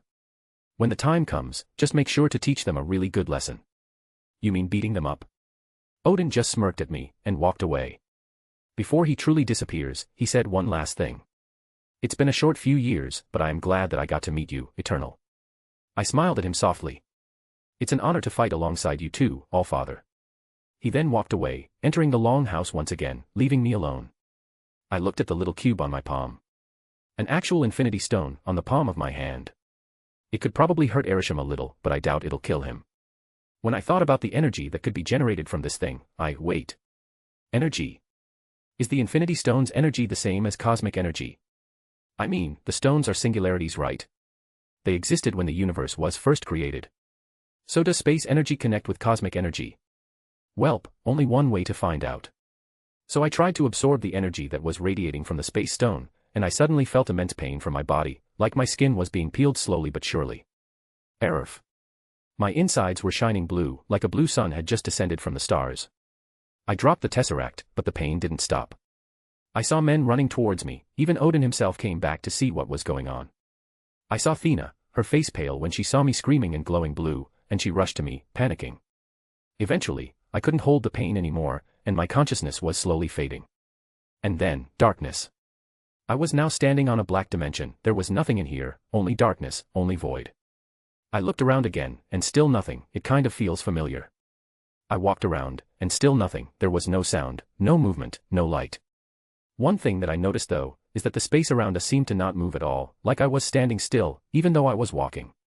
A couple of minutes later, I eventually gave up. I sat down on the ground below me, and sighed.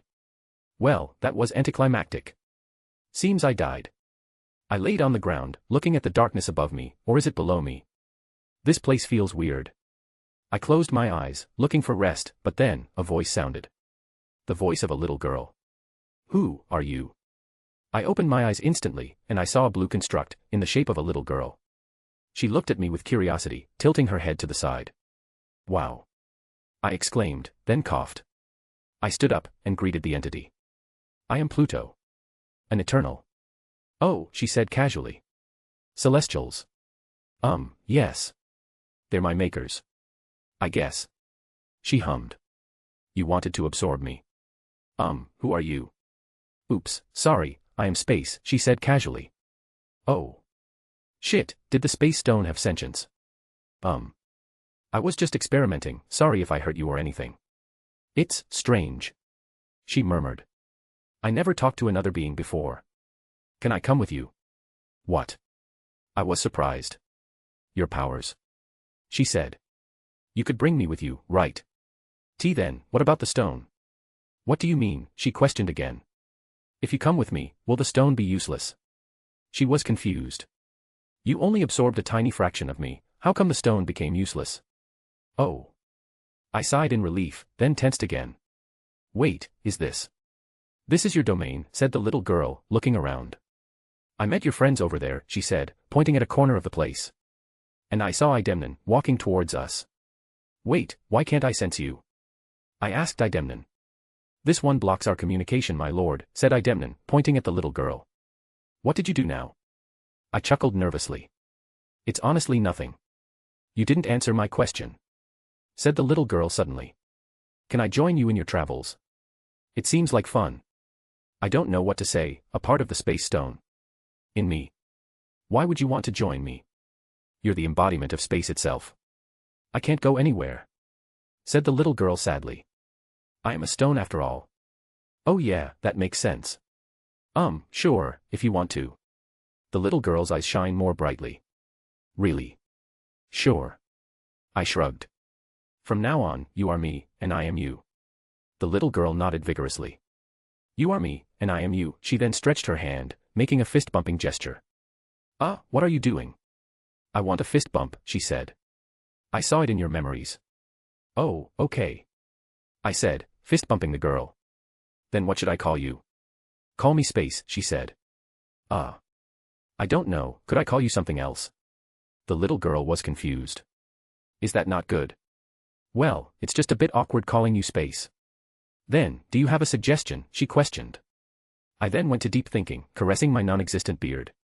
Then, I snapped my finger. How about Juno? The little girl's eyes shine more brightly. That's a great name. Call me Juno from now on.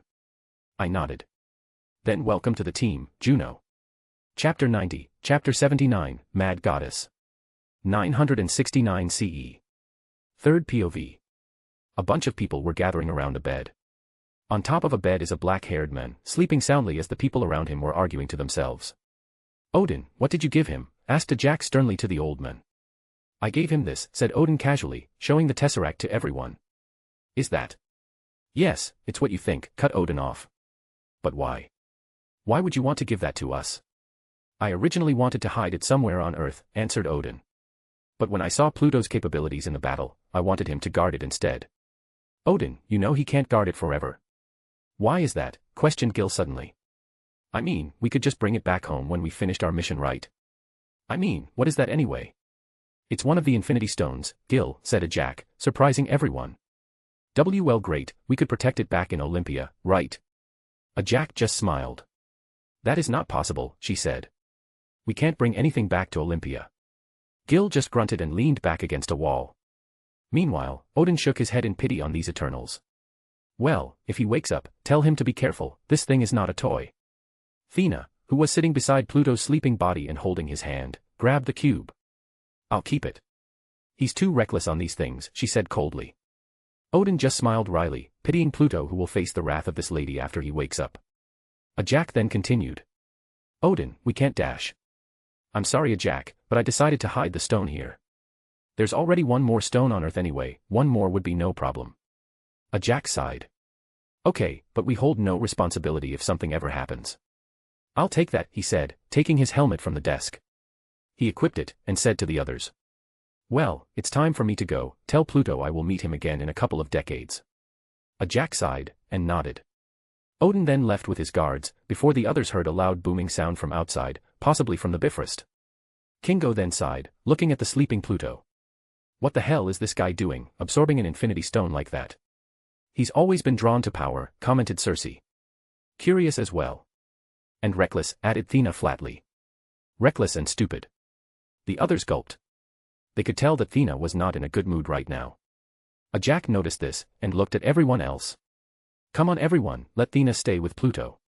The others nodded, and all of them walked out of the room, leaving the sleeping Pluto with Thea.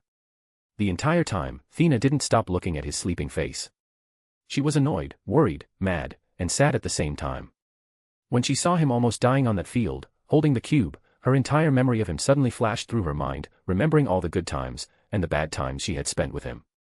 Thea clenched his hands so tightly. Why are you so reckless? She murmured in frustration. Thea stayed like that for a little while, before something strange happened. Are you Thea? Questioned the voice of a little girl. Thea quickly released Pluto's hand, and conjured a two-handed sword. She turned around, and saw a blue construct of a little girl, sitting on a desk, swinging her legs back and forth, looking at Thea curiously. "Who are you?" said Thea, frowning. "I am Juno," exclaimed the construct. "Pluto is me, and I am Pluto." "A construct?" questioned Thea softly. "But you're blue." Juno was confused. "Is that not good?" she questioned, looking at herself. "I can't change it though." "No," said Thea. "How can you be here?" "How is Pluto?" "He's just resting right now," she answered. "Tired after absorbing me." "Absorbing? Wait, are you?" Before she could say more, Pluto suddenly woke up roughly. He instantly sat up and coughed loudly. "Fucking hell." He groaned. "And there he goes," sang Juno. "Anyway, we'll talk later, bye." Juno then vanished into thin air, leaving some magical dust in the air. "I swear, I'll never do that again," murmured Pluto while bashing himself in the head, trying to fix some things. Yeah, I know, just shut up," he said again, talking to himself. He then looked around, only to see a surprised Thea, still holding her great sword. "Ah. Thea. Why are you holding a sword?" he questioned nervously. Thea just stared at him blankly, before her expression turned to rage. She unsummoned her sword, and grabbed Pluto by the collar. "Do you have any idea how worried I was?" she shouted on his face, spitting all over. "You foolish madman." Pluto just gulped as Thea shouted at him. "Well, it was just curiosity, I never intended to be like this." "You are dealing with an infinity stone," argued Thea. "And you dare try your curiosity on it." Well. Before Pluto could argue again, Thea just released him, and instead hugged him tightly. "You are so reckless," she murmured. Pluto could feel her crying at his neck. "I'm sorry, Thea," said Pluto softly, hugging her back. "Sorry, yes, I was reckless. For a second I thought you broke our promise," she said, hugging him more tightly. "That we would be together until the end." Pluto felt guilty as hell, and didn't say anything more. He allowed her to hug him as she pleased. They stayed like that for a couple minutes, calming Thea down. After Thea had calmed down, they were sitting in front of each other, with Thea holding his hand tightly. "So, what was that earlier?" she questioned. "That blue construct." "Oh, you mean Juno?" Pluto chuckled. "I absorbed some of the powers of the space stone. Turns out the stone is sentient, so I accidentally made it my construct." "So? Juno is the space stone?" Pluto shook his head. "Not quite. She's only a small fraction of the stone could still be used." "But why is she blue?" questioned Thea curiously. Pluto scoffed. "Because she comes from the space stone. The others were gold. Because they were somehow normal, while Juno is special." Thea just hummed. "Well, please don't do that again, you worried me for a second there." "I promise I won't do it again," nodded Pluto. "So, you can let go of my hand now." Thea sighed, before releasing Pluto's hand. But then, she stood up, walking to the side of Pluto, before sitting beside him, laying her head on his shoulder. "Let's stay like this a bit." Pluto chuckled, "Okay." Chapter 91, Chapter 80, Teenage Thor and Teenage Loki, 1000 CE. Pluto's POV. Me, Kingo, Sprite, and Thea were walking through a forest. The sky was clear, the strong wind of the northern field was hitting us between the trees, and we could see a vast field at the end of the forest. "Where are we going, anyway?" Kingo questioned. "This is literally in the middle of nowhere. Just shut up, and follow us," Thea said roughly. "Well, that was just rude," grumbled Kingo. I chuckled. "We're meeting some guests from afar." "Who is it?" asked Sprite. I smirked at her. "Maybe you could be friends with them, Sprite, they'll probably look the same as you, like a child." Sprite just scoffed, and flipped me off. I shook my head in amusement as we arrived on the vast field. We stood there, watching the sky as we waited. "So? Where are they?" asked Kingo impatiently. "Just wait for it," I said, and lo and behold, a rainbow beam came from the sky, hitting a spot just in front of us. I smiled, right on time. "Asgardians," Sprite commented in disappointment. "Really?" The beam gradually subsided, revealing Odin, with two teenagers beside him. Odin was carrying a sack of goods, while the two boys were carrying a big bag, possibly their belongings. "Off by a few minutes, old man." I smirked at Odin, making him laugh. "Half of your family is older than me." "You dare call me old," he said, hugging me. As we separated, he gave me the sack that he was bringing. "Here's the promised items," he said. He then stepped back, and pushed the two teenagers behind him. And these are the troublemakers, he smiled. Both of them didn't look like they wanted to go at all, which is better. Boys, meet a brother-in-arm of mine, Pluto, introduced Odin. Father, I really don't think this is necessary, said a boy with blonde hair. How is this going to help me become king? Odin was amused by his own son. He looked at me and said, remember that time? Oh yes, me and Thea are going to enjoy this, right? I said, looking at Thea. Thea just smiled, but somehow, that smile made that blonde boy shiver. I laughed. I still remember my training with Thea on that beach. I look like an idiot then. I can show you that again with my illusions if you like, giggled Sprite. Once in a while, I still watch it. I rolled my eyes. I then looked at the calm boy beside the blonde boy, and walked up to him. What's your name? He looked at me straight in the eyes. Loki. I nodded. I turned around to the blonde who was full of himself. You. Thor, son of Odin, he said proudly. Honestly. I forgot how annoying Thor is in the movies. Right, Juno, could you bring this back at home, please? I asked out loud, making the two boys confused. A blue construct of a little girl suddenly appeared beside me. What's this? She asked. Some good metals. I answered. I need to use you to forge some things. Bloody hell, that sounded wrong. She just nodded. Okay, home near Helen's grave. That's the one. She then grabbed the sack and vanished into thin air. Meanwhile, Odin was looking at me weirdly. You are a strange man, Pluto, you used an infinity stone as your servant. Hey, being an eternal is typically boring, usually you just wait in a town until a deviant shows up. Can't say I envy you, said Odin. I rolled my eyes. You are the All-Father, don't say that you envy me. Odin laughed. True, he then looked at his sons again, who were looking at the interaction confusedly. Right, my sons, you will stay with them for a couple of years. Gather some experience with them, do not disappoint me. Yes, father, said both of them. Odin nodded, and looked at me. Then I left it to you. I just hummed, and Odin walked away from the group, before Heimdall brought him back to Asgard. So. I said, clapping my hands. For the next 10 years, you will be traveling with us. Wait, us, questioned Sprite. We're going to follow you too. Yes, a jack allowed it. I nodded. Sprite just groaned, and didn't say anything anymore. Thor then looked at me suspiciously. Who are you to father? I raised my eyebrow. Just a friend, why? I never know your name. Thor said. How is a man from a planet like this worthy to talk to my father casually? I sighed, fucking entitled kids. Listen, boy. I said in annoyance. I fought with him, killing frost giants, so just shut up will you? Thor didn't say anything, he took off his bag, and I turned around, walking to the forest once again. The others quickly followed suit, well, except the blonde for some reason. As I neared the forest, Thor suddenly spoke. What are you doing? God, this kid is annoying.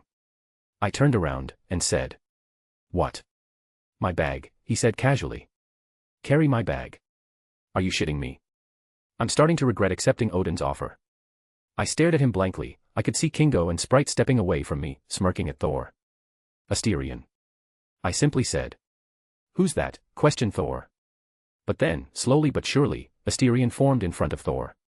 Because he was connected to me, he could feel my rage as well, making him intimidating as fuck.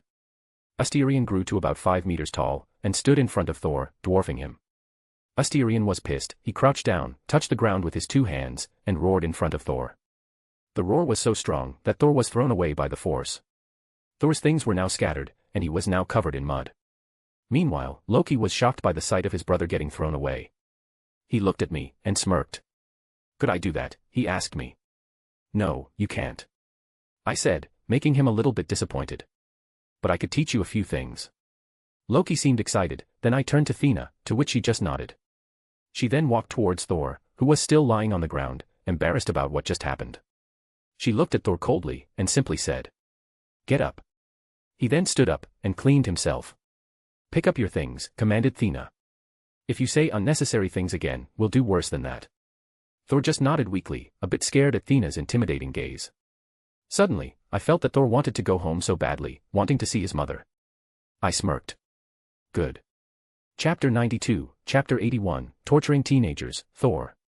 1000 to 1010 CE. Third POV. In a cottage near a beach, 4 Eternals were sitting leisurely, enjoying the cold wind of the sea. They were watching two teenagers, running back and forth, from the end of the beach to another, gasping for air as they ran. "Come on. 500 more laps," shouted Thea loudly. "Is this the Asgardians' strength?" Pathetic. The blonde boy, who was Thor, clenched his fist hard, angry that Thea mocked his race. "This is all your fault," said Loki while gasping for air, trying to not pass out. "If you weren't so arrogant, we wouldn't be doing this every morning." "Shut up," said Thor with gritted teeth. "I'll show them the strength of Asgardians." Thor then screamed on top of his lungs, and dashed forward, fastening his step. Big mistake. A couple hundred of laps later, Thor was now laying on the ground, gasping for air, and he could barely move. Unfortunately, he didn't finish the laps. Meanwhile, Loki was still going, as he was still a couple hundred of laps away. He was tired, but it was manageable. Thea then stood up, making the others smirked. She walked towards the almost passed out Thor, and looked at him from above, as if he was an ant. "Is the future king of Asgard this foolish?" she questioned sternly.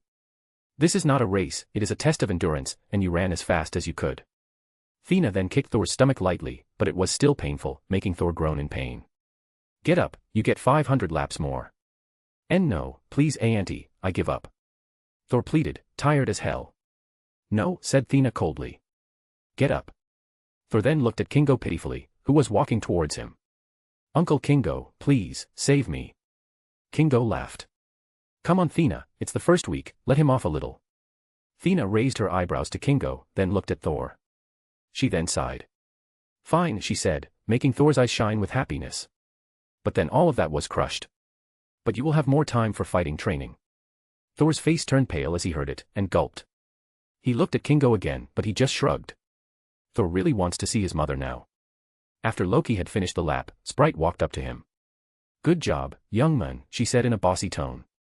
Loki was weirded out that a little girl called him young man, but didn't say anything, because he didn't want to be like Thor. "Thanks," he murmured. Sprite nodded. "Right, you can rest now, this is Thor's day."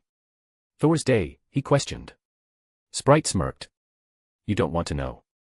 Loki gulped. "See, can I watch it?" "If you want to watch, you have to join," said Sprite. She then patted Loki's head. "Don't worry, you have your own day." Loki gulped again. But then, a shout came from Kingo. "Don't get too full of yourself, Sprite, you still look like a kid." Sprite then grumbled, and flipped Kingo. "Anyway, you should get inside, Thor's training will begin soon." Loki just nodded vigorously, and ran towards the shack. Thea was now standing in front of a scared Thor. The boy was holding a sword and a shield, preparing himself. "You've been trained before?" questioned Thea. "Trained since I was a kid," said Thor. "With all kinds of weapons. Yet you're this bad," murmured Thea, making Thor's eyebrow twitch. Thea then conjured her spear, and slammed it on the ground, making the ground shake a little. "Try to hit me then," she said, taunting Thor. Thor frowned, he then charged at Thea, screaming at the top of his lungs. "Arg." Thea looked baffled. "Really? Screaming?" Thor then raised his sword, and wanted to slash Thea. But, the goddess just stepped away, and hit Thor in the back using the blunt side of the spear. "Good stance, but really?" Screaming, questioned Thea in amusement. "You're not a berserker Thor, you're a prince." Thor just ignored her, and he quickly changed his position, before attempting to slash Thea again. Thea hummed as Thor moved, then, she conjured her shield and blocked Thor's attack, making a loud sound that vibrates around the area. "Really? Only this strong?" Thea was not amused. "Are you sure you're an Asgardian? You can't even kill a deviant with this." Thea then kicked him in the stomach, throwing him away a couple of meters, and making Thor enter the water, soaking wet. "Is this the strength of the Prince of Asgard? You said you want to be king, right? You compare yourself to your father." "Pathetic," spat Thea, mocking Thor again and again. Thor was gritting his teeth. He stood, his body soaked in water, his hand was clenching his sword tightly, and stared at Thea angrily. Then, the clouds around them suddenly turned dark. Thunder rumbled as Thor was walking closer and closer towards Thea. His body was generating small amounts of electricity, but unfortunately, it wasn't enough for combat. Pluto, who was watching the battle, was amused. Ghidorah then possessed him, and controlled the weather around him, making him quite sunny again. "Rather amusing trick you got there, kid." Pluto scoffed. "What are you? Weather wizard?" Thor was actually surprised with his own power. He didn't know he could do that. How did I do that?" he murmured. Thea then nodded, and deconjured her weapons. Anger triggers most of the powers. Your father said that you have something inside you, you just need to activate it. Seems like it worked. What was that? Questioned Thor, he seemed excited. Pluto then walked to him while chuckling. Congratulations kid, you're a wizard. Chapter 93, Chapter 82, Torturing Teenagers, Loki. 1000 to 1010 CE. Third POV. In a dark forest somewhere in Scandinavia, a black-haired boy was standing rather tensely. He was alert, watching his surroundings carefully. The black-haired boy was drenched in cold sweat. He then walked slowly forward, stepping carefully, still watching his surroundings. His mentors had given him a task, to leave the forest as soon as possible. Loki was confused. Why give such a simple task? It was just exiting a forest at night. But Pluto just smirked, and said, for the night is dark and full of terrors. And so, Loki was dropped off in the middle of the forest, the moon was nowhere to be seen, and fog covered the entire forest. Immediately, Loki felt that something was wrong. And so, he started to slowly walk, stepping carefully through the foggy forest. What in Father's name is this? He murmured. He kept walking. He decided that he would stick close to trees, just in case. Every time he walked through a tree, he marked it, so he knew that he had passed it. His vision was significantly blocked. The fog was so thick that even his Asgardian eyes couldn't see through, which was already weird. He continued walking. The fog was getting thicker and thicker, and there was no source of light whatsoever. He then remembered a fire spell that his mother had taught him. He tried to conjure the flame, and it worked. But then, as soon as his fire was lit, it was extinguished immediately, making him gulp. What? He questioned himself. Was it a fluke? Did he say the incantation wrong? He tried it again. The crimson flame was on his palm once again, but when he started to walk, it was extinguished immediately. What is this? He stuttered. He tried to conjure it again, but now, it failed. He gulped, and took a deep breath. Okay, let's just walk slowly. He started to walk again, but he heard sounds of ruffles behind him. He quickly turned around, his face pale, and was in a state of panic. Who's there? He shouted frantically, trying to conjure magic again, to no avail. No answer. Loki gulped again. He didn't know what was going on, so he turned around, and started to walk again. The fog then started to get thicker and thicker to the point that Loki couldn't even see the ground beneath him. He was extremely confused and scared right now. He just wanted to get out of this forest as quickly as possible. Another sound came from behind him again, making him turn around frantically. Who's there? I warned you. Don't come closer. Again, no answer. Loki clenched his fist once again, and turned around. But then, when he turned around, he saw a pair of glowing yellow eyes, staring at him. Argh, he screamed, and ran in the opposite direction of the eyes. He ran in a random direction. He didn't care about getting out of the forest anymore, he just wanted to hide. Sounds of ruffling leaves starting to get louder and louder, as if a pack of some things were chasing him. Get away. Get away from me, he screamed frantically, stumbling, but quickly stood up again. He didn't know what this is. The aura of the monster that is chasing him is so powerful, he could feel the bloodlust and hunger of that monster. He didn't know monsters like these exist on Earth, a remote planet in the galaxy. As he ran, he saw a cave near him. He then frantically entered the cave, hoping that he could hide there. As he entered the cave, he quickly hid behind a rock. His mind was racing right now. What is this? Is this a test? Or is this real? There was no way fogs as thick as this exist on Earth, let alone a monster with a humongous bloodlust like the one was chasing him right now. He then heard the ruffling sound entering the cave, making him freeze in fear. He gulped. Is this it? Is he going to die? On this backwater planet. The monster made a growling sound, making Loki shiver. The monster sniffed the air in the room, and Loki could hear the monster getting closer and closer. He looked around, and there was no way to run.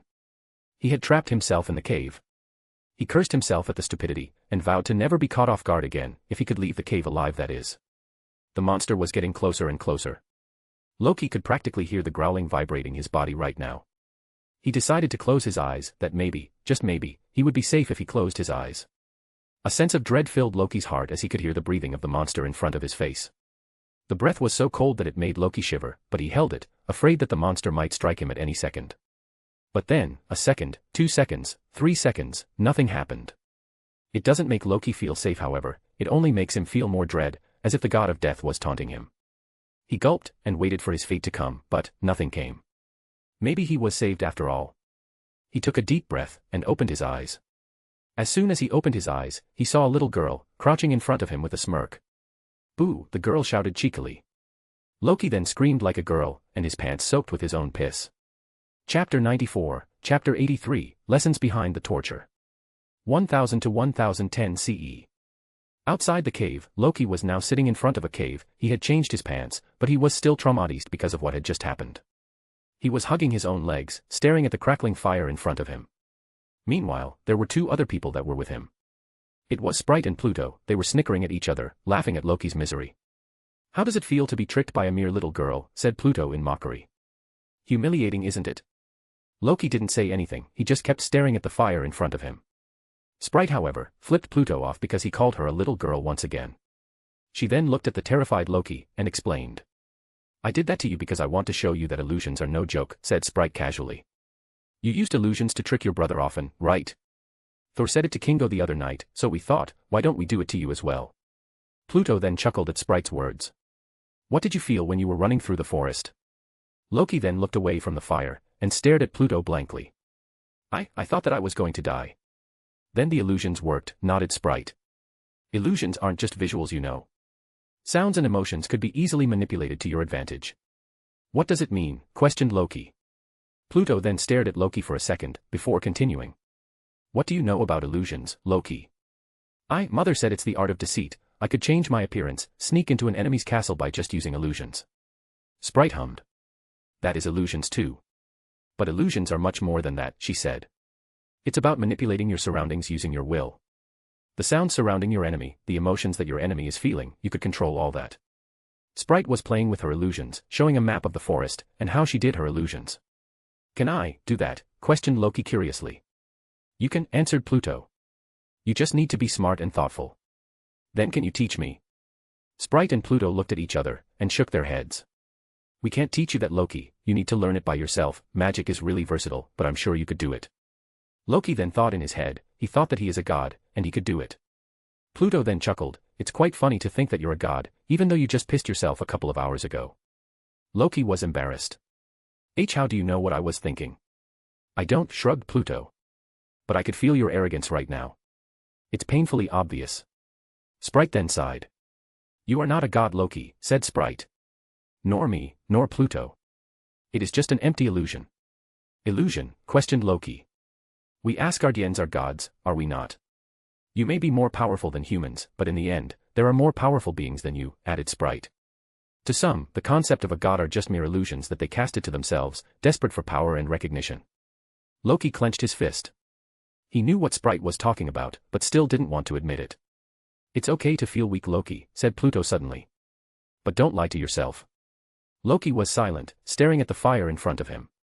After a while, he spoke again. "Can I really do what you showed me today?" "If you train, you can," nodded Sprite.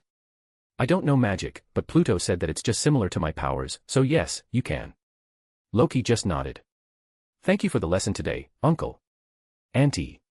Soon the campfire was in a comfortable silence, but then, Pluto couldn't hold back his laugh anymore as he heard Loki called Sprite Auntie, and Sprite, once again, flipped him off. "Not funny, dude." Sprite grumbled.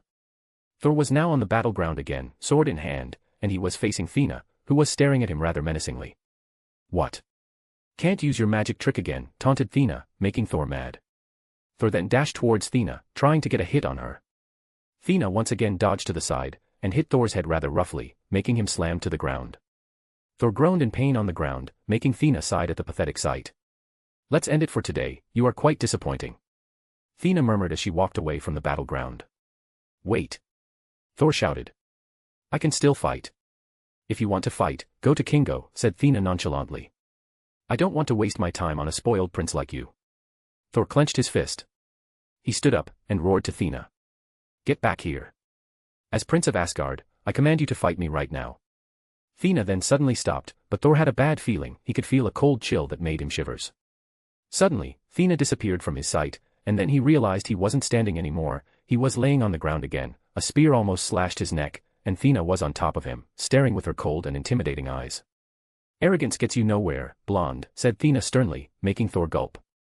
"Next time you shout at me again, I will make sure that you will return to your father headless. I'm sure Loki won't mind being the crown prince after your death, right?" Thor was sweating profusely, and nodded vigorously. "Why yes, Auntie. Forgive me."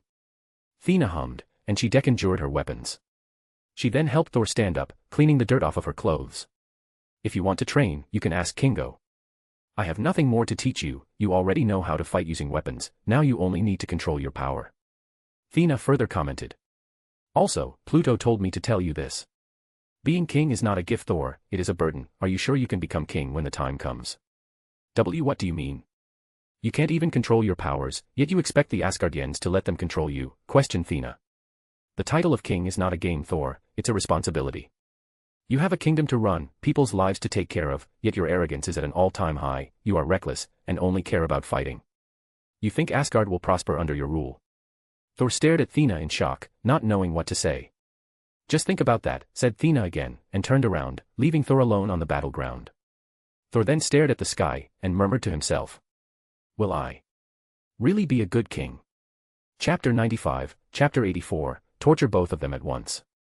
1000 to 1010 CE. A group of people were now standing on top of a cliff.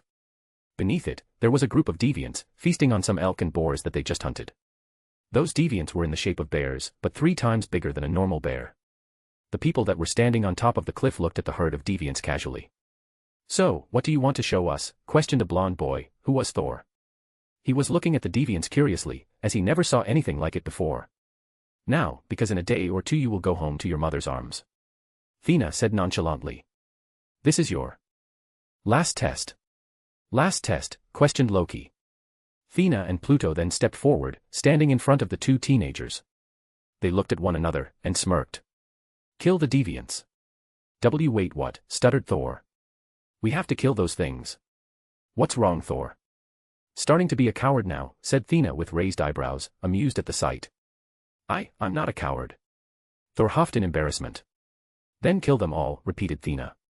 You're the god of thunder, you boast your powers in front of humans after all, so you must have credibility on using that power. Thor gulped. He turned around to Kingo, who was his favorite out of all the Eternals, because he was the nicest of them all. But this time, Kingo just smirked, making Thor curse himself for this forsaken trip to Earth. Well, what are you waiting for? Jump, stated Pluto casually. Loki then tried to argue. But uncle, I have not learned many spells that could. Ice and illusion spells are enough, shrugged Pluto. Now jump. Wait a minute. Thea and Pluto sighed as they saw both of their cowardice. They looked at one another, and smirked. Well, we'll give you a little push then. Before they could continue to argue, Pluto and Thea rushed towards them, and kicked them from the cliff, making them fall towards the herd of deviants directly. Both of them screamed as they fell towards the herd, cursing all that exists on Earth. I hate this fucking planet, shouted Loki. For once I agree with you, brother. Thor shouted back. The 2 then dropped to the ground, making the ground shake a little. The deviants then turned to them instantly, making them gulp. Loki snapped to reality quicker, and he made himself invisible, trying to make his brother fight alone. But it was a mistake. The deviants could smell him, and because he moved first, he was the one who got attacked first. And so, the suffering of the 2 future gods continued. Meanwhile, the Eternals were watching them from afar, sitting on top of the cliff, like it was entertainment for them. You sure this is a good idea, man? Questioned Kingo. They're just kids. They're Asgardian kids. Pluto pointed out. I'm sure they'll do well. Then, they watched as Loki was being chased by the bear deviant, which made Pluto quiet. You're saying? Kingo said in amusement. Look, Thor and Loki obviously hate each other, said Pluto as if it was clear as day. And as you know, people often develop bonds from life and death situations. So basically, your goal of getting them in a near-death situation is to at least make them not hostile towards each other anymore, questioned Sprite. Yup. Real smart dude, said Sprite, rolling her eyes. Real smart. They then heard a shout from below. Uncle, please. We're dying here, shouted Loki, still dodging the deviants' attack. Pluto just ignored the shout, as Thor and Loki continued to fight the deviants by themselves. Right. Pluto said as he stood up. Let's go back. What about them? Questioned Thea. They'll be fine, shrugged Pluto, ignoring the screams from below. Let's go. The others just sighed, and followed him back to their place. I'm not responsible if they die, said Sprite. Loki was running from the deviants, saving his own life. He kept dodging, rolling, and sidestepping, to the point that his legs were killing him. He looked above, and saw that the Eternals were missing. He cursed himself, saying that they are sadists, and he carved a message in his heart to not meet with them again in the future. He then turned to his brother, who was grabbing the jaw of the deviant desperately, trying not to get killed. He then turned towards his brother, and quickly conjured an ice shard spell, attacking the deviant's eye. The shard flew across the air, and towards the eye, stabbing it deeply, making the deviant staggered. Thor saw an opportunity, and quickly kicked the deviant away from him, making the deviant slammed itself against the cliff. "Listen to me, brother," shouted Loki. "I'll cast a blinding spell, and you'll attack it from the back." "I will not listen to Dash." "Shut up. You want to live or not?" Thor clicked his tongue, and ran toward Loki. Loki saw this, and he prepared his spell. He let the magic gather towards his hand, and once it finished gathering, he turned around, and aimed the spell towards the deviant, making it blind. "Now," shouted Loki. Thor then jumped towards the back of the deviant, and he tried to stab it using his sword. As he stabbed it, it didn't pierce through its skin. "I can't stab it. The skin is too thick," shouted Thor in panic. Loki quickly racked up his brain, and saw the inside of the deviant was different from the outside. "Stab it in the eye." "Or from the mouth," shouted Loki, already distracting the other deviants. And so Thor quickly jumped from the blinded deviant, and stabbed it from its mouth and through the brain, killing it instantly. "I did it," shouted Thor in excitement. "We did it, brother." Loki grumbled. "And we've got a lot more to go. Focus." And so, the duo fought the deviant until the sun set. Pluto and Thea were sitting on the beach, enjoying the sunsets as they drank coconut that Pluto picked from the south. They were relaxing, enjoying the time they spent together. Suddenly, two bloodied teenagers walked towards them, bringing a bag of deviant heads with them. "We've done them," Thor grumbled, dropping the heads in front of Thea and Pluto. "Good," said Pluto casually. "Congratulations, you can go home now, go celebrate with Kingo and Sprite or something, don't bother us." Thor and Loki cursed them in their hearts, but they couldn't see anything. They just grumbled, and walked towards the cottage nearby. Thor then remembered Sprite's gesture towards Pluto as an insult. So, as they walked towards the cottage, Thor turned around, and flipped them off. "I could see you doing that, you know," said Pluto nonchalantly, making Thor flinch. "You want another test?" "And no. Please, Uncle, I'm sorry, no more." Thor pleaded. "Good, just go." Thor and Loki then entered the cottage, pleased with themselves that they have gone through hell and back. Chapter 96, Chapter 85, I can't say that I want to meet you again. 1010 CE. A group of people were now standing on an empty and vast plain. The wind was blowing strongly, and the grass was blown by the wind, making a beautiful and peaceful sight. Pluto was watching this sight. He took a deep breath, the warm air of spring entered his synthetic lungs, and he closed his eyes for a moment, enjoying the calmness of the place. But someone just had to ruin it. "Where is father?" grumbled Thor. "This is taking too long." Pluto was a bit ticked off hearing the blonde. "Maybe he doesn't want you to go home. Maybe he thinks you're just a nuisance to him." "Impossible. I am his firstborn, and Loki is the next in line after me," refuted Thor. Pluto tried to calm himself. "Are you sure about that?" "What?" Pluto sighed. "Never mind," he murmured. "Just shut up, and be patient." Thor just grumbled, but didn't say anything. Pluto then continued to close his eyes, enjoying the winds that blew through him. He crossed his arm, and took a deep breath once again. But then, a loud boom and a bright light suddenly appeared, making Pluto annoyed. The Bifrost had come down, revealing Odin with his kingly attire. He brought the Gungnir with him, just in case. "It's been a few years, my friend." Odin laughed as he approached Pluto, hugging him. Yeah. Pluto rolled his eyes. "Just bring you sons back, they really are a nuisance." "No, your whole family is." "I should not have taken your offer." "Hey, don't be like that. I'm sure you taught my sons unforgettable lessons, right?" questioned Odin. Pluto shrugged. "I don't know, ask them yourself." He pointed at Thor and Loki. Odin then turned around, and laughed at his son's condition. "By Bor, what happened to you two?" "I taught them a lesson, just like you instructed," smirked Pluto, making Thor and Loki flinch. "Father, let's just go home," murmured Thor. "And you're not going to thank your teachers for 10 years?" Odin refuted roughly. "Where are you manners, Thor?" Thor gulped. He then looked at his brother Loki, and both of them approached Thea and Pluto. "Uncle. Auntie." Thor stammered. "Thank you for teaching us." Thea hummed. "Make sure you train your magic trick often," advised Thea. "If I meet you again in the future and you still can't control it, you know what will happen." Thor gulped once again, scared at the thought of facing her again. "You too, Loki," added Pluto. "Take me and Sprite's advice to heart. You are allowed to be weak, but do not lie to yourself." "It's true, young man," added Sprite. "Work on your self-esteem a bit, you are an Asgardian prince, act like one." Loki nodded. Anyway, if you made any trouble using our teachings, just like Thea said, you know what will happen, warned Pluto, making Loki nodded vigorously. Good. Pluto nodded, and he looked at Odin and winked, making the old man laugh. What did you do to my sons, questioned Odin jokingly. Anyways, it is time we go. May we see each other again, Eternals. Just make sure after your death, you know who won't come to Earth, said Pluto casually. Or I'll be helping her destroy Asgard, hell, pun intended. She might even marry one of my apostles in the future if she does come to Earth, who knows. As the Bifrost came from the sky, Odin's face paled as he heard Pluto's words. How did you dash? But before he could say anything, the Bifrost had taken them to Asgard, leaving the Eternals alone. Well, I guess that's it. Kingo said, looking at the burned grass in front of him. Pluto looked at the sky and sighed. I need a vacation. Where do you want to go? Questioned Thea curiously. I don't know. I want to do something peaceful. Murmured Pluto. Maybe teaching, that's quite peaceful, right? Teaching commoners? Nah, said Pluto. A princess maybe, they're well-mannered, right? I don't have to deal with hyperactive people for quite a while. Phastos is in Constantinople right now, advising the emperor. Kingo said. Maybe you should go there. Pluto looked at Thea. What do you think? I'll follow you everywhere you go, Pluto, as always, she smiled at Pluto softly, holding his hand. Okay then, hummed Pluto. I'll go south, to Constantinopolis. Chapter 97, Chapter 86, Basement Shut-in, 1090 CE. Hagia Sophia, 1090 CE. In a dimly lit room beneath the Holy Wisdom, two men were working on something that could possibly destroy the entire building. A small blue cube was floating on top of the two men, with chunks of metal also floating in front of them. One of the men that had dark skin had golden energy wrapping up his hands, focusing on the metal in front of them.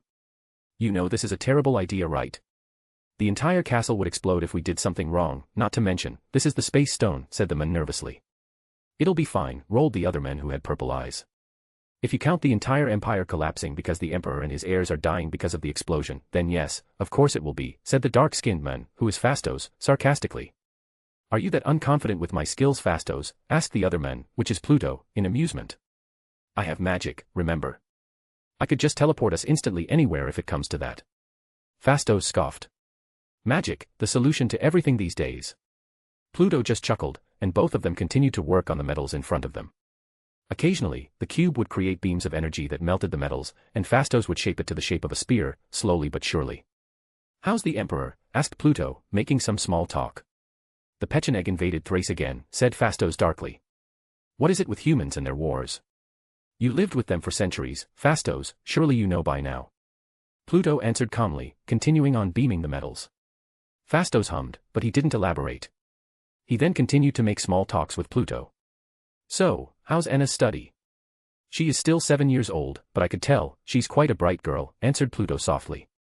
Phastos groaned. I could tell this is going to be some kind of Helen situation again. Pluto chuckled. Not really, but she looks similar to her, murmured Pluto. Perhaps she's Hermione's descendant. Who knows? Now that would be a stretch, stated Phastos. But it's possible. Pluto just hummed, and diverted the conversation. So how about your mission, giving them any technology that could burn entire kingdoms, said Pluto sarcastically. Phastos scoffed. No, a jack wouldn't allow me, I did give them some theories about the Earth and physics though. What kind of theory? That the Earth is round, said Phastos nonchalantly. Apparently, people believe that the Earth is flat, so I gave the theory to someone that the Earth is round. Pluto hummed. What else? Also time zones, added Phastos. While people know that in different parts of the world the time of day is different, no one's written about that, so I just gave the guy the idea. Pluto sighed. Well, good, at least you're not giving them more weapons ideas. Phastos frowned as he heard Pluto's words. What is it with you trying to stop me from teaching humans technology? Don't get me wrong, Phastos, I've had no qualms with it, shrugged Pluto. But someone might. Who? Druig, said Pluto. As you know, he seems to hate human wars. And technology could very well increase the casualties of wars. Phastos was silent for a little while, before answering. While I could see that my technology somewhat has a negative impact on human beings, the positive impact dwarfs the negative impact, so in the end, it is worth it. Pluto sighed. Well, it is your job, and it is your responsibility, I just hope that you won't be burdened by the consequences. As the room went into a comfortable silence, the two kept working on the metals in front of them, their hands moving as if they were weaving threads. The beams of the blue cube lit up the place periodically, and slowly but surely, the metals took shape in the form of a spear. Maybe let's make it a bident instead, commented Pluto, making Phastos annoyed. Are you kidding? A bident is not an effective weapon, it is made for moving Pluto, not killing deviants. I know, but I was just attached to my old bident, you know. Murmured Pluto. How about making the spear tip wider, and make a small gap in the middle, so I could shoot my beams between it? Phastos sighed, and did as Pluto asked. Spear tip went longer and wider, and in the middle of the tip, a gap appeared. The spear is now done. Try it, shrugged Phastos.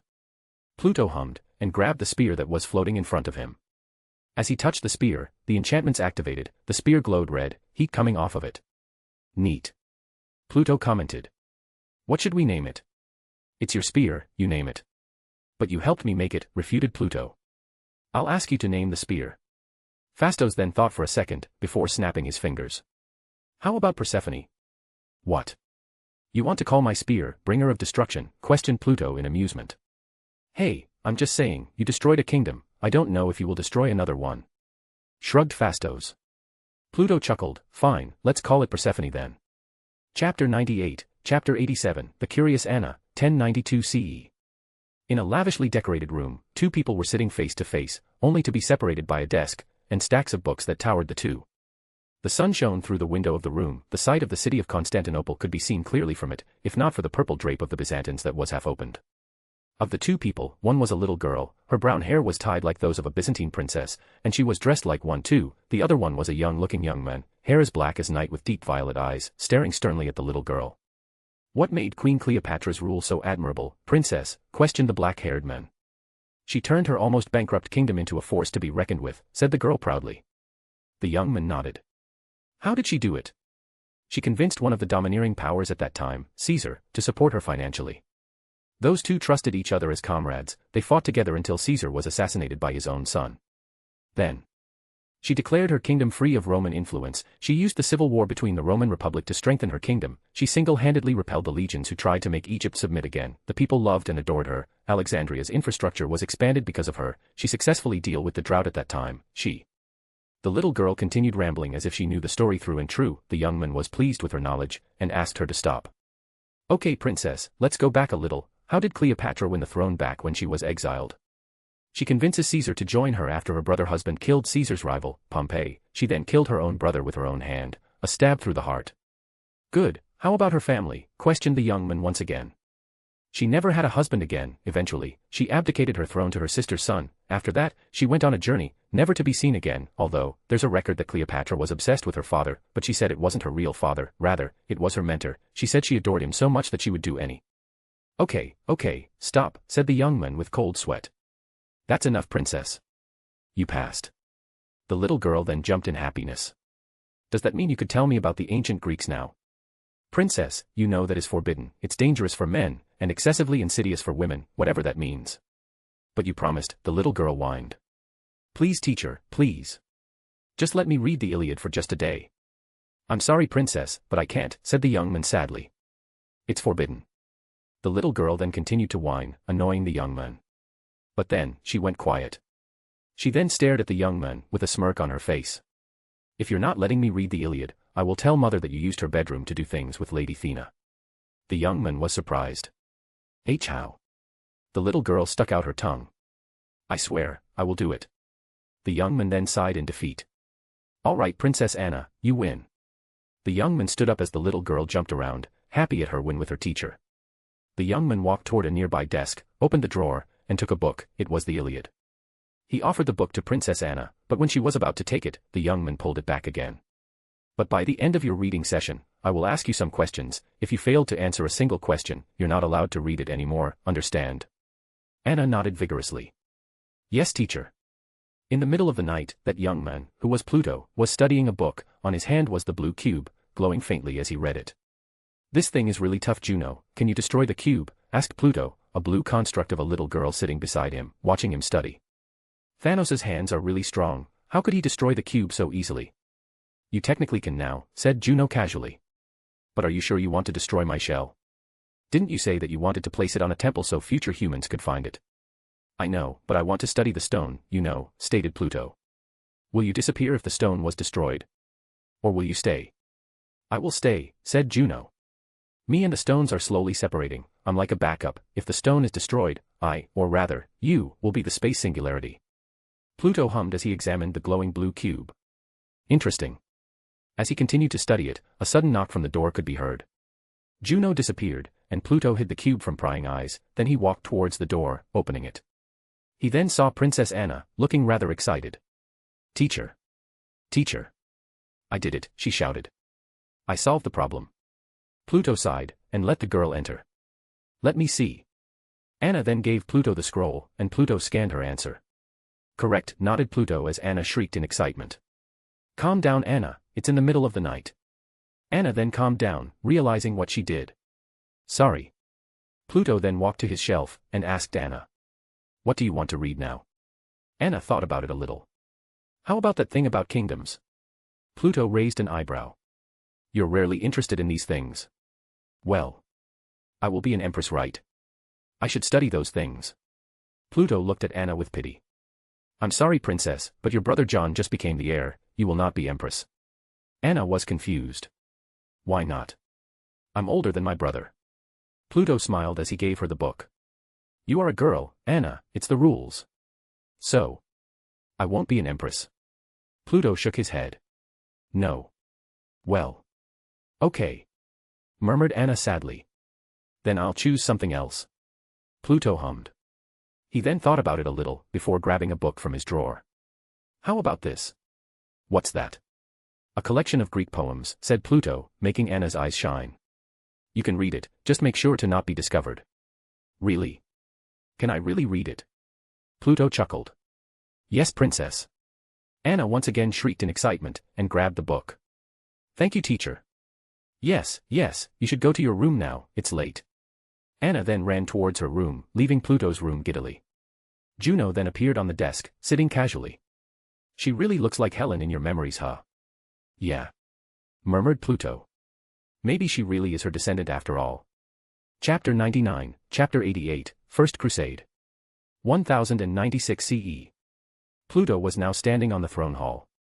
Nobles gathered around the throne, with Pluto and a disguised Phastos near the throne, standing as advisors.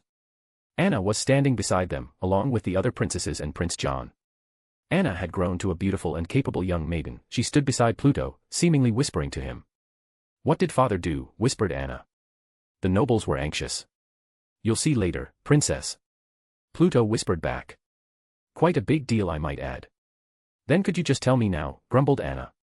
I believe, even if you knew, you couldn't do anything, added Pluto. Just focus on your marriage, Anna, you have a husband to impress. Well, I don't want to marry. Pluto hummed. Then please, drop your ambition to become empress too.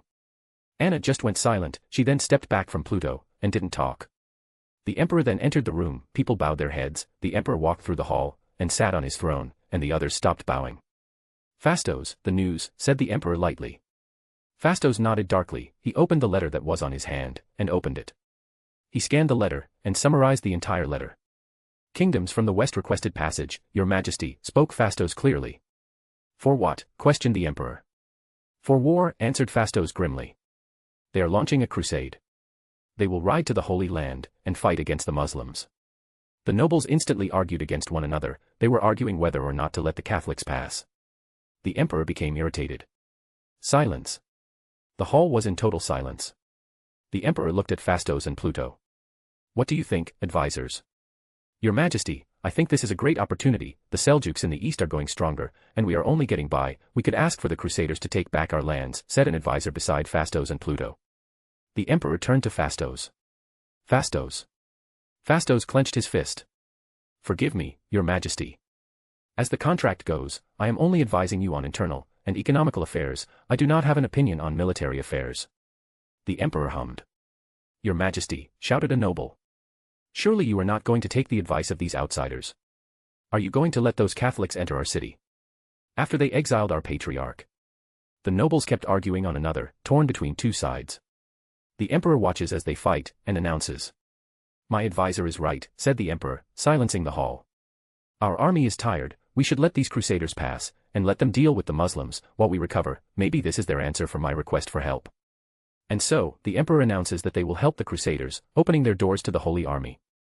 In the emperor's solar, Phastos and Pluto were standing opposite of the emperor, answering his call. The emperor looked tired, and annoyed at the same time. Phastos, Pluto, are you sure your kind can't intervene with human affairs? Questioned Emperor Alexios calmly.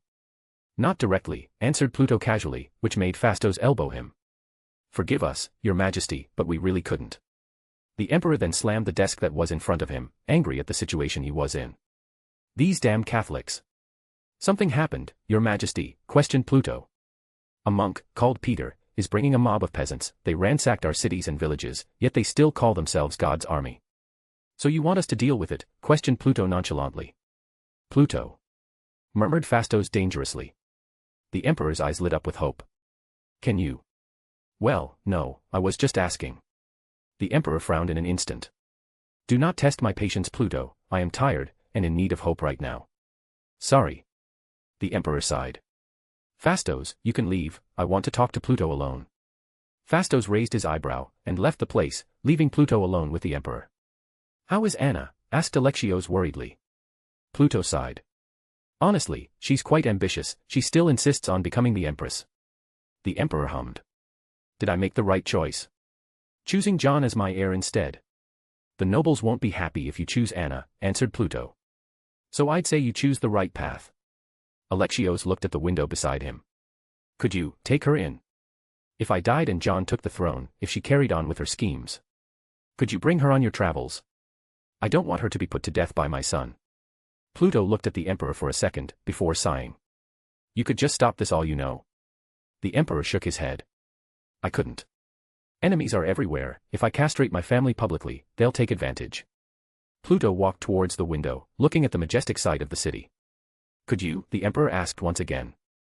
She's my dear daughter, the one who followed me all the time when she was a child, she idolizes me too much. Pluto didn't answer, instead, he changed the topic. Did you know she's talented at writing? Alexios frowned. I didn't know that. Pluto continued. I gave her books that I got from my travels, the Iliad, Herodotus's writings, Aristotle's memoirs, everything. You gave her heretical material, chuckled Alexios. I should not have hired you as her tutor. Pluto ignored the emperor's words. I will not bring her on my trip, answered Pluto finally, making the emperor sigh. But I'll help her dream, like my children before her. Children? Pluto just smiled. You should rest, your majesty, said Pluto calmly. The crusade has just begun. Chapter 100, Chapter 89, Emperor is also a human.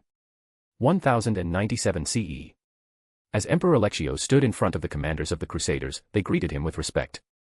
A sea of men were standing outside the walls of Constantinople, underneath the sun. Pluto and Anna were in the walls of Constantinople, admiring the sight in front of them. I've never seen so many men in one place, murmured Anna. Is this what Paris felt when he saw the Greeks outside the walls of Troy? I frankly don't care about him, said Pluto coldly. Come on, princess, you said you want to see your father. Anna nodded, and she walked with Pluto towards a platform near where the emperor was standing. They looked at the crowd below them, armored men were entering the city, greeting the emperor. Anna admired his father, she looked at him with respect and love, she stared at his father, armored from shoulder to toe. I wish I could be like father someday, commented Anna. Standing in front of a crowd, scoffed Pluto. No, huffed Anna. Respected. Valued. The life of a Byzantine princess isn't exactly a fun thing, only good for marriage. Don't be so pessimistic, chuckled Pluto. I'm sure you could be a great woman in the future. Like an empress, questioned Anna hopefully. Pluto sighed. Princess, I have told you many times. Yes, I know, murmured Anna in disappointment. But I could take it by force, my mother supported me. Anna, said Pluto, dropping the courtesy. Being an empress and staging a coup isn't a game, people will die, your close family will die, it's not worth it, your brother is a good heir, and he loved you like an elder sister, so I advised you to not listen to your mother's whisper. Anna then looked at her father, greeting the generals of the crusade politely. Father staged a coup once, and he's now the emperor. Your father is different, said Pluto. He was a general before he was emperor, he had many accomplishments, while you just sat in the library all day. Anna then clenched her fist. What am I supposed to do then?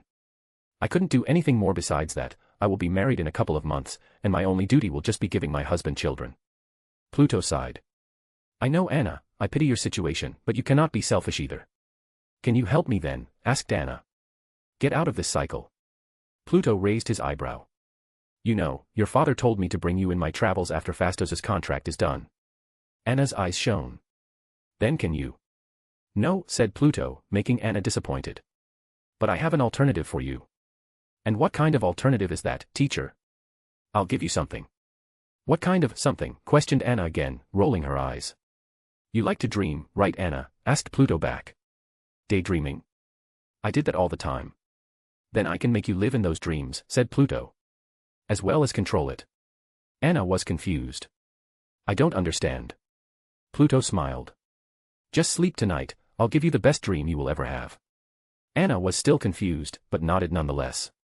The next morning, Pluto was woken up by a loud banging from his door. Pluto groaned as he heard it, and walked up to the door, before opening it. He saw Anna, looking at Pluto with excitement. How did you do that? Shouted Anna. Do what? Pluto smirked. Last night. I dreamed of becoming an empress and it just felt so real. I feel like it's actually real, but it's not. Father chose me instead of John, and people loved me. I also married Y- before she could continue, she blushed, and shut up. How did you do that? She asked again. Want to know? Smiled Pluto. Yes. Well, you have to work hard to get it, answered Pluto. What? Show me what you can accomplish, said Pluto calmly. Then I'll show you how to do it. Accomplish? Questioned Anna. What can I do? I don't know, shrugged Pluto. You need to figure it out by yourself. Anna frowned. That's not fair. Pluto just ruffled her messy hair, and said. You're a good writer, Anna, maybe you could write about something. Like what? Pluto shrugged again. I don't know, figure it out yourself. Pluto then stepped back, and slammed the door in front of her, making her huff in annoyance. Princess Anna was now sitting in front of her father, she had been called by him, she didn't know why. Anna. Her father spoke. How have you been? I am fine, father, answered Anna calmly, maintaining her composure. How is your study with Pluto? The lessons are interesting, father. Her father hummed, and looked at her intensely, making Anna a bit uncomfortable. Do you hate me, Anna? Anna was surprised. Father. You will not be empress because of me, do you hate me? Oh, of course not, father, exclaimed Anna. The emperor smiled. Then thank God it wasn't the case. The emperor then stood up, before walking to a desk. He grabbed something from the shelf, it was a set of writing utensils, all decorated with jewelry. Pluto told me you liked writing, commented her father. Why yes, he taught me how. You read books too, asked the emperor again, as if it wasn't obvious. Yes, answered Anna again. You like to read what? Aristotle. Herodotus, questioned the emperor again, making Anna flinched. Do not worry, Anna, I am not going to punish you, spoke the emperor softly.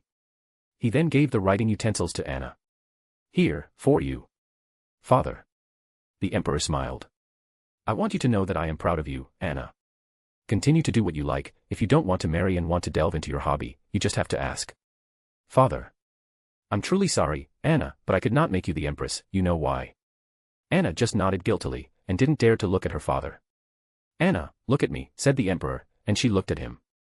Anna, write about me, will you? I'm sure you'll do well at it. Anna's eyes shone with ideas. I will try my best, father.